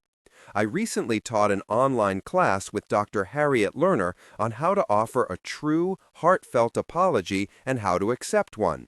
It kicked my ass. I think we should broadcast these apologizing lessons over the airwaves of some Orwellian TV station so everyone in the country could learn these skills. We need them. As Harriet invited me to practice listening and apologizing without disclaimers and exceptions, I learned that when armored up, I'd rather be right than connected and invested in my relationship. I want to win. I love being right. The need to be right is magnified when we feel we're in hostile territory and under attack. A cultural example of this is political correctness. The history of this concept is as wild and unruly as the conversations about it have become. At this point, the term is so loaded that I think it makes more sense to talk about inclusive language. Given what we know about dehumanizing, I believe inclusive language is critically important, absolutely worth the effort, and a function of civility. We often take sides when it comes to the big political debates around issues like sports team names and ignore the everyday instances that are equally diminishing. For example, let's say you've been diagnosed with anxiety and your child has attention deficit disorder. How would you feel if you overheard your doctor saying, "Yeah, I've got my anxiety disorder coming at 2 p.m., then I'm going to see the ADD kid before I go home"? Proponents of inclusive language would say, "You're not your diagnosis. You're a person with anxiety." It matters to all of us. No one wants to be reduced. But what's tough about the inclusive language movement is when people turn using the right language into a weapon to shame or belittle people. This came up over and over in the research. Even tools of civility can become weaponized if the intention is there. I'll share a couple of stories with you. First, there was a man in his late 20s who shared a story of driving from his home in Los Angeles to Newport Beach to visit his parents. He told me that during the morning drive, he made a commitment to be more patient and tolerant of his father. They had a long history of not getting along. The afternoon the man arrived, he was standing in the kitchen making small talk when he asked his father, "How are your new neighbors?" His father said, "We really like them. We've had them over for dinner a couple of times and we've become friends. They're cooking us dinner next week. They're Oriental, and she's going to make her special dumplings, so your mom is really looking forward to it." The young man told me that he ripped right into his father. "Oriental? Jesus, Dad, are you kidding? Racist much?" Before his father could even respond, he went back at him. "Oriental is so racist. Do you even know where they're from? There's no country called the Orient. How embarrassing." He said that rather than engaging, his father stood in the kitchen with his head down. When he finally looked up at his son, he was teary-eyed. "I'm sorry, son. I'm not sure what I've done or not done to make you so angry. I just can't do anything right. Nothing I do or say is good enough for you." There was total silence. Then his father said, "I'd stay and let you tell me what an asshole I am, but I'm taking the neighbor I supposedly hate to pick up her husband from cataract surgery. She doesn't drive, and he took a cab this morning." During the interview, the man told me that he didn't know what to do or say, so he just walked away before his dad left the kitchen. This second story happened to me. I was teaching a half-day course on shame resilience, oh the irony, and there were about 200 people in the audience. At the halfway mark of the day, we took a short break. I was going through my notes when a woman walked up to me and said, "I can't tell you how much you hurt me this morning." I was stunned. Time started slowing down, and I was falling into tunnel vision, my normal shame response. Before I could open my mouth, she said, "Your work has changed my life. It saved my marriage and shaped my children. I came here today because you are an important teacher in my life. Then, 15 minutes after you start, I learned that you're an anti-Semite. I trusted you, and you've proven to be a fraud." Shame shitstorm of gigantic proportion. Nightmare come true. All I could eke out was, I don't understand." She said, "You said that you felt really gypped during your story." I still didn't get it. Again, I said, I don't understand." She got louder. "Gypped, gypped, gypped. Don't you know? How do you think you spell gypped?" It was a weird question, but I was too far down the shame hole to say something helpful like, "I can see you're really angry. Let's talk about it." I paused for a second to sound out the word in my head and find a word remotely close that I could use as a spelling reference. The only thing that came to mind was Jif peanut butter, of course. J-I-P-P-E-D.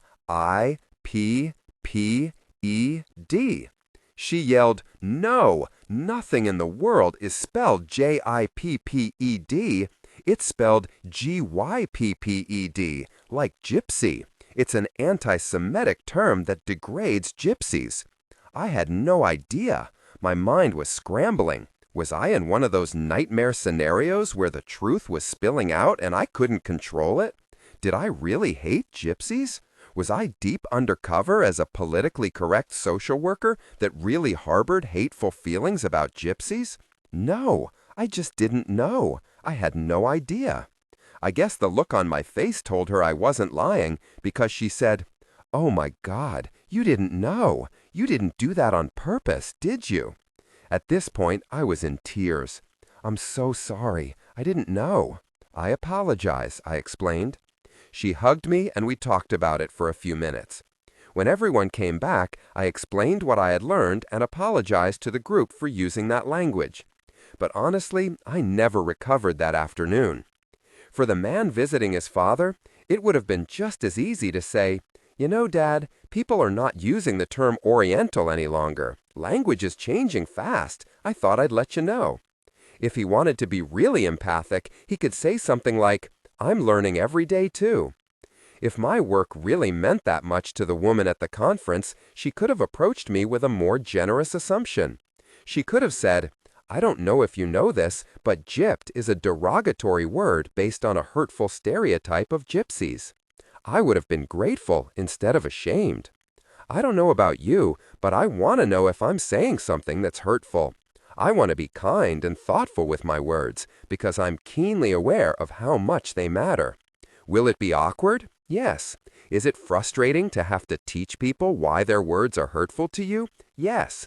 Does talking about these issues require a venture into the wilderness? Yes.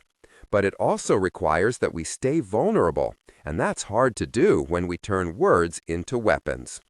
Braving.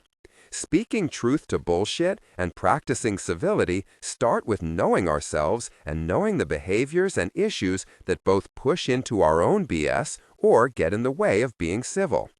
If we go back to braving and our trust checklist, these situations require a keen eye on 1. Boundaries. What's okay in a discussion and what's not? How do you set a boundary when you realize you're knee-deep in BS? 2. Reliability. To grounded, practical pacing. Your rhythm should facilitate note-taking. Bullshitting is the abandonment of reliability. It's hard to trust or be trusted when we BS too often. 3. Accountability. How do we hold ourselves and others accountable for less BS and more honest debate? Less offloading of emotion and more civility. 4. Vault.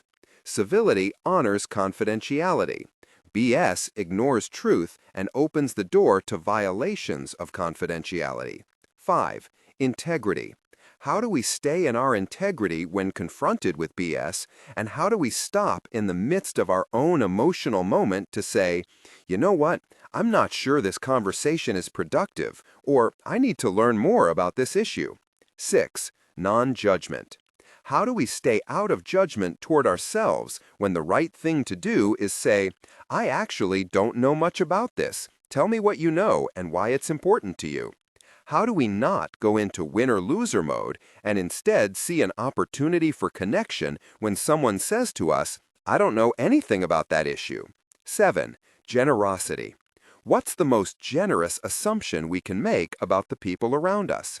What boundaries have to be in place for us to be kinder and more tolerant?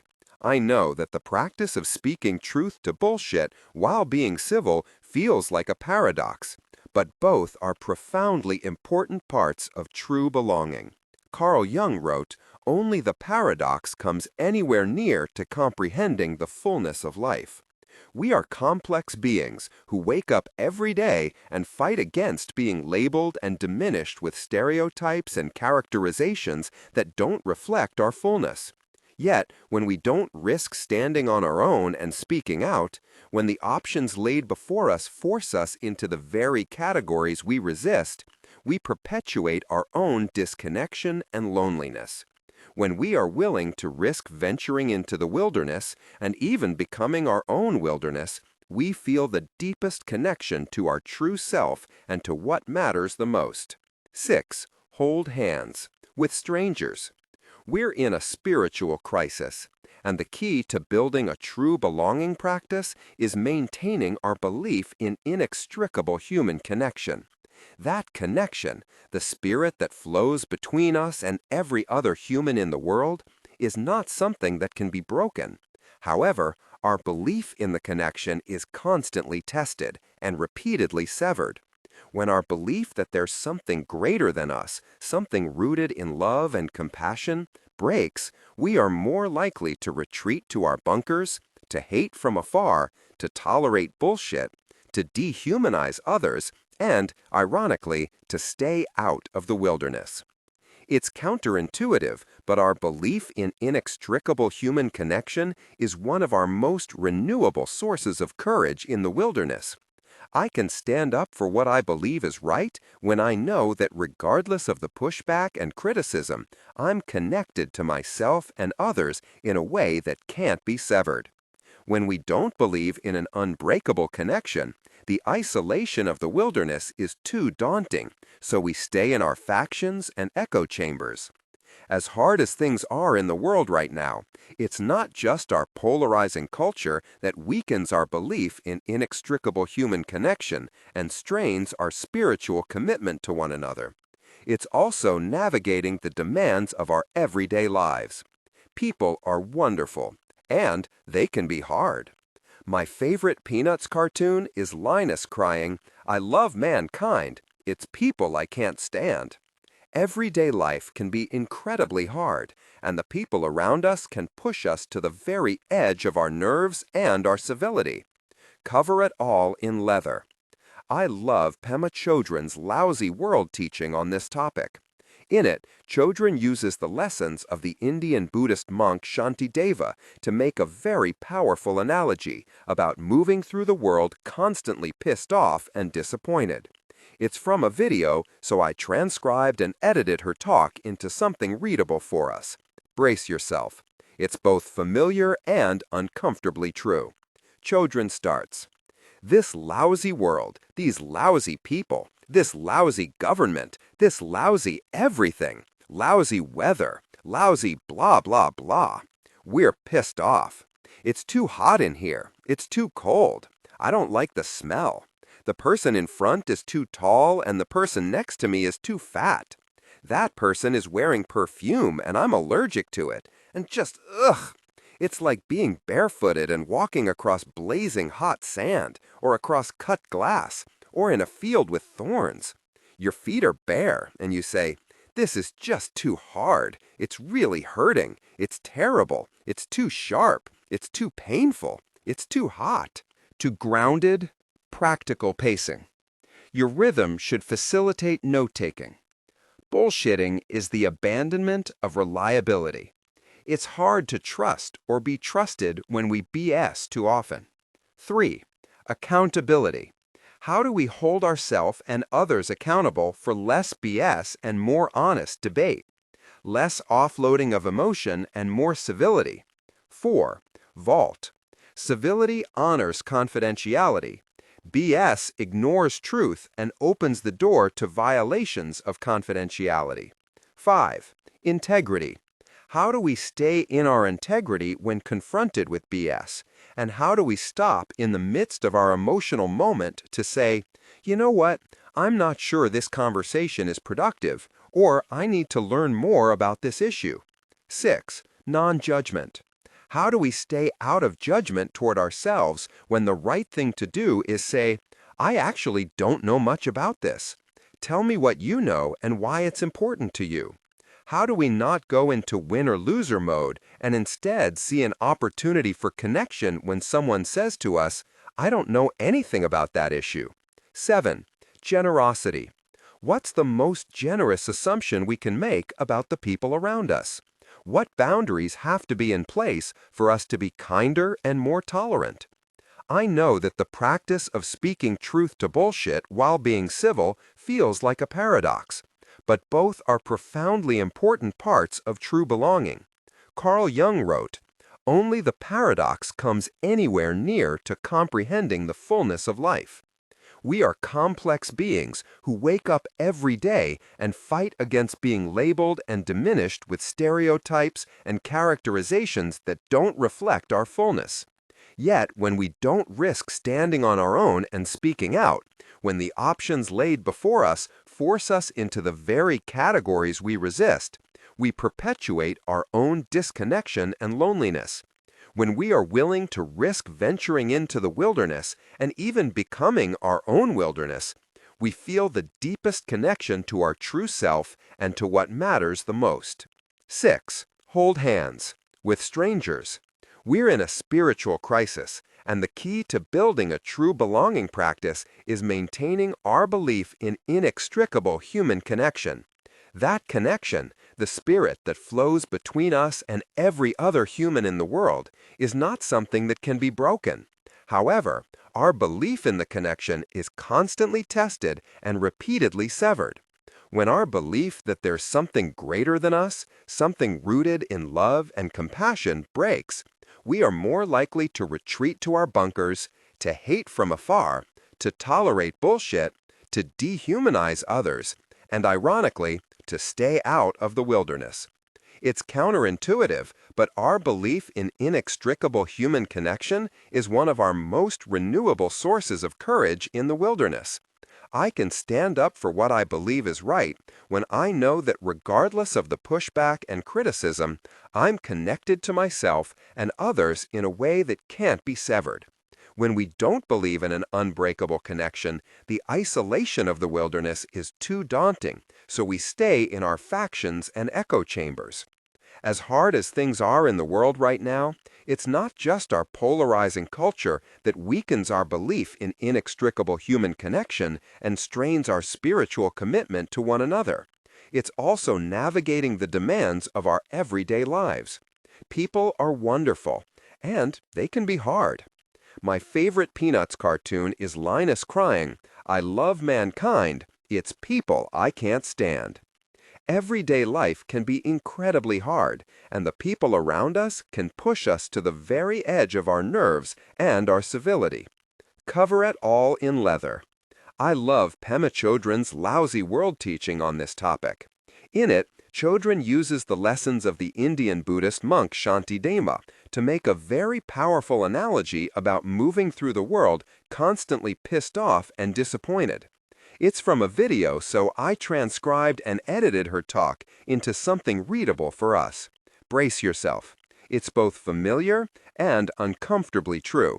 Chodron starts, "This lousy world, these lousy people, this lousy government, this lousy everything, lousy weather, lousy blah blah blah. We're pissed off. It's too hot in here, it's too cold, I don't like the smell. The person in front is too tall, and the person next to me is too fat. That person is wearing perfume, and I'm allergic to it. Just ugh. It's like being barefooted and walking across blazing hot sand, or across cut glass, or in a field with thorns. Your feet are bare, and you say, 'This is just too hard. It's really hurting. It's terrible. It's too sharp. It's too painful. It's too hot.' But you have a great idea. You're just going to cover everywhere you go with leather, and then it won't hurt your feet anymore.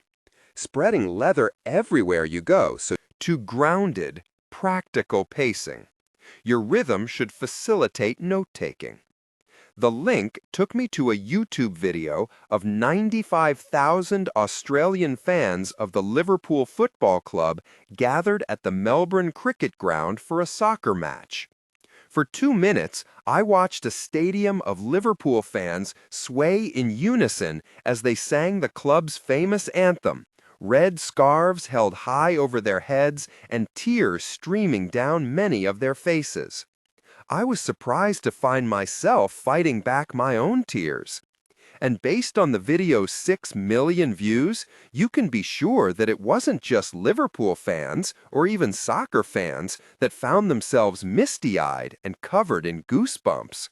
In fact, the first comment on YouTube was from a user with the handle Manchester United fan Prez, Manchester being one of Liverpool's greatest rivals. The comment simply read, "Respect. Regardless of which team we're rooting for, the power of collective joy can transcend that division." The next day, Steve and I made a commitment to make more time for football games, of the Texas variety, live music, and plays. In the age of YouTube, I'd started to forget what those moments felt like. And being there in person is so much more powerful. Call in Baton Rouge.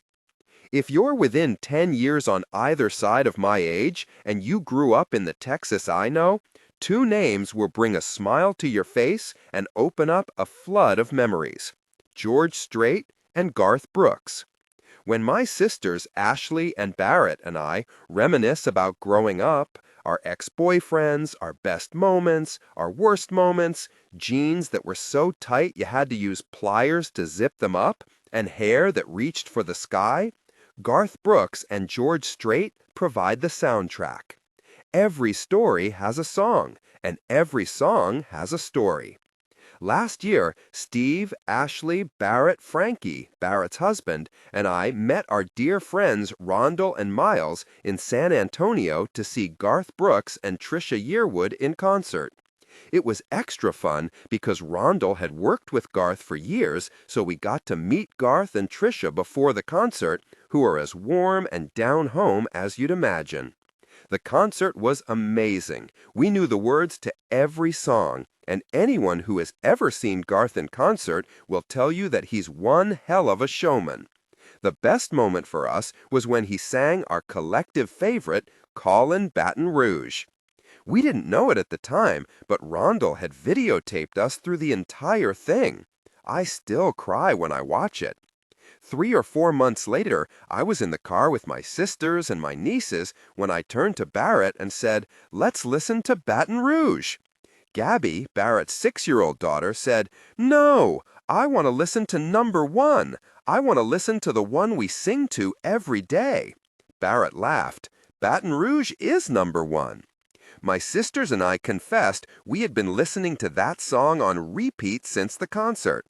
All 3 of us had owned the CD that included the song before the concert, but only after that moment of joy and connection did we start listening to it 3 times a day, every day.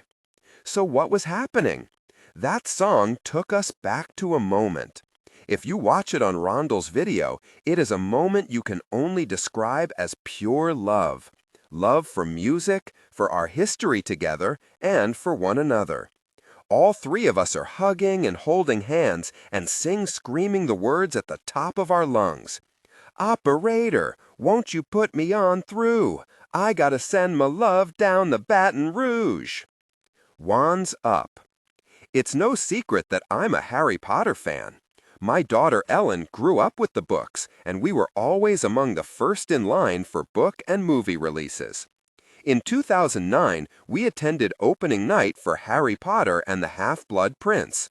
There were plenty of Gryffindor scarves, forehead scars sketched out of eyeliner, and T-shirts that read, "Keep calm and carry a wand," in evidence.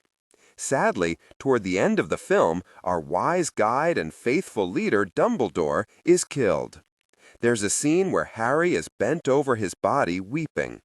Dumbledore was the headmaster of the Hogwarts school and a father figure, mentor, and protector to Harry. Even if you've never read the books or seen the movies, you know the scene. A young protagonist losing his or her parent figure and guide. It's an essential element in the arc of many great stories and a pivotal part of what Joseph Campbell called the hero's journey. As a crowd of students and professors gathers around Dumbledore's body, an evil face appears in the dark sky.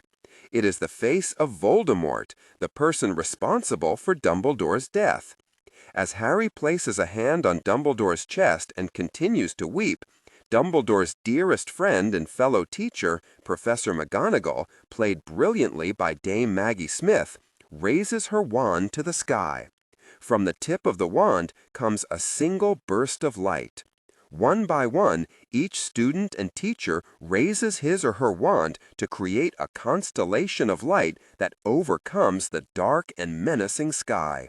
At that moment in a movie theater in Houston, a universe away from Hogwarts School of Witchcraft and Wizardry, I looked around to find that 200 strangers, most of them with tears on their cheeks, had their hands in the air, pointing their imaginary wands to the sky.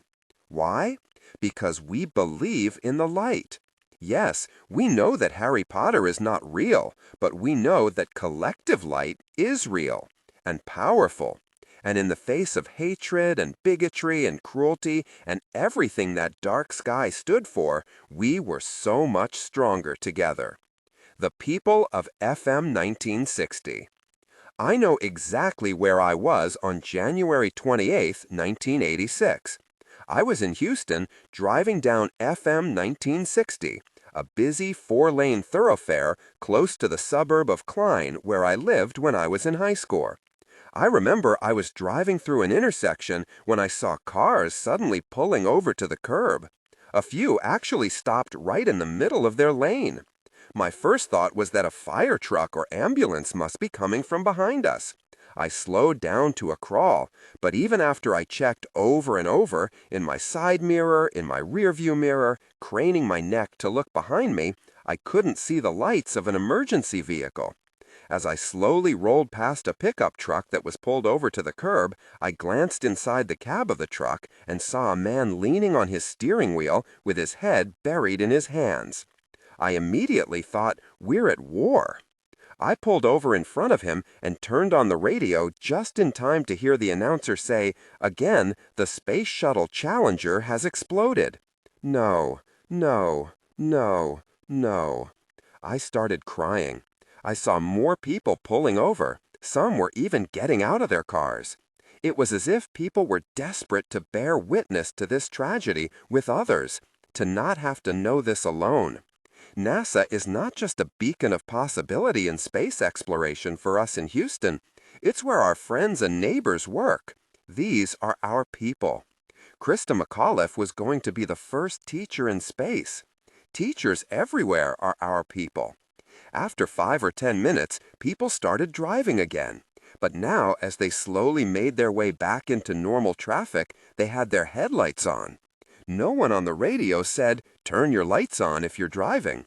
Somehow, we instinctively knew that we were all part of this procession of grief.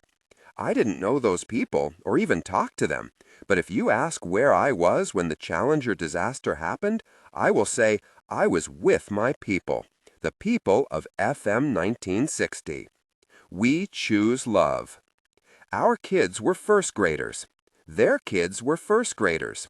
The pain, horror, and fear were unfathomable. We gathered for no other reason than to be with one another. We didn't come together to make sense of what had happened in that school so far away from our own because we never, ever wanted it to make sense. We sat crying in silence, our small group of neighborhood mothers, some friends and some strangers, who had felt compelled to be together. To grounded, practical pacing. Your rhythm should facilitate note-taking. It was December 15, 2012, the day after 20-year-old Adam Lanza fatally shot 20 children between 6 and 7 years old, as well as 6 adult staff members at Sandy Hook Elementary School in Newtown, Connecticut. I remember thinking, maybe if all the mothers in the world crawled on their hands and knees toward those parents in Newtown, we could take some of the pain away. We could spread their pain across all of our hearts.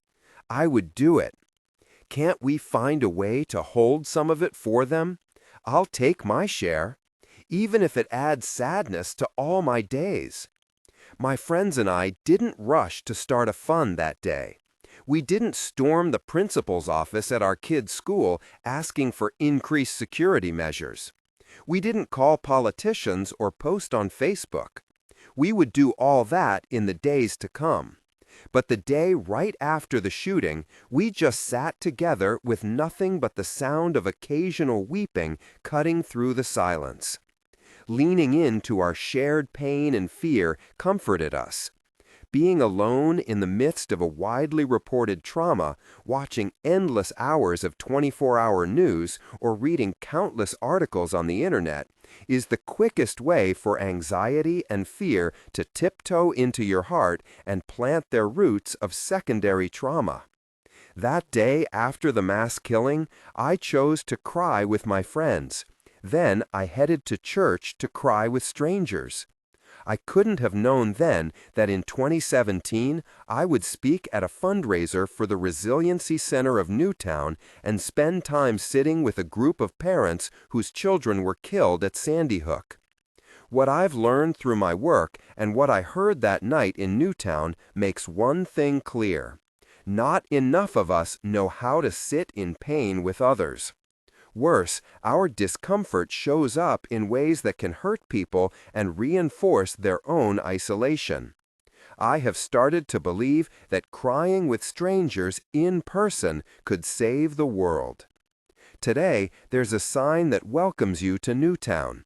We are Sandy Hook. We choose love.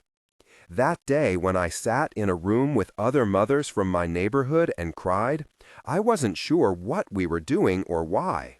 Today, I'm pretty sure we were choosing love in our own small way. Inextricable connection. All of these examples of collective joy and pain are sacred experiences.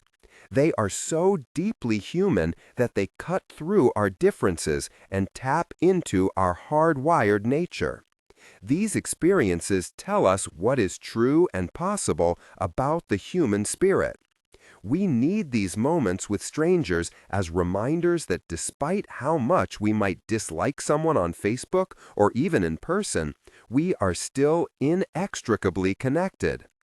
And it doesn't have to be a big moment with thousands of strangers. We can be reminded of our inextricable connection after talking with a seatmate on a 2-hour flight. The problem is that we don't show up for enough of these experiences. We clearly need them. But it's vulnerable to lean into that kind of shared joy and pain. We armor up. We shove our hands into our pockets during the concert, or we roll our eyes at the dance, or put our headphones on rather than get to know someone on the train. Here's why we need to catch these moments of human spark and be grateful for them. Walk onto the pitch in Melbourne and ask the audience to stop singing the Liverpool anthem and start talking about Brexit? You've got a problem. Turn on the lights in the theater and ask the Harry Potter fans and their parents to discuss the pros and cons of public schools versus private schools versus homeschooling. Voldemort will look friendly. If you gathered the men and women of FM 1960 in a room away from the time and context of the Challenger tragedy and asked them whether the U.S. government should put more money into defense spending, social welfare programs, or space exploration, do you think you'd see a lot of random hugging and patting on the back? Turn the Garth Brooks concert into a political rally, and it's likely you'll see singing turn into a screaming match. All of these scenarios will more than likely fuel disconnection and reinforce assumptions that we are nothing alike. But the more we're willing to seek out moments of collective joy and show up for experiences of collective pain, for real, in person, not online, the more difficult it becomes to deny our human connection, even with people we may disagree with. Not only do moments of collective emotion remind us of what is possible between people, but they also remind us of what is true about the human spirit. We are wired for connection, but the key is that in any given moment of it, it has to be real. A sensation of sacredness. The French sociologist Émile Durkheim introduced the term collective effervescence in his 1912 book, The Elementary Forms of the Religious Life. Durkheim was investigating what he originally described as a type of magic that he witnessed during religious ceremonies. Durkheim explained that collective effervescence is an experience of connection, communal emotion, and a sensation of sacredness that happens when we are a part of something bigger than us. Durkheim also proposed that during these experiences of collective effervescence, our focus shifts from self to group.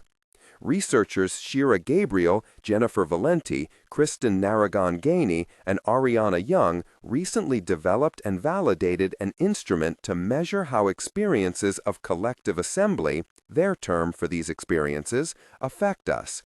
They found that these experiences contribute to a life filled with a sense of meaning, increased positive affect, an increased sense of social connection, and a decreased sense of loneliness. All essential components of a healthy, happy life. In their 2017 paper, they write, "It is consistent with the idea that collective assembly is more than just people coming together to distract themselves from life by watching a game, concert, or play. Instead, it is an opportunity to feel connected to something bigger than oneself. It is an opportunity to feel joy, social connection, meaning, and peace."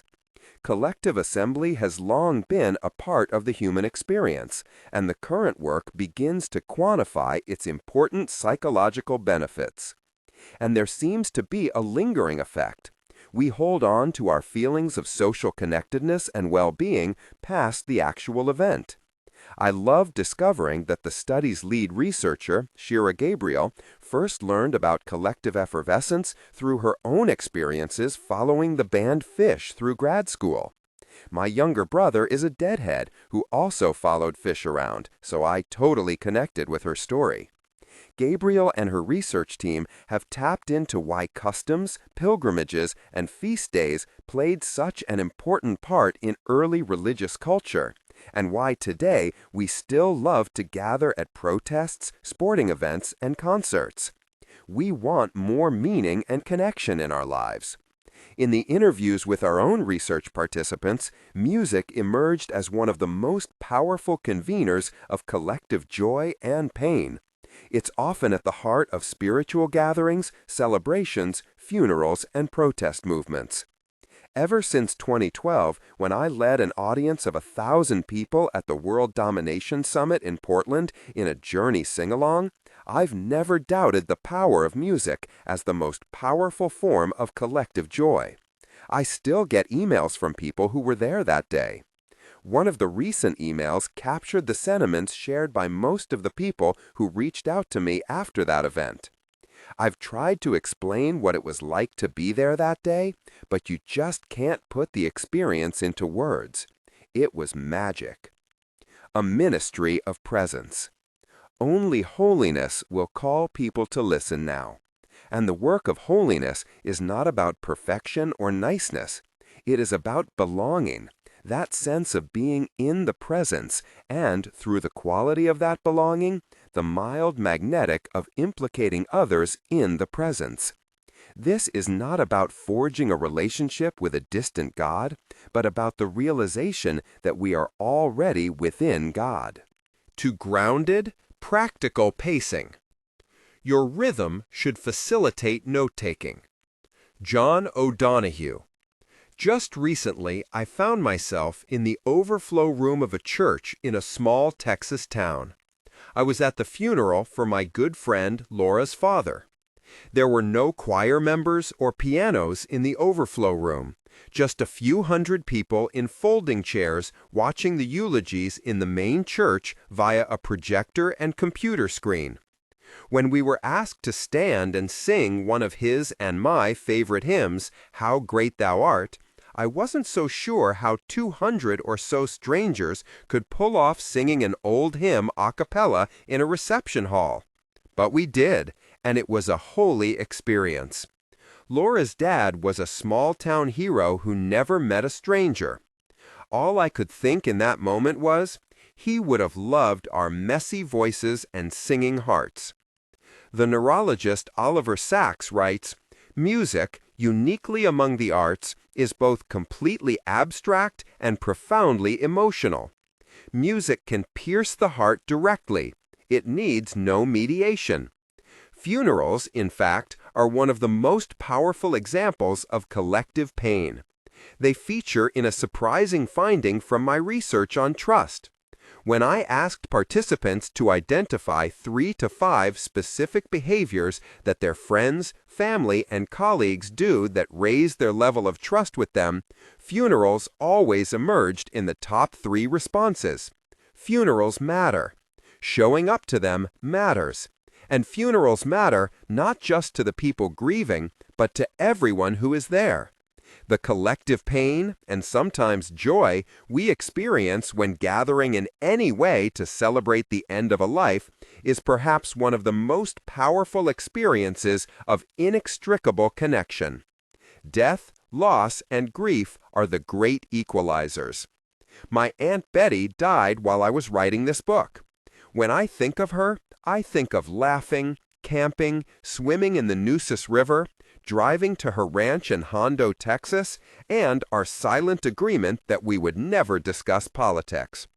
I also think of the time when I was about 7 years old and I begged her to let me go into the card room where the parents, grandparents, and oldest cousins were yelling, laughing, cussing, smoking, and playing Rook, our family's favorite card game. I was stuck in the kids' room, which was so boring. She held my cheeks in her hand and said, "I can't let you go in there. Plus, trust me, you don't want to see what's in there. It ain't pretty." Rather than holding a funeral, it was Betty's wish that we come together for a family barbecue potluck in my cousin Danny's backyard. She just wanted us to laugh and be together. Danny led us in prayer, we told funny stories, and Nathan played the guitar while Diana sang the Ave Maria. It was 90 degrees in the Texas Hill Country, and you could barely hear the stories and music over the shrilling of the cicadas. I kept thinking, this is exactly what it means to be human. This humanity transcends all of those differences that keep us apart. In Sheryl Sandberg and Adam Grant's beautiful 2017 book about grief and courage, Option B, Sandberg tells a wrenching and wholehearted story about collective pain. Her husband, Dave, died suddenly while they were on vacation. Their children were in 2nd and 4th grade. She writes, "When we arrived at the cemetery, my children got out of the car and fell to the ground, unable to take another step. I lay on the grass, holding them as they wailed. Their cousins came and lay down with us, all piled up in a big sobbing heap, with adult arms trying in vain to protect them from their sorrow." Sandberg told her children, "This is the second worst moment of our lives. We lived through the first, and we will live through this. It can only get better from here." She then started singing a song she knew from childhood, Ose Shalom, a prayer for peace. She writes, "I don't remember deciding to sing or how I picked this song. I later learned that it is the last line of the Kaddish, the Jewish prayer for mourning, which may explain why it poured out of me. Soon all the adults joined in, the children followed, and the wailing stopped." An experience of collective pain does not deliver us from grief or sadness. It is a ministry of presence. These moments remind us that we are not alone in our darkness, and that our broken heart is connected to every heart that has known pain since the beginning of time. Common enemy intimacy. I remember snort laughing the first time I saw a pillow on my friend's sofa that said, "If you don't have anything nice to say, come sit next to me." Let me take the researcher trying to be a good person hat off for a minute and ask a couple of honest questions. Is there a faster, easier way to make friends with a stranger than to talk smack about someone you both know? Is there anything better than the feeling of plopping down next to someone and getting really snarky, gossipy, and judgmental? Of course, in both cases, I often feel like total shit later, but let's be honest about how awesome it feels in the moment, right? It is a seductive, reliable, and super easy way to connect with just about anyone. And oh my God, it can be funny. But let's get to the flip side of that pillow. The connection that we forge by judging and mocking others is not real connection, like the examples I wrote about above. Yet, unfortunately, the pain it causes is real pain. A connection built on snark has about as much value as snark itself. Nada. When I was interviewing people for my shame research, many of the participants talked about the pain of overhearing people talking about them, or the shame of learning what the gossip was about them. It was so heart-wrenching that I started working on a no-gossip practice. Damn, that was lonely at first. But it was also painfully educational. It was only a matter of weeks before I realized that several of my connections, what I thought of as real friendships, were founded entirely on talking about other people. Once that was gone, we had nothing in common and nothing to talk about. If you zoom out from our personal lives to the political and ideological culture we live in today, I would argue that the people we're sitting next to on those snark couches are often not people with whom we feel inextricably connected or with whom we feel a deep sense of community. We've simply started hanging out with people who hate the same people we do. That's not connection. That's you're either with us or against us. That's common enemy intimacy. I don't really know you, nor am I invested in our relationship. But I do like that we hate the same people and have contempt for the same ideas. Common enemy intimacy is counterfeit connection, and the opposite of true belonging. If the bond we share with others is simply that we hate the same people, the intimacy we experience is often intense, immediately gratifying, and an easy way to discharge outrage and pain. It is not, however, fuel for real connection. It's fuel that runs hot, burns fast, and leaves a trail of polluted emotion. And if we live with any level of self-awareness, it's also the kind of intimacy that can leave us with the intense regrets of an integrity hangover. Did I really participate in that? Is that moving us forward? Am I engaging in, quite literally, the exact same behavior that I find loathsome in others? I get that these are uncertain and threatening times. I often feel the pull of hiding out and finding safety with a crew. But it's not working. While we may all be gathered behind the same bunkers of political or social belief and ideology, we're still alone in them. And even worse, we're constantly monitoring ourselves. The looming threat of blowback, should we voice an opinion or idea that challenges our bunker mates, keeps us anxious. When all that binds us is what we believe rather than who we are, changing our mind or challenging the collective ideology is risky.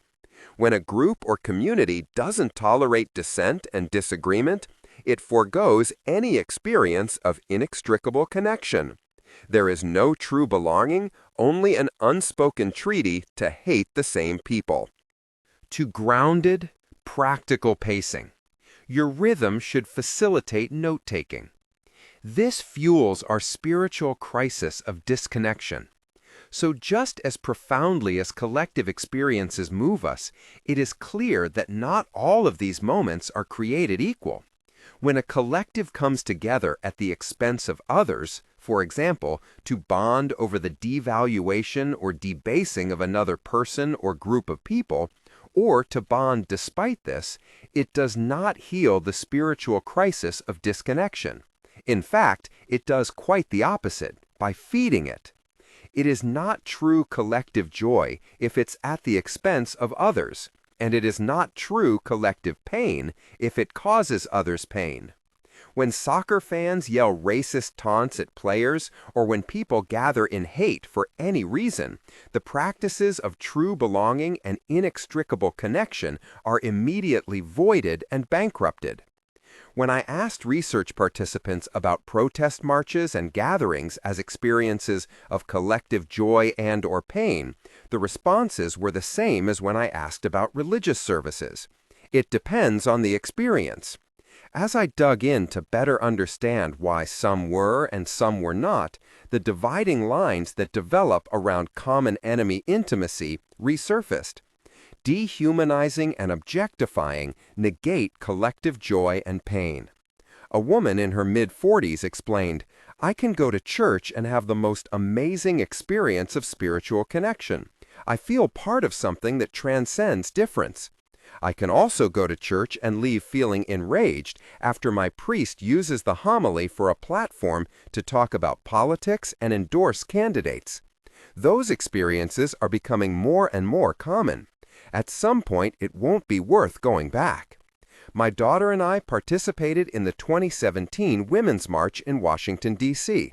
For me, some moments felt like true collective joy and pain, and other moments fell outside that experience. Due to an unfortunate Uber drop-off, we got caught in some of the scary and senseless property destruction at the edges of the march and the ensuing riot police activity.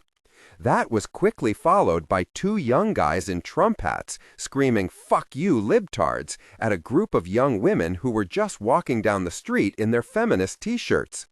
Within a one-block walk, we had visible proof that extremists at both ends of the political continuum have more in common with each other than they do with the vast majority of people from their own constituencies.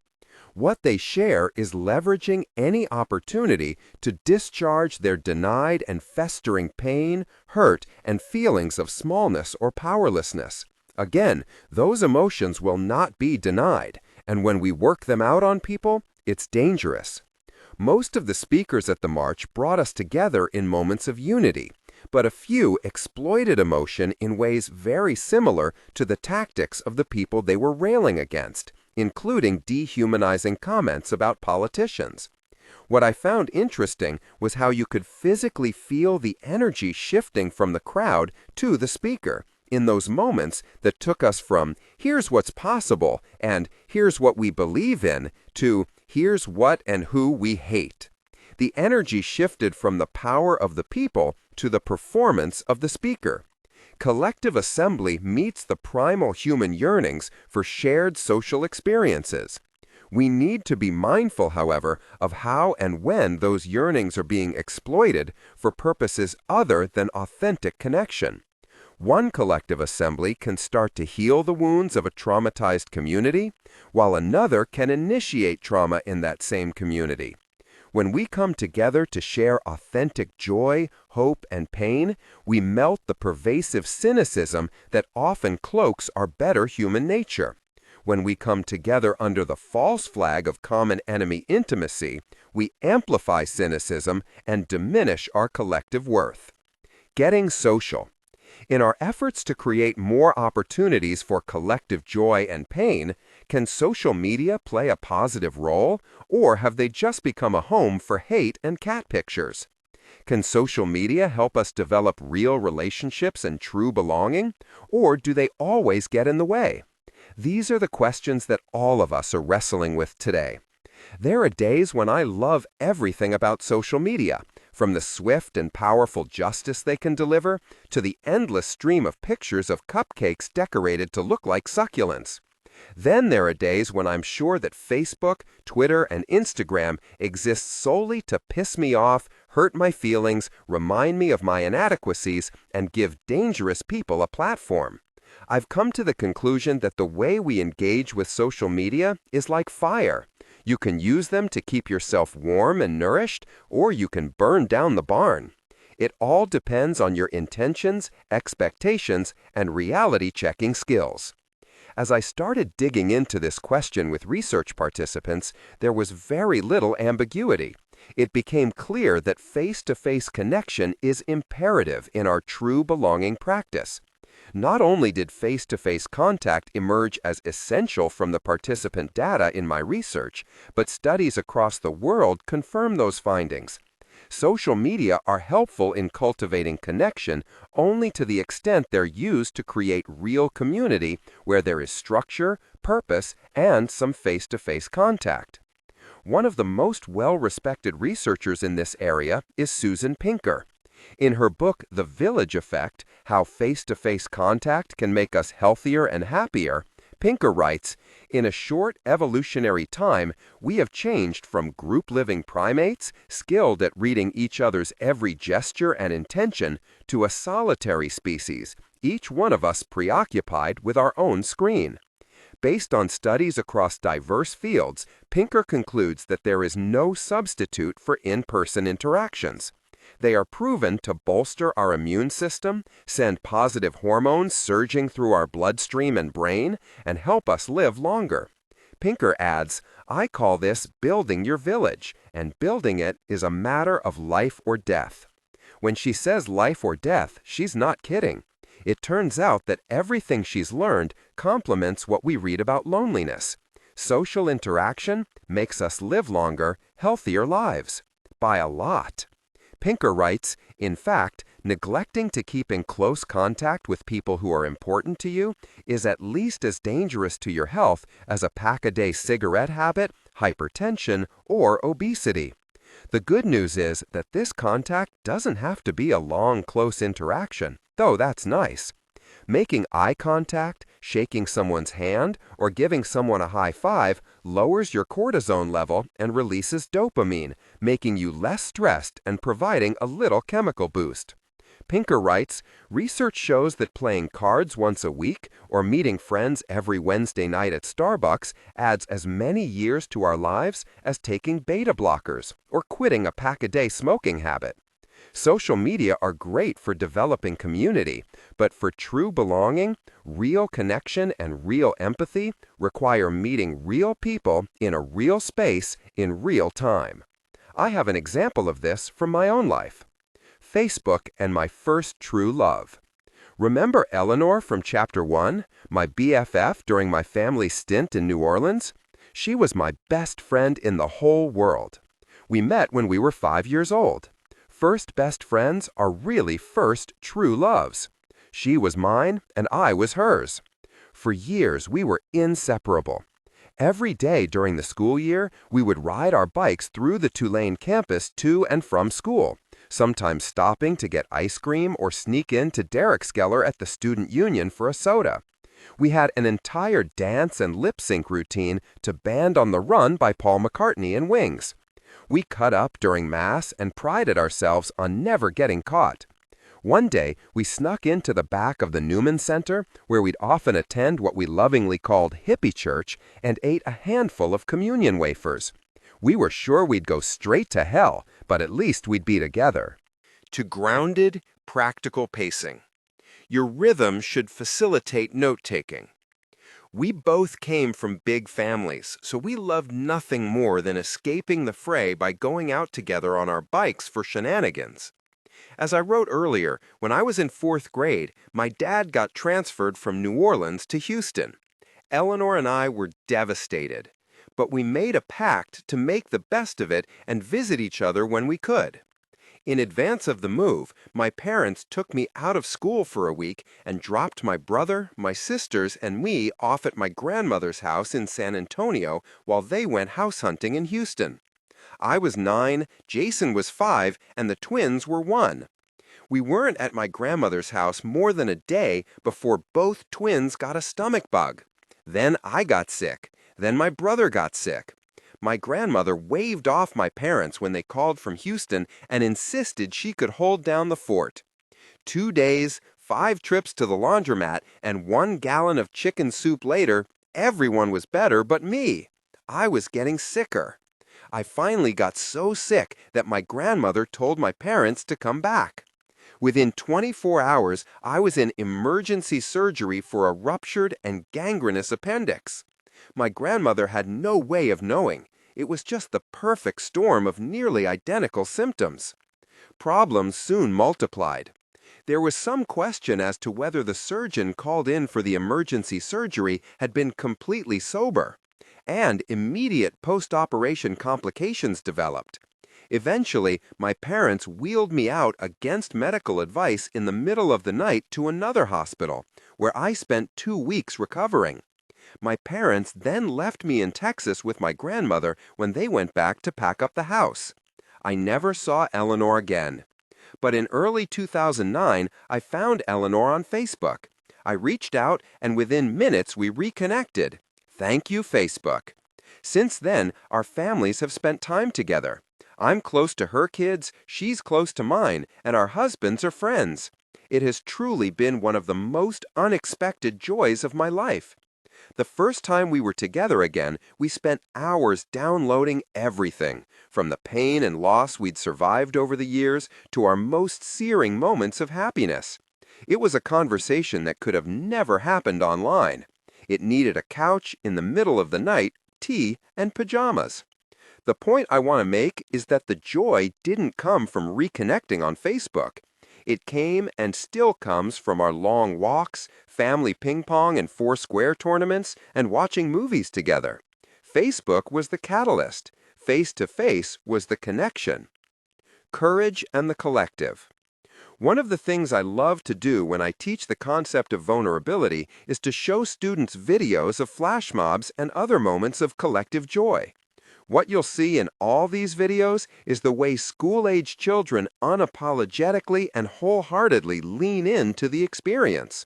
Adults? Some yes and some not so much. Tweens and teens? Rarely. They're more likely to be mortified. Both joy and pain are vulnerable experiences to feel on our own, and even more so with strangers. The foundation of courage is vulnerability, the ability to navigate uncertainty, risk, and emotional exposure. It takes courage to open ourselves up to joy.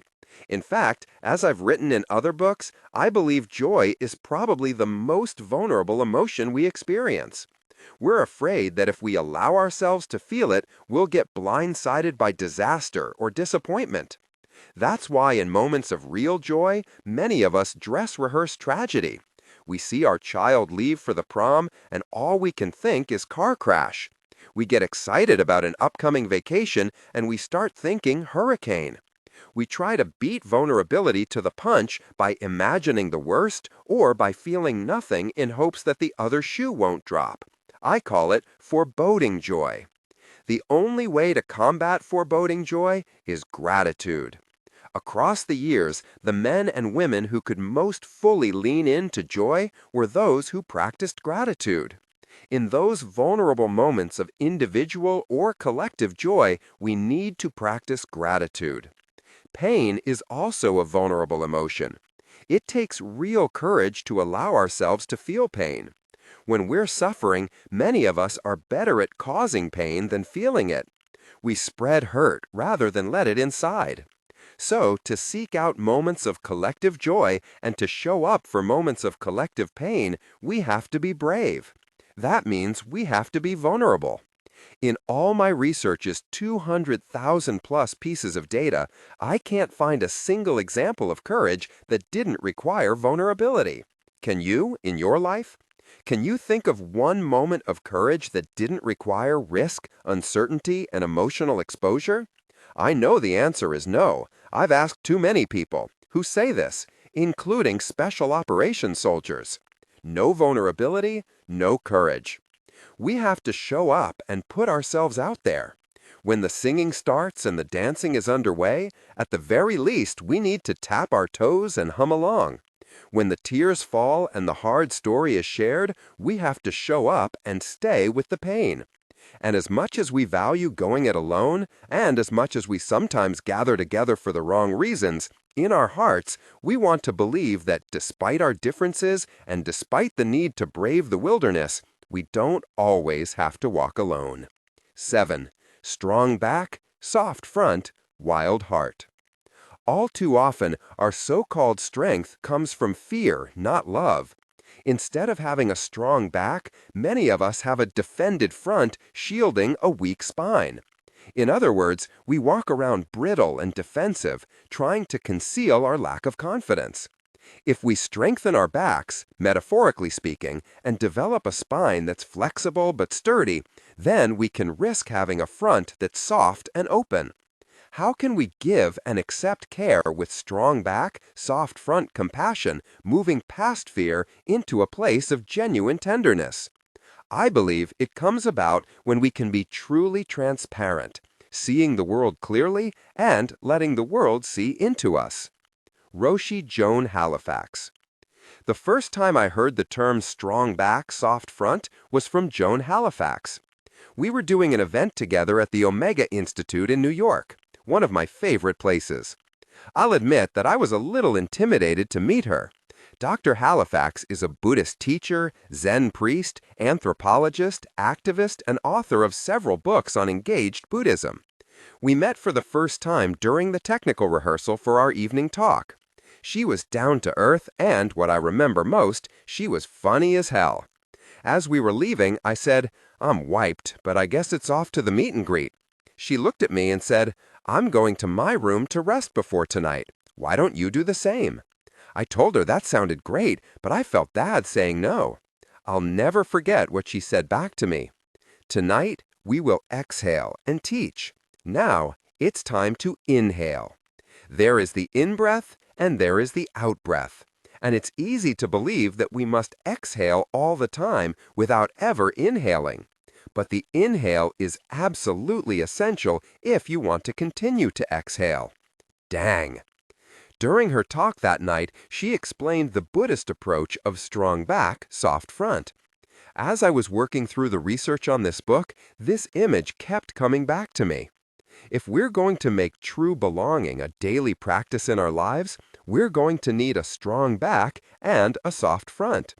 We'll need both courage and vulnerability as we abandon the certainty and safety of our ideological bunkers and head off into the wilderness. True belonging is, however, more than strong back and soft front.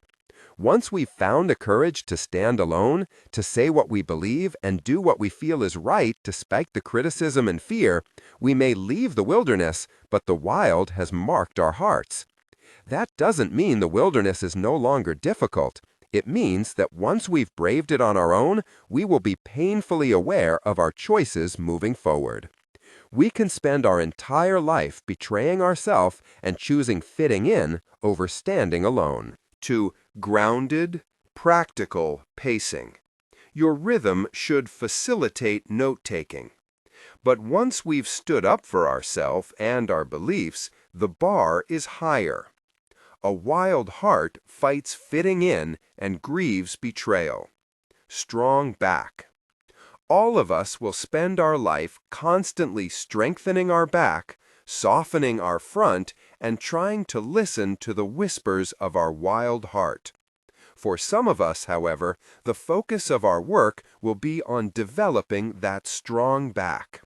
When strengthening our back is our particular challenge, we are often driven by what people think.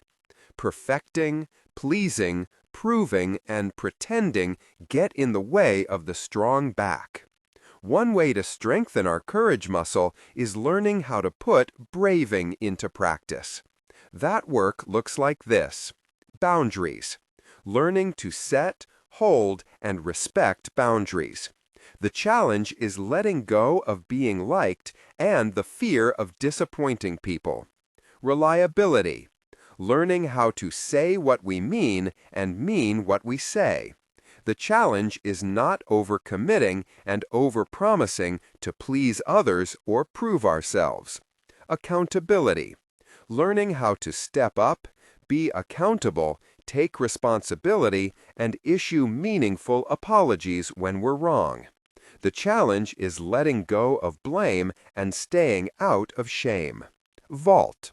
Learning how to keep confidences, to recognize what's ours to share and what's not. The challenge is to stop using gossip, common enemy intimacy, and oversharing as a way to hotwire connection. Integrity. Learning how to practice our values even when it's uncomfortable and hard. The challenge is choosing courage over comfort in those moments. Nonjudgment. Learning how to give and receive help. The challenge is letting go of helper and fixer as our identity and the source of our self-worth. Generosity. Learning how to set the boundaries that allow us to be generous in our assumptions about others. The challenge is being honest and clear with others about what's okay and not okay. In her interview with Bill Moyers, Dr. Angelou said, "I belong to myself. I am very proud of that. I am very concerned about that. I like Maya very much. Our work is to get to the place where we like ourselves and are concerned when we judge ourselves too harshly or allow others to silence us. The wilderness demands this level of self-love and self-respect." A powerful example of a strong back comes from my friend Jen Hatmaker. Jen is a writer, pastor, philanthropist, and community leader. Last year, I watched her navigate a brutal wilderness with grace, grief, and strength. As a well-known religious leader in a conservative to moderate Christian community, Jen wrote openly about her support of LGBTQ rights and inclusion. She experienced an openly hostile response from many in her community. I asked her about what that wilderness looked and felt like to her. Here's what she wrote. "I won't sugarcoat this. Standing on the precipice of the wilderness is bone-chilling. Because belonging is so primal, so necessary, the threat of losing your tribe or going alone feels so terrifying as to keep most of us distanced from the wilderness our whole lives. Human approval is one of our most treasured idols, and the offering we must lay at its hungry feet is keeping others comfortable. I'm convinced that discomfort is the great deterrent of our generation. Protecting the status quo against our internal convictions is obviously a luxury of the privileged, because the underdogs and outliers and marginalized have no choice but to experience the daily wilderness. But choosing the wily outpost over the security of the city gates takes a true act of courage.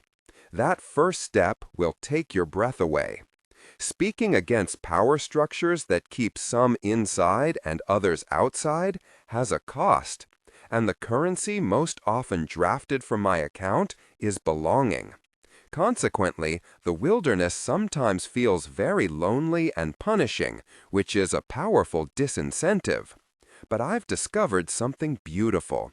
The loneliest steps are the ones between the city walls and the heart of the wilderness. Where safety is in the rearview mirror, new territory remains to be seen, and the path out to the unknown seems empty.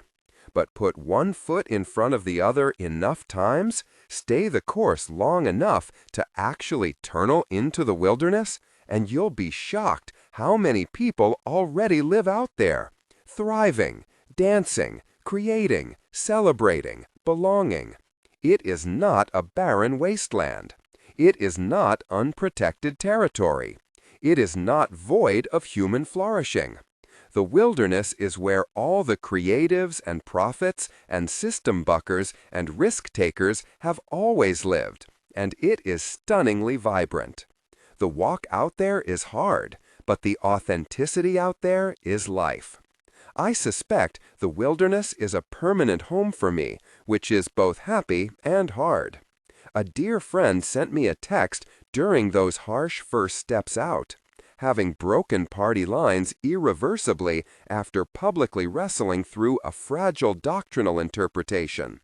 There is this wonderful and strange story in Genesis 32 about Jacob physically wrestling with God all night in the literal wilderness.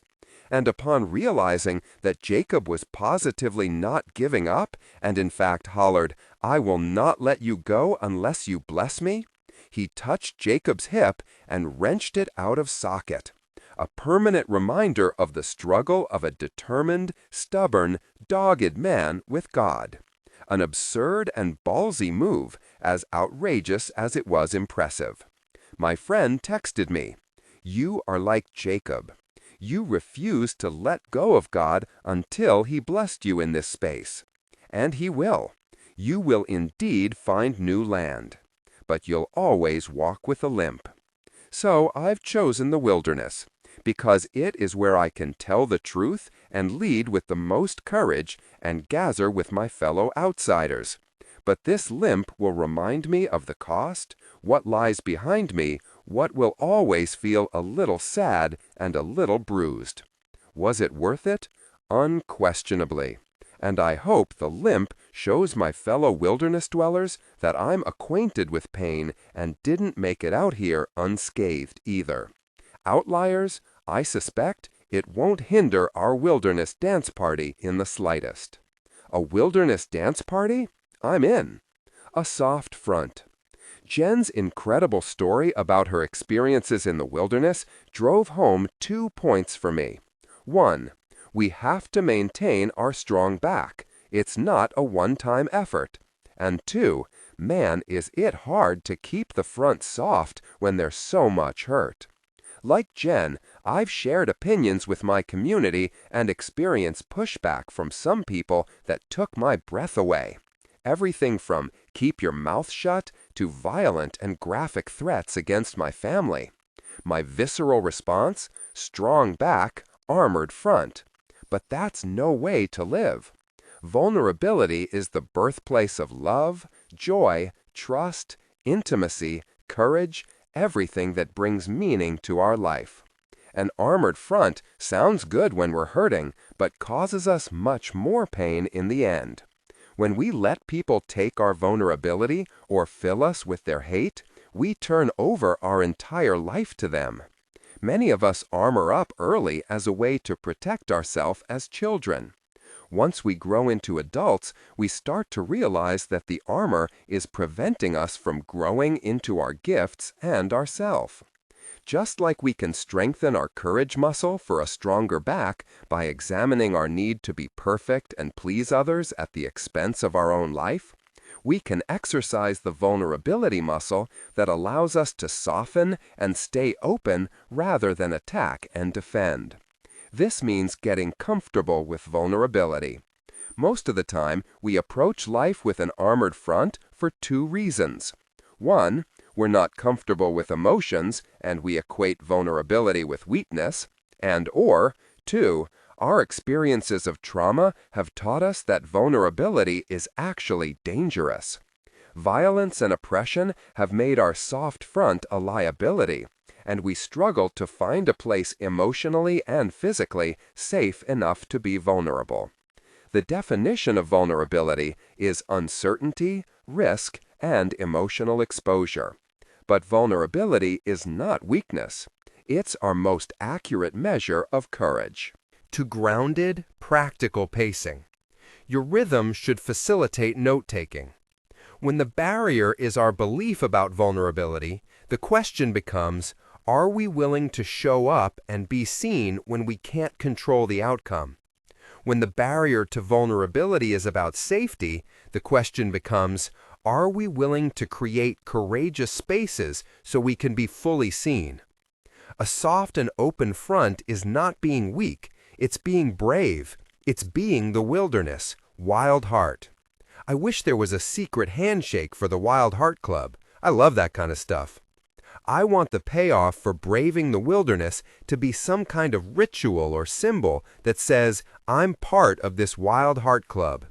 I know what it means to stand alone and brave the criticism, fear, and hurt.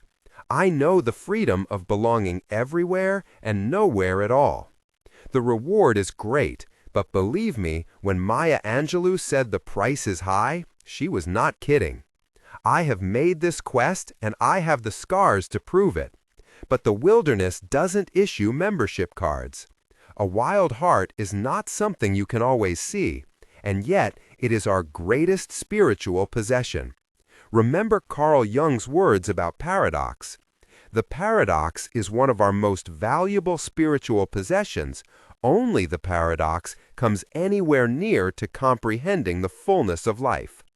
Learning how to navigate the tension inherent in the four practices and the many paradoxes outlined in this book is a critical piece of addressing our current spiritual crisis. The mark of a wild heart is living out the paradox of love in our lives. It's the ability to be tough and tender, excited and scared, brave and afraid, all in the same moment. It's showing up in our vulnerability and our courage, being both fierce and kind. A wild heart can also straddle the tension of staying awake to the struggle in the world and fighting for justice and peace, while also cultivating its own moments of joy. I know a lot of people, myself included, who feel guilt and even shame about their own moments of joy. How can I play on this gorgeous beach with my family while there are people who have no home or safety? Why am I working so hard to decorate my son's birthday cupcakes like cute little Despicable Me minions when there are so many Syrian children starving to death? What difference do these stupid cupcakes really make? They matter because joy matters. Whether you're a full-time activist or a volunteer at your mosque or local soup kitchen, most of us are showing up to ensure that people's basic needs are met and their civil rights are upheld. But we're also working to make sure that everyone gets to experience what brings meaning to life: love, belonging, and joy. These are essential, irreducible needs for all of us. And we can't give people what we don't have. We can't fight for what's not in our hearts. Again, the key to joy is practicing gratitude. I've interviewed people who have survived serious trauma, ranging from the loss of a child to genocide. What I've heard over and over from 15 years of hearing and holding their stories is this: when you are grateful for what you have, I know you understand the magnitude of what I have lost. I've also learned that the more we diminish our own pain or rank it compared to what others have survived, the less empathic we are to everyone. that when we surrender our own joy to make those in pain feel less alone, or to make ourselves feel less guilty or seem more committed, we deplete ourselves of what it takes to feel fully alive and fueled by purpose. And sometimes, when we can't acknowledge the pain of others while experiencing our own joy, we close our eyes, insulate ourselves, pretend that there's nothing we can do to make things better, and opt out of helping others. This ability to opt out of suffering and injustice, or pretend everything is okay, is the core of privilege. Today, I choose not to acknowledge what's happening around me because it's too hard. The goal is to get to the place where we can think, I am aware of what's happening, the part I play, and how I can make it better, and that doesn't mean I have to deny the joy in my life. A wild heart is awake to the pain in the world, but does not diminish its own pain. A wild heart can beat with gratitude and lean into pure joy without denying the struggle in the world. We hold that tension with the spirit of the wilderness. It's not always easy or comfortable. Sometimes we struggle with the weight of the pull, but what makes it possible is a front made of love and a back built of courage. If we go back to the definition of true belonging, we can see that it's built on a foundation of tensions and paradoxes. True belonging is the spiritual practice of believing in and belonging to yourself so deeply that you can share your most authentic self with the world and find sacredness in both being a part of something and standing alone in the wilderness. True belonging doesn't require you to change who you are. It requires you to be who you are. And we feel the pull here again in our practices. People are hard to hate close up. Move in. Speak truth to bullshit. Be civil. Hold hands. With strangers. Strong back. Soft front. Wild heart. The mark of a wild heart is earned in the wilderness. But there is also a daily practice that I learned from this that is critical to our quest for true belonging. This practice changed how I show up in my life, the way I parent, and the way I lead. Stop walking through the world looking for confirmation that you don't belong. You will always find it because you've made that your mission. Stop scouring people's faces for evidence that you're not enough. You will always find it because you've made that your goal. True belonging and self-worth are not goods. We don't negotiate their value with the world. The truth about who we are lives in our hearts. Our call to courage is to protect our wild heart against constant evaluation, especially our own. No one belongs here more than you. It's not easy to stop looking for confirmation that we don't belong or that we're not enough. At the very least, this is a habit for most of us. At worst, confirming our inadequacies is a full-time job. When this mandate first emerged from the research, I started working on it little by little. I would set an intention to stop looking for confirmation that I wasn't smart enough when I walked into a meeting, or that I didn't belong at a parents' meeting at my son's school. I could not believe the power of this practice. My son Charlie is in middle school, and my daughter Ellen is starting her first year at college. We had a long talk about the validity of this practice, and they both said they could immediately tell a difference in how they were showing up with their friends and in their lives. Given my personal history and my work, I've always parented with the belief that love and belonging are the ground zero of wholehearted parenting. If they know they are loved and lovable, if they know how to love, and if they know that no matter what, they belong at home, everything else will work out. However, as they got older and peer groups became more important, it was easier than I imagined to subtly teaching them how to fit in or do whatever it takes to find a crew. My own fear set a default of, well, what is everyone else wearing? Or, why weren't you invited to the sleepover? What's wrong? I have to stay constantly mindful to practice what I believe as a parent and not let fear take over when my kids are hurting. The importance of belonging at home again became very real to me years ago when I was interviewing a group of middle school students about the differences between fitting in and belonging. I shared these findings in Daring Greatly, but it's worth sharing them again here.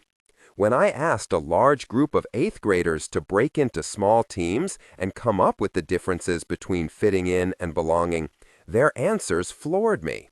Belonging is being somewhere where you want to be and they want you. To grounded, practical pacing. Your rhythm should facilitate note-taking. Fitting in is being somewhere where you want to be, but they don't care one way or the other. Belonging is being accepted for you. Fitting in is being accepted for being like everyone else. If I get to be me, I belong. If I have to be like you, I fit in. They nailed the definitions. It doesn't matter where in the country I ask this question or what type of school I'm visiting. Middle and high school students understand how this works. They also talk openly about the heartache of not feeling a sense of belonging at home. That first time I asked the 8th graders to come up with the definitions, one student wrote, "Not belonging at school is really hard, but it's nothing compared to what it feels like when you don't belong at home." When I asked the students what that meant, they used these examples. Not living up to your parents' expectations. Not being as cool or popular as your parents want you to be. Not being good at the same things your parents were good at. Your parents being embarrassed because you don't have enough friends or you're not an athlete or a cheerleader. Your parents not liking who you are and what you like to do. When your parents don't pay attention to your life. Now, with this new research on true belonging, I know my job is to help my children believe in and belong to themselves, above all else. Yes, there's always the work of helping them navigate friend situations, and fitting in is a real thing for kids. But our most important task is to protect that tender, wild heart. We have to resist following them into the wilderness and trying to make it safer and more civilized. Every cell in our body will want to protect them from the hurt that comes with standing alone. But denying our children the opportunity to gain wisdom directly from the trees and dance in the moonlight with the other high lonesome renegades and limping outlaws is about our own fear and comfort. Their hearts need to know the wild too. As a leader, I want to cultivate a culture of true belonging. I don't want and can't afford fitting in. In my interview with Seattle Seahawks coach Pete Carroll, I was blown away by his answer when I asked him about his time in the wilderness. He said, "Oh yes, I know that place. I've been fired in the wilderness a couple of times." I'm aware of what's generally accepted from an NFL coach, but sometimes you have to be bold and take chances. And there's a special kind of resilience that comes from the level of scrutiny that happens in the wilderness. I know those experiences left me with a truer belief in myself and a much stronger sense of when I'm not being true to what I think is right. The resilience that comes from the scrutiny of the wilderness and that stronger sense of when we're not being true to what we think is right is the mark of a wild heart. Imagine an organization where a critical mass of people are leading and innovating from a wild heart, rather than following suit, bunkering up, and being safe. We need a wild heart revolution more than ever. If you want to dig deeper into braving the wilderness at home or at work, we have parenting and leadership reading guides at BrenéBrown.com. In my experience, nothing changes until we start putting this work into practice with our families, friends, and colleagues. That's when the wilderness gets real. Every time I write a book, I'm challenged to live the message. I had to face my own perfectionism when I wrote The Gifts. I had to come face to face with criticism and courage when I wrote Daring Greatly. And I had to challenge all of the stories I make up to protect myself when I wrote Rising Strong. Writing this book felt like months of living in the wilderness to me. I kept telling my editor, Ben, that we should just call it How to Lose Friends and Piss Off Everyone. If you have strong political opinions, something in here will probably frustrate you. I know there will be lots of disagreement and debate.